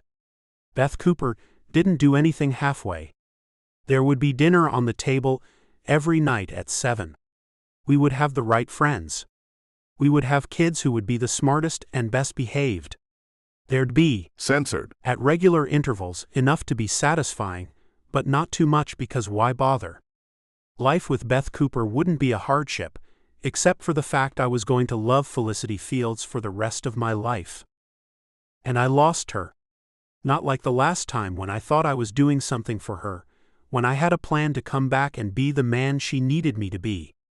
But then life happened, and I never made it back to Maine. And at some point the dream of us faded. Until Beth came around. Until being engaged to Beth made every minute of my day and every thought in my head filter back to Felicity. Beth, do you really want to be married to someone you don't love? She chuckled. Actually looked into my eyes and chuckled. Where has love gotten you, Finn? She waved her hand in front of us. Tell me how good you feel about love right now. You're here with me instead of with her, a her who signed the divorce papers. A her who let you walk out of her life with another woman driving the metaphorical car that was taking you away. Tell me how loving her has made your life complete. Like the sarcastic smartass she'd always been, Beth checked her watch. When I didn't speak, she added an eye roll and dropped her wrist to her lap. That's what I thought. Now go shower off the X and get gorgeous, because we are going to get dinner. I didn't feel like eating dinner. I didn't feel like doing more than climbing into bed, covering my head with a pillow to mourn the death of my relationship with Felicity. But I showered and changed because I had to play Beth's game until I could figure a way out that would not result in those videos resurfacing. 1 decade ago. My apartment was every shade of blue in the color palette. Pillows, the sofa, the walls, the carpet. Whoever designed this place also has a mad love for denim. The sofa fabric, a rag rug, and the curtains all look like someone has taken pairs of old worn jeans, sewed them together, and covered my cushions and windows. It was a lot of blue. Especially when counting the backing on the divorce papers sitting on the table. Irreconcilable differences. Whatever the F that meant. Not that I didn't understand. It didn't fit was all. I still had the money, most of it anyway, and I could pay her father back. I would lose my scholarship. Could. Censored. Medical school goodbye. But I'd have Felicity back where she belonged. In my arms. With me. In my bed. Or I could finish school. I could become a doctor, pay back the money her father gave me, then go to her and show her I'm a man who had to be enough to deserve her before he came back. And if not enough, at least more than he was when he left. Neither option gave me the warm fuzzies. So, like the best of all good decision makers, I flipped a coin. Heads, back to Maine. Tails, get the degree, then the girl. Tails. Then it was 2 out of 3. Then 3 out of 5. And 5 out of 7. I flipped tails so many times I thought to check the very ordinary quarter to make sure it wasn't some rogue two-tailed mistake that hadn't been caught by the U.S. Mint. Nope. Nothing radical in the coin. It didn't stop me from flinging it at the wall, embedding it in the sheetrock. I tried that damned coin, one like it since I couldn't get that one out of the wall, every day for a month. After class. Before class. When I awoke from a particularly wet dream about Lee. If I said heads signaled that I would go back to her, I always threw tails. If I said tails, I threw heads. Finally, I gave up. If the universe, her dad and an entire college chancellery didn't want us together, not to mention the woman herself who'd sent divorce paperwork, who was I to argue? I pulled the papers off the top of the refrigerator, where I'd out of sight out of minded them, and took a bottle of cheap vodka from the freezer, then sat at the table in front of my second-hand Xbox. I was 22 and divorced. Kicked out of my choice of college. And a coin toss that didn't give a shit about my broken heart. I took 2 long swigs from the bottle before I could open the envelope. Another before I picked up a pen. Then with both eyes, I signed on the respondent line. Initialed each page. Signed again. Then I curled into a ball and cried like I'd just lost my best friend. By morning, I was ankle-deep in feelings. And hanging so far over, my chin had road rash, and if I had to look into a light, my head would have exploded. And of course, I had my human structure and function class, then clinical skills foundations. First, learn the body, then learn how to treat it. And because I lost the girl of my dreams, and the only chance I would ever have of getting her back was to become a doctor, I downed a Gatorade, stuffed my books into my bag, and left for class. Someday, I'd be able to look at Lee and not see disappointment. The alternative was unacceptable. On the way to class, I stopped by the bank, had the papers notarized, dropped the divorce papers into a mailbox, and sent them back to Felicity. I'd let her go for now, but one day. Chapter 14. Felicity. The brisk cold air bit me as I walked, maybe stomped was more accurate, to my dad's. I rehearsed what I would say, the angry words, the accusations I planned to hit him with. The how could yous and the whys, and the are you freaking kidding me's. He'd done it out of love. I knew that. Everything my dad had done in my entire life had been out of love. From the pony at my 5th birthday party, to taking a job at my dream college, so I would be able to get the education we both wanted me to have. I flung his front door open as much from anger as because it was 9 degrees outside, and I'd just walked what felt like 1,000 miles against the wind, and I needed heat.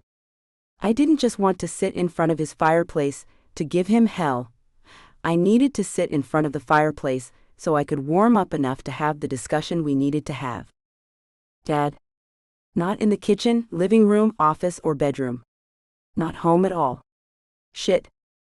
I flicked on the fireplace and sat in front of it, holding my hands in front of flickering blue and orange flames, waiting while my anger boiled just under my still freezing skin. He'd meddled. In a way I wouldn't forgive. Paid my husband to leave me. Which also said something about the strength of my relationship with Finn, but that was separate. An issue I couldn't focus on right now. Too hurtful. To be contemplated over a big bottle of tequila at a later date. As far out as I could manage. Maybe never, because honestly, I didn't really need that kind of hangover. When I finally warmed, when I could at least feel most of my fingers and about 70% of my toes, I went to the kitchen. Dad, wherever he was, would need dinner at some point, and since I planned to make him drive me home after we had our conversation about Finn, dinner was the least I could do. An hour later, chili simmering on the stove, crusty bread in the oven, and beers chilled, I turned on the TV to wait. And like a ghost from the past, the very recent past, Beth Cooper's face filled the screen. Her perfectly arched eyebrows, clear eyes, and sunny blonde hair. Beth freaking Cooper. On an ordinary day, I wouldn't have watched, but Beth Cooper hadn't done TV in Maine since she left for the West Coast and became some kind of investigative reporter or some tired old shit like that. But here she was. Except this wasn't local news. This was cable news. Not just Maine. The entire nation. And as I watched her imbibing soundlessly thanks to volume control, a picture of Gloucester flashed onto the screen. A horrible sense of OF churned in my belly. Made my head censored. But I couldn't look away. I knew what was coming. The exact video that would play behind her as she spoke. As she brought a 10-year-old scandal back to life. I didn't hear the door open. Didn't feel the rush of cold air as Dad stood in the doorway behind me. Turn it off. But I couldn't. This was my train wreck. The one I couldn't look away from. At least when the video played, they'd blacked out my face this time. But once again, my dad saw what I'd done. For a minute, anger was difficult. A minute. Then the screen flashed to commercial, and I had a whole lot of rage needing dispensed. Starting with him. You paid Finn to leave me, I spoke softly, because this story resurfacing wasn't going to be easy for him either. Not as a chancellor or as a father. I did what was right for both of you. His arrogance wasn't anything new. I'd seen it my entire life. Usually, I found it comforting. His confidence made me feel safe. But he'd bribed my husband into ditching me. It wasn't your choice, Dad. You didn't have a right to, he censored. An eyebrow, and I went silent. Right to protect my daughter? To give a boy who made poor choices a chance that just also happened to benefit the little girl I raised alone? Oh, and he could do haughty and outraged better than any actress on an evening soap opera. What did you expect me to do? Invite him to family dinner? As a matter of fact, yes. I did. I expected you to let me live my life. He laughed, but not in the good way, in the condescending, not a laugh-at-all way. Because you were doing such a great job? Another scoff. Because your TV debut was such an Oscar winner? I mean, there's a proud moment, right? I got to watch my daughter. He shook his head. I didn't just want him out of town. I wanted him dead. But I'm too pretty for jail. And sarcastic. More arrogant than even 2 minutes ago. He breezed past me to the kitchen where he pulled a beer from the fridge, popped it open, and took a drink before he looked over the half wall that separated the rooms. Felicity, you're my daughter. It's my job to make sure you have every opportunity in life. Finn Makenzie would have robbed you of any chance you might have had. He pointed the rim of his Sam Adams lager at me. And look at you now.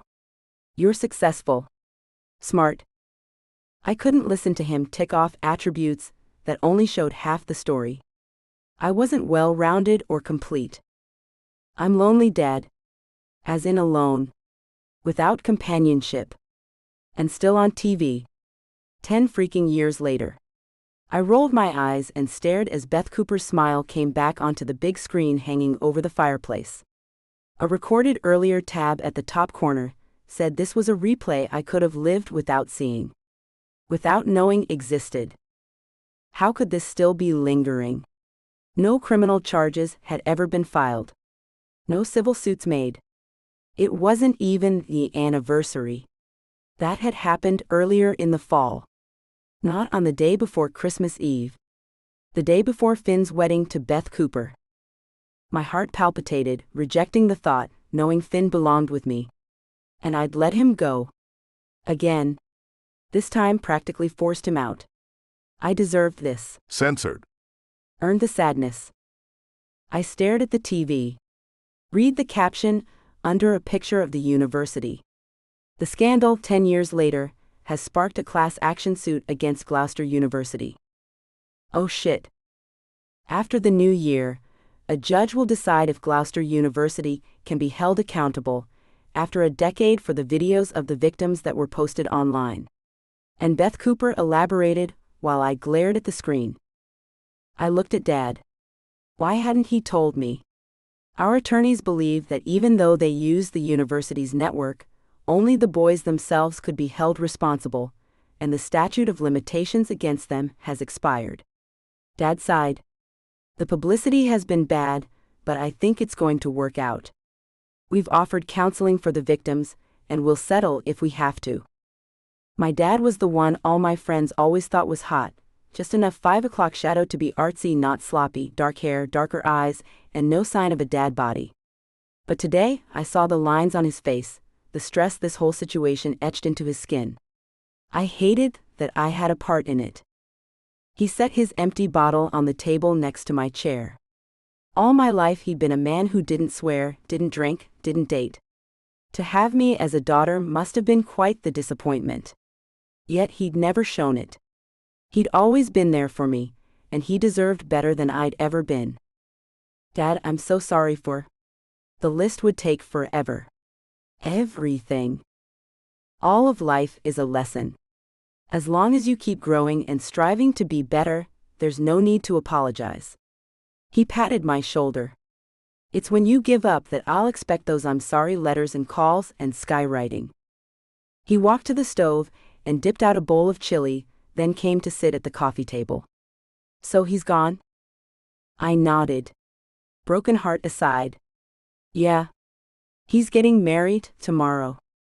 Dad pretended not to stare at me over his spoon, as he also pretended to blow it cool.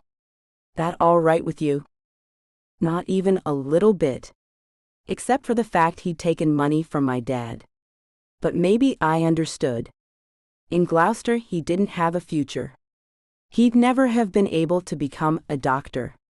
Would have had me and nothing else if he'd stayed. And no way could I have left Gloucester. Not after everything Dad gave up for me to be able to go there. Yeah. But my lip quivered. And my right eye watered. Then my left. Not really. Dad shook his head. What is it about that guy? You don't date. You don't go out. What hold does Makenzie have on you? One I didn't realize. But I shrugged, because no way was I shoving those words out into the ether. I love him. Well shit. Those words weren't better. 1 decade ago. I stared at the envelope. Stared hard enough the damn thing should have burst into flames. I wanted to ignore it, pretend it hadn't come, wish it into a disappearance Houdini couldn't undo, but there it sat, flat, mocking on my table. And F it all, if I knew what to do about it. Well, the rational part of me knew what to do. Get up in the morning, take it to the courthouse and file it. Get the divorce I now knew he wanted. But rational me wasn't in the driver's seat. Tequila-soaked me was driving this runaway train, and she had her foot hard on the pedal. And tequila me wanted to see his signature. Because if he didn't sign, we had a chance. His not taking my calls, and not calling me or answering my texts didn't mean anything if he didn't sign. I ripped open the big manila envelope.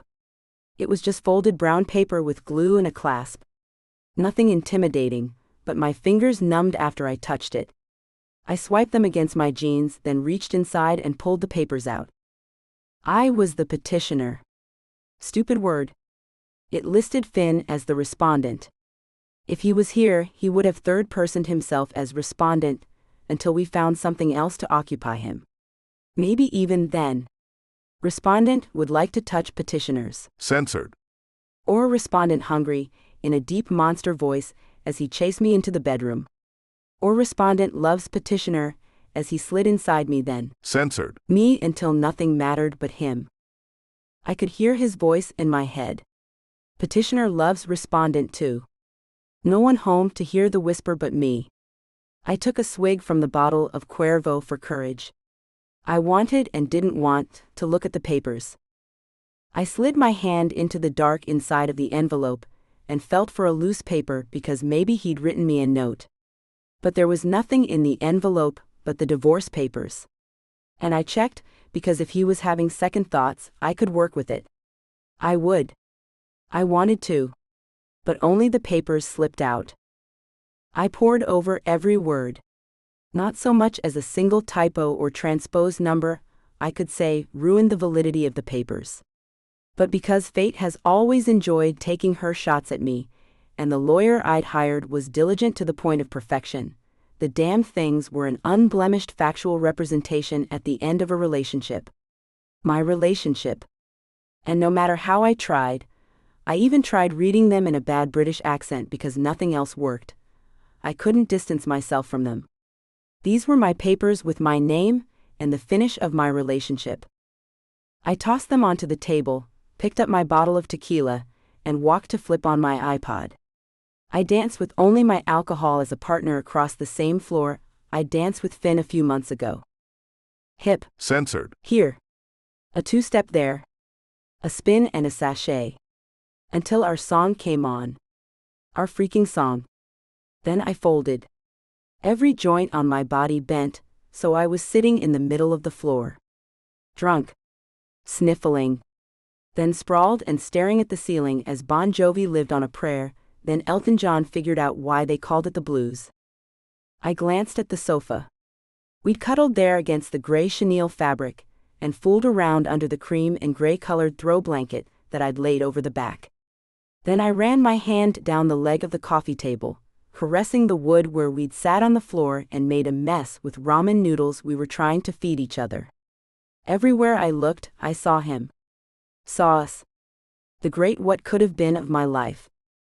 It took a couple more drinks, and a song so melancholy, I couldn't believe I'd put it on my playlist that played.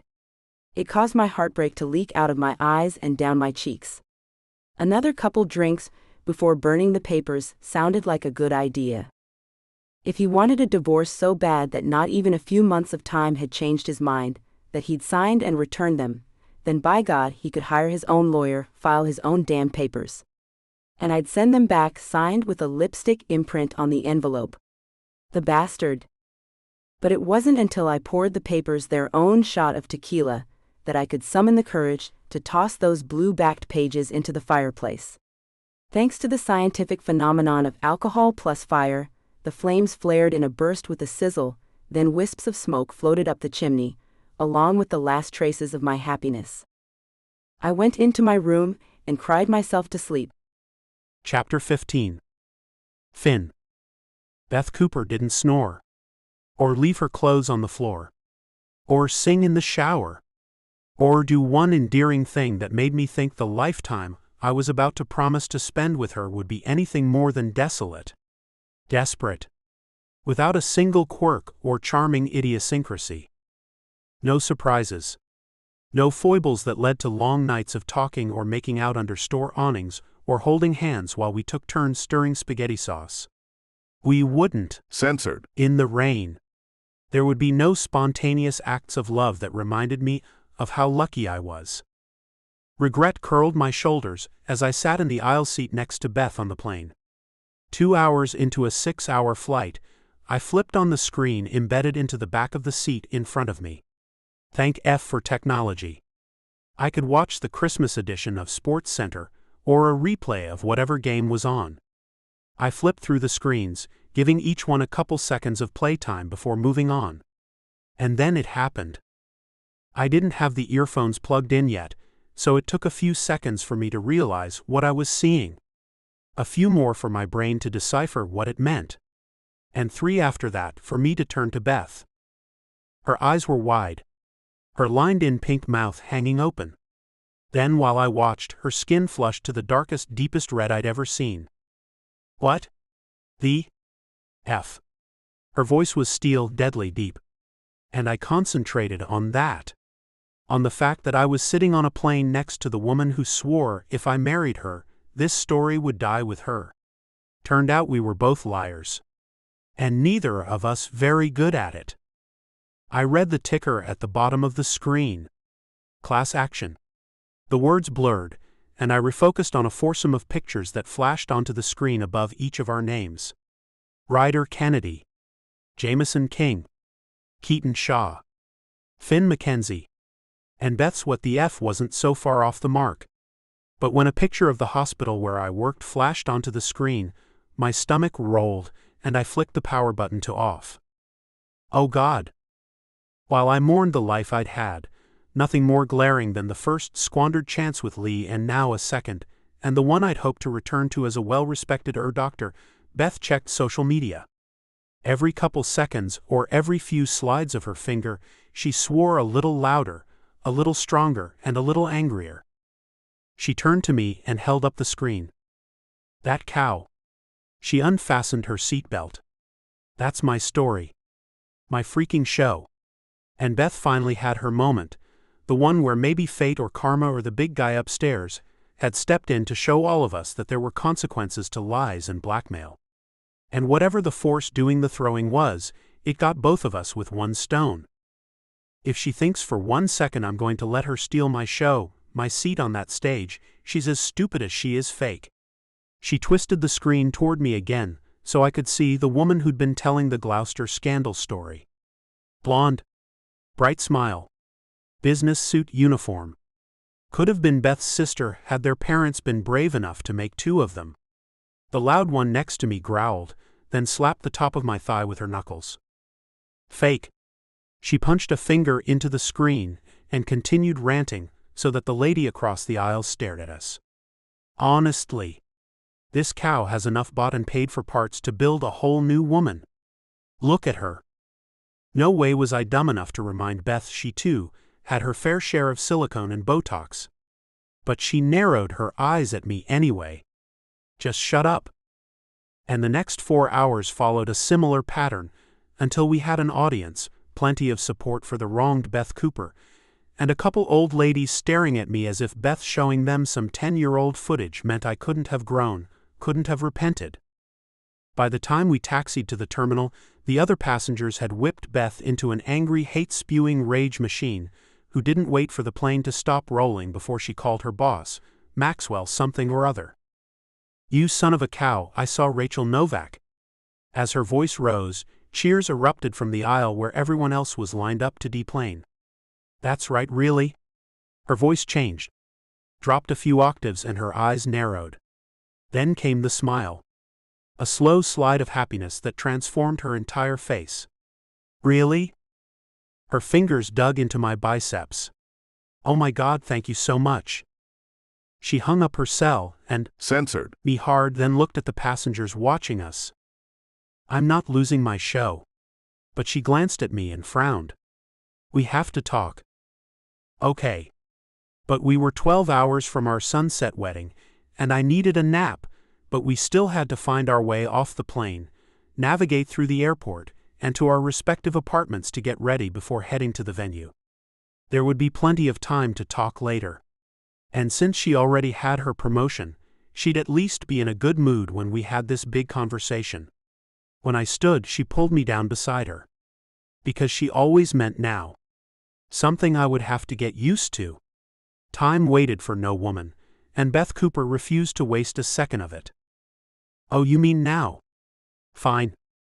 This was my opportunity. At the same time I said, I'm not marrying you, she said. I'm not marrying you. What? I'd spent 6 months listening to details about sequins versus rhinestones, lilies versus roses, photographs versus video.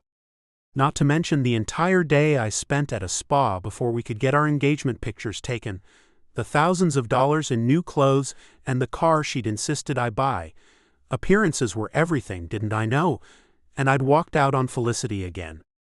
This time she'd told me to, but I hadn't fought, hadn't hung around to convince her Felicity she couldn't live without me. She rolled her eyes. Don't pretend like you're not peeing your pants right now, you're so happy. We both know I can't marry you for several reasons. And because of all the things I did know, when to quit wasn't one of them, I sat back and stared. That's fair. Because I can't marry you either. I love her, Beth, and you deserve someone who wants to be with you like I want to be with her." She pulled her head back and chuckled like I just told her she couldn't stick a fork into a light socket. At the same moment she stuck a fork into the light socket. Thank God. Because the Gloucester scandal and the class action suit is bound to come biting at your ass any minute now. And I can't very well be the sympathetic victim if I'm married to one of the named perpetrators, now can I? As far as points went, this one made sense. Pardon me, but that isn't what I want to be remembered for. And it's not the way I want to be introduced, career-wise. Wasn't that her big threat a couple weeks ago, when I agreed to be her husband? But mostly, I can't marry you because for as good a Censored. as you are, I do not want to spend the rest of my life getting half-assed Censored. by a guy who wants someone else. I haven't half-assed Censored. anyone in my entire life. Important to me that she knew it too. Not that I wanted to. Censored. Anyone but Felicity, but my pride couldn't take too many more hits. Her responding chuckle didn't enhance my ego at all, either. In that case, maybe the memory of Censored. you is better than actually Censored. you. She shrugged. Anyway, we're at the airport, and we both know that there's nowhere else you'd rather be than letting the little wife untie your bow for Christmas. So go. Or don't go and be miserable for the rest of your life. But now it's on you, not me. She reached into her bag and pulled out the divorce papers she had in her hand.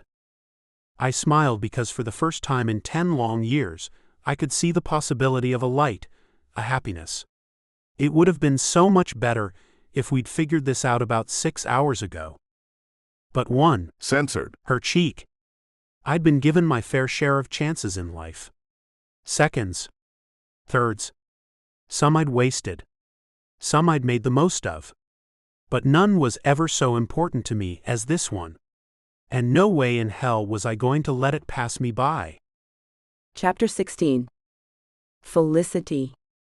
Christmas in Gloucester was straight out of one of those romantic movies with carolers and warm mulled cider, carriage rides, stores aglow with lights, and sparkling ornaments made of glitter and glass that made this whole place look like Santa was a year-round resident. We had a live nativity, a nightly reenactment of the 12 days of Christmas as sung and acted by members of each class at the elementary school. The librarian, Mrs. O'Toole, sat in a heated tent and read The Night Before Christmas on Monday, Wednesday, and Friday, then directed the Gloucester players in an abridged version of A Christmas Carol.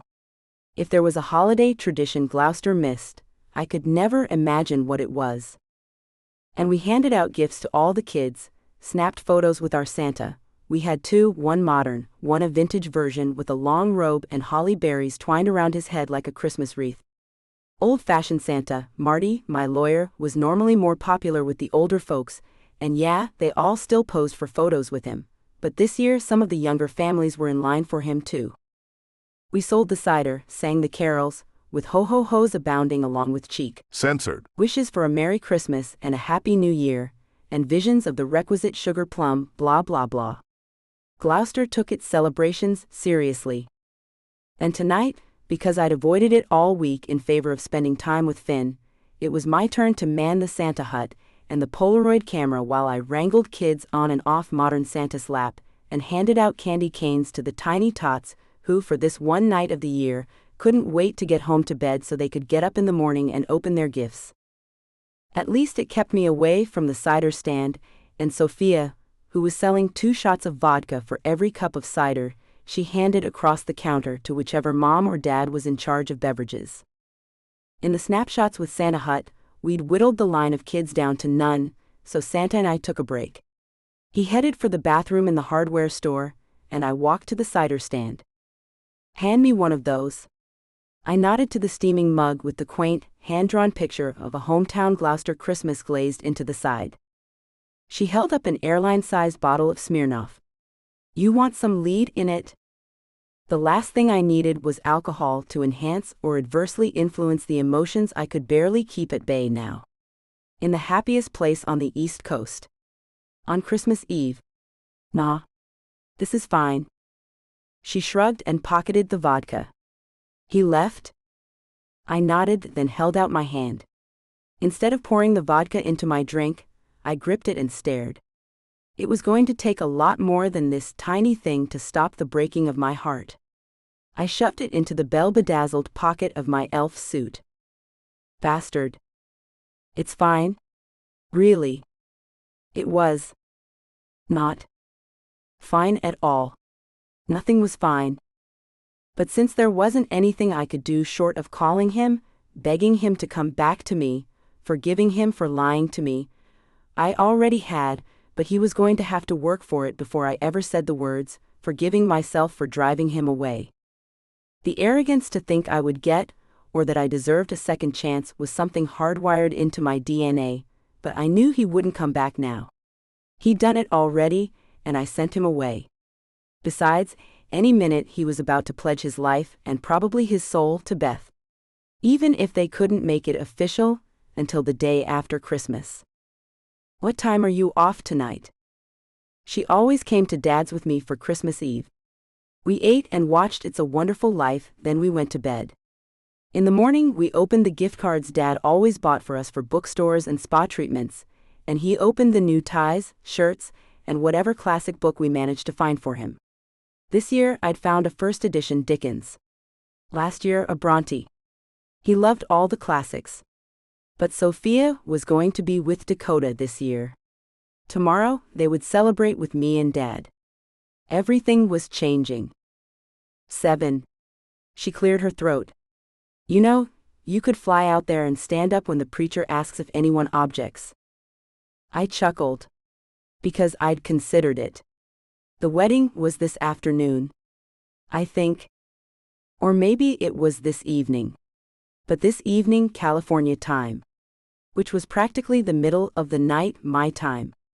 The moment I decided not to do the math to see if I could make it before the I-dos were done, was the moment I gave up on even the hope of me and Finn being anything more than history. Sophia shook her head, and I could have sworn her eyes went dark with disappointment. You're such a quitter. I'm not a quitter. Our ship sailed. We forgot to board. It happens. Now he's marrying someone else. And I'm going to move on. The words felt big. The idea bigger, but the truth was nothing more than a sliver of it. Because at that moment, all I wanted to do was spend the rest of my life remembering the 11 best days of my youth and the week I got to spend with him as an adult. But I didn't want pity or blind dates or third-wheel dinners. And so, the lie became necessary. And we both knew it. Any prospects on the horizon? Her voice had just enough hope in it to make me feel pathetic and more than a little defensive because no, there were no prospects on the horizon. There never were. Chances were there never would be either. But I couldn't tell her that without enticing the blind date brigade into action. She smiled at me and I cleared my throat. It was as if she was daring me to tell my fib. Well, no.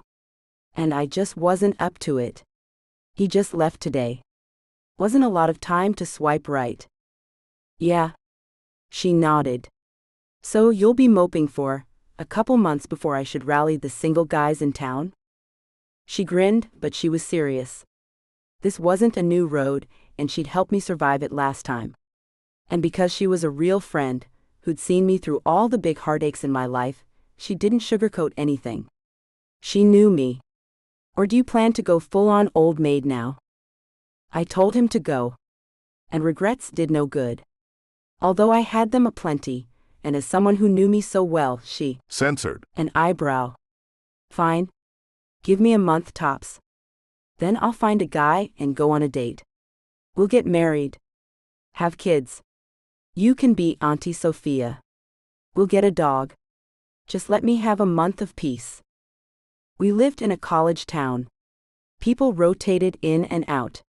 Of course, most of them were a lot younger than me now.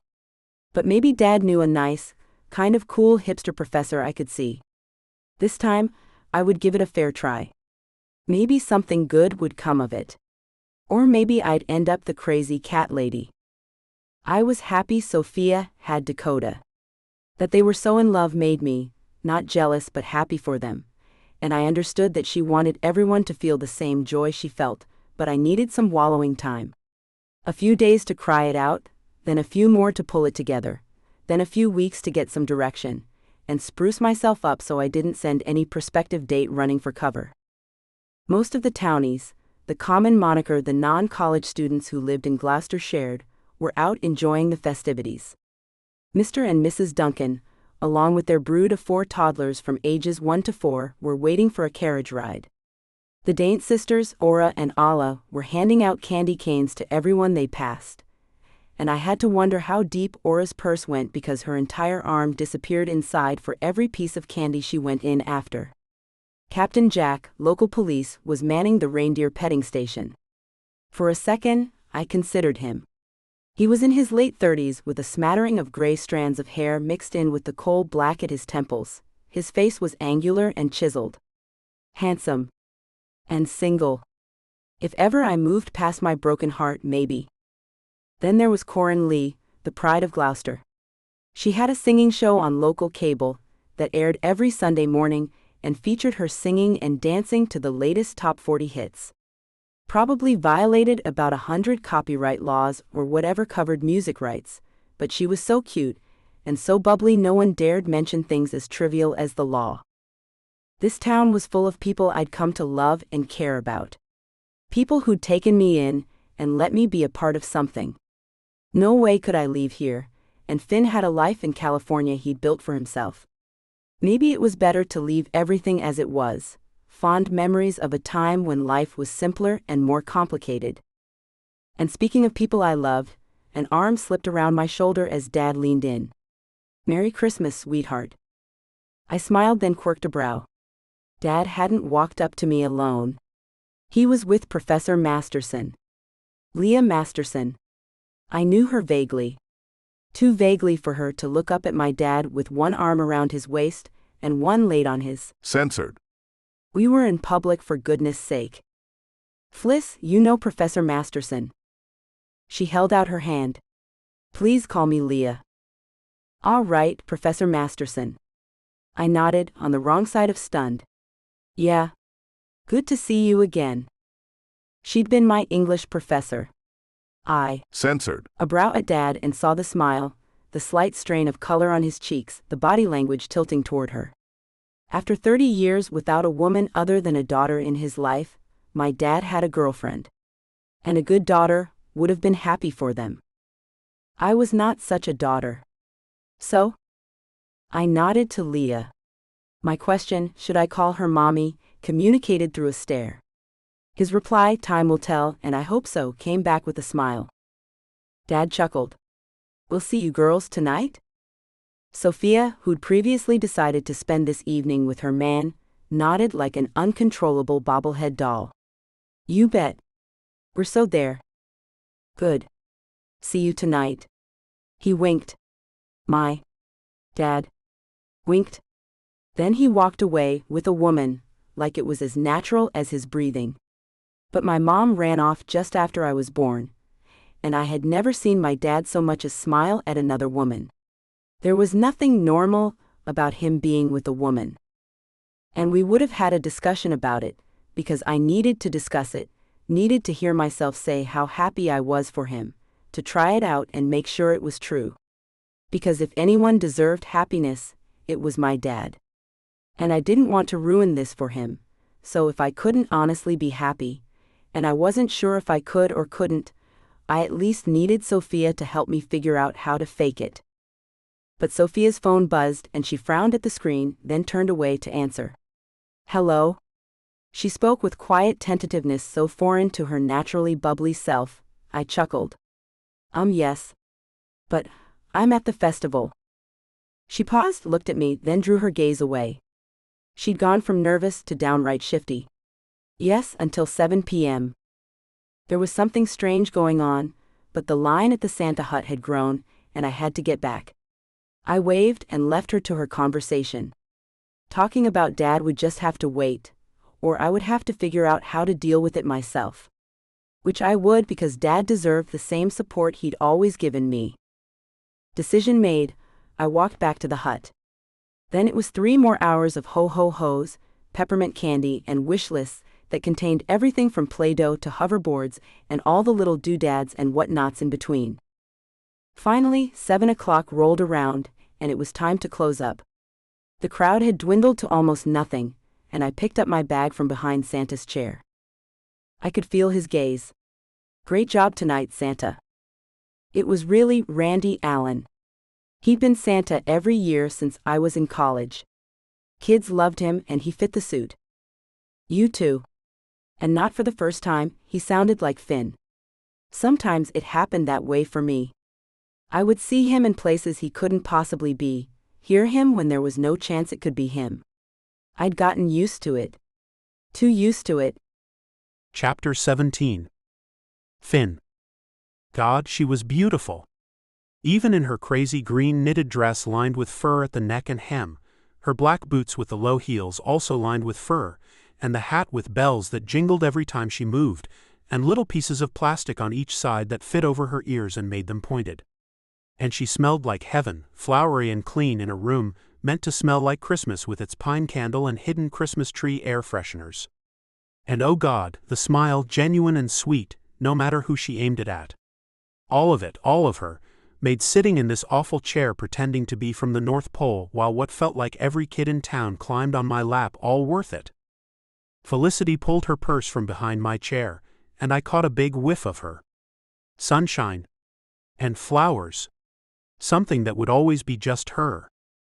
I'd forgotten too many things about her, and not nearly enough. She had eyes brighter than the sun, more expressive than a painting. Her laugh was like music and made my heart lighter. These were the things I assumed everyone knew about her. But I'd not remembered the way her voice went husky, with just a slight rasp when she wanted me. And the way she could be so intense when she cooked. Her touch was like 100 feathers on my skin, and I'd always loved the way her face lit up when she petted a dog or talked about the cat, DeLuna, she'd had before they moved to Gloucester. How had I forgotten those things? She smiled over her shoulder. "Great job tonight, Santa." "You too." She stopped for just a second, and moved as if she was going to turn to look at me. I'd blown my cover, and Sophia didn't have time to set everything up yet. But then Lee started rooting through her bag again, and I breathed out slow. Soft. It took every ounce of will I had not to stand, wrap my arms around her and pull her back into me. To close my eyes and hold her. She found her keys and jingled them in her hand. I should go. And that was it. The thought of her walking away, even though I knew where I'd find her, made me stand and move between her and the small door. "Lee."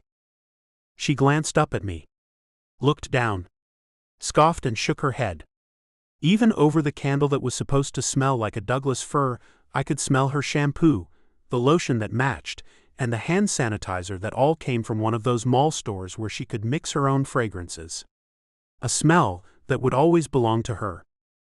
A smell that made my voice small, cracked. I smiled. If she told me to leave, I was going to die, and I always wanted to go out with a smile on my face. Even if it was fake as hell. Surprise. She narrowed her eyes, not quite a glare, but nowhere near a look of joy. "You've been here all this time." I wasn't sure whether to duck or hug her. So I didn't move at all. Partly because I only had this one chance to make this right, and not lose her a third time. Partly because she was stunning, and sometimes staring at her made it impossible for me to do anything else. This was one of those minutes. She cleared her throat, set her bag on the table, and crossed her arms. "What are you doing here?" It was my chance to say something clever and romantic, something that would express everything I felt for her, so there were no blurred lines or confusion about us. "I love you." And while that summed it up, no way was it enough. I didn't marry Beth. Not even close to what I wanted to say, but definitely something she needed to know. Maybe it was jet lag. I'd been up all night and spent so much time on planes today. An excuse for my lack of finesse. Oh, good. I opened the front of my Santa suit and pulled out the envelope of papers Beth had handed me at the airport. And we're not divorced. Those words made my heart flex its muscle. How did you get here? In here? In this little cottage? I had some help from Sophia. I shrugged. When your real Santa went to the bathroom, she cornered him and waited for me to show up so I could put on the suit. But if she meant in Maine, that was a little more complicated. Something we could discuss after. Censored. Her. After I gave her the ring I'd been hanging onto for the last 10 years. I didn't have a fancy box, or even a little velvet pouch. It was loose in my pocket, and I reached in and pulled it out. Lee. I moved closer and she didn't step back, so I took it as a good sign. I love you. I always have, and this last week has been amazing. I can't go back to being without you, Lee. I can't let you go again. Her hand was warm and soft, and she didn't use it to punch me as I held it in mine and lifted the ring to slip over her knuckle. Tears welled in her eyes. Her mouth formed a tiny little O. Her fingers squeezed mine. This was so much more than I deserved. To be in her life at all was always over the top, but to see her wearing the ring I'd bought a lifetime ago, hers weren't the only cheeks with tears rolling down them. If you let me, I'm going to spend the rest of my life loving you. I stepped closer, angled our bodies and held her. I will wake you up every morning and put you to bed every night with a Censored. And I'll make sure every day you know you're loved and cherished. She blinked a few times and sniffed. I was getting to her. And I'm going to make up every day we were apart. Because there's no one in my life more important than you are. I swallowed hard. The words were easy. Speaking was not because of my heart sitting so squarely in my throat. I love you in your heart and your soul, and that when no one else loved me or thought I could be something, you did. You believed in me. She nodded. You're easy to believe in. A tear slipped down her cheek, and I caught it on the pad of my thumb and wiped it away. I want to spend the rest of my life with you. Holding you. Censored. You. Talking to you. Loving you. Me too. She smiled and leaned her forehead against my. Censored. I mean, I want that too. But I had to tell her the truth, what we were going to go through. Lee. Tomorrow we can talk about the lawsuit, but tonight's our first Christmas Eve. She tangled her fingers in my hair, used her free hand to yank the fake beard down, then lifted her chin and pressed her mouth against mine. Our first Christmas Eve. One of hopefully many. Epilogue. Finn. Paging Dr. freaking Makenzie. There was a certain urgency to her voice. A tone that compelled me to move quickly toward the bed. My yellow paper apron crinkled and bunched, but my wife needed me. And by God, a rumpled mess or not, I was there. Of course, I wasn't in the room in an official capacity, not more than as the guy who loved his wife and needed to be with her as she brought our baby into the world. I'd lobbied for physicians' rights, but Lee vetoed the idea without much listening to my arguments. Something about it being weird for me to deliver the baby, my baby, who would be delivered by her OB-GYN. Honestly, I was too nervous to be a good doctor for either of them. Also trembling. And proud. An odd mix of emotions. I slipped my fingers through hers. I'm here, Lee. I remained calm, channeling my inner zen. Or something else ridiculous our Lamaze coach had preached. Felicity shot me a half glower. Maybe next time you can have your legs in the stirrups, and I'll go out into the hall and flirt with the nurses. I censored her forehead. Sweetheart, you're the only woman in the world I want to flirt with. She did a couple of hee-hee-hee patterns of breathing, then Vice gripped my hand while the doctor worked under the blanket draped over Lys's knees. Big push, Felicity. She looked up at me, glared, then closed her eyes, grunted, and squeezed my hand. In pain. Beautiful. Brave. So much more than I deserved. In the last 9 months, we'd moved into a bigger house, decorated a baby's room, celebrated her dad's wedding, and prepared to become parents. Turned out that the one time we hadn't used a condom during that magical week of being back together, we'd created a life. One currently fighting its way to the outside world. And as wonderful as things had turned out, they weren't perfect. As I suspected, Ryder, Jameson, Keaton, and I were all named in the lawsuit that started against the school and widened its scope to include us as defendants. The videos were back on TV, the scandal as fresh as it was a decade ago. And now there were lawyers and depositions, witness subpoenas, testimony preparation, and my wife had stood beside me through it all. Damn, I loved her.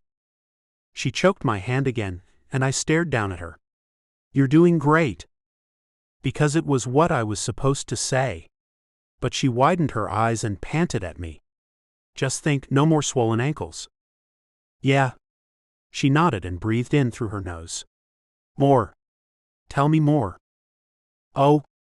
Shit. You won't pee every time you sneeze." I brushed her hair off her forehead, then patted it dry with a washcloth. "Thanks for bringing that one up." But she smiled a little. "What else?" "No more back cramps. Or puking when you smell broccoli." She'd had a rough time since the only food she craved constantly was the one that made her stomach rebel. Or needing help to get out of bed. The doctor peeked at her, over the cover. "On the next contraction, push again. Hard. With everything you got left." I censored Felicity because I'd never seen such courage, such determination. Plus, I wanted her to know I was there. Wanted her to know if she needed me, I would do whatever I could do to help her. "Tell me more, Finn." She squeezed her eyes closed and clenched my hand as she grunted out another push. "You'll be able to tie your own shoes. Hell, you'll be able to see those cute little feet. And we'll both fit in the shower again." The shower in the new house was half the size of the one in our cottage by the college. And once she got further along into the pregnancy, it was too tight a squeeze for us to shower together, and more than once she'd cried over it. Full-on sobbed. Yes. And then I heard it. The first cry. Tinny. Small. But full of life. Angry to be censored into the light, but then quiet as the nurse laid our baby girl across Lissa's censored, and they both cooed. "Oh my God." She squeezed my hand, softer this time, but as powerful as before when coupled with her tears of happiness and her smile. "Look at her, Finn. Like I could take my eyes off such a beautiful baby." She had Felicity's full red lips, her chin, and even her long dainty fingers. And now my life was complete. There were two of them, two women in my life I would die to make happy, two people I would always love more every day for as long as I lived. My family. And despite the details that continued to leak out in the press about the upcoming trial, and the media coverage that seemed to get more intense every day, enough so, there was already a story about Felicity, victim and current wife of one of the Gloucester Four, being in labor. I would now and forever make sure my wife and daughter knew how much I loved them.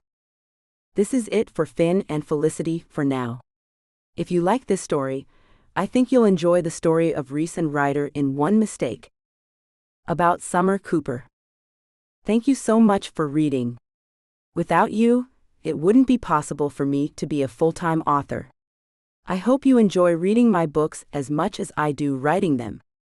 Besides, obviously, reading and writing, I also love cuddling my dogs, shouting at Alexa being upside down aka yoga, and driving my family cray-cray. Follow me on Facebook, Instagram, Goodreads, BookBub. Get in touch at hello@summercooper.com. www.summercooper.com. Closing credits. This has been One Vow. Written by Summer Cooper. Auto-narrated using Google technology. Copyright 2024 by Lovie Books Limited. Production copyright 2024 by Lovie Books Limited.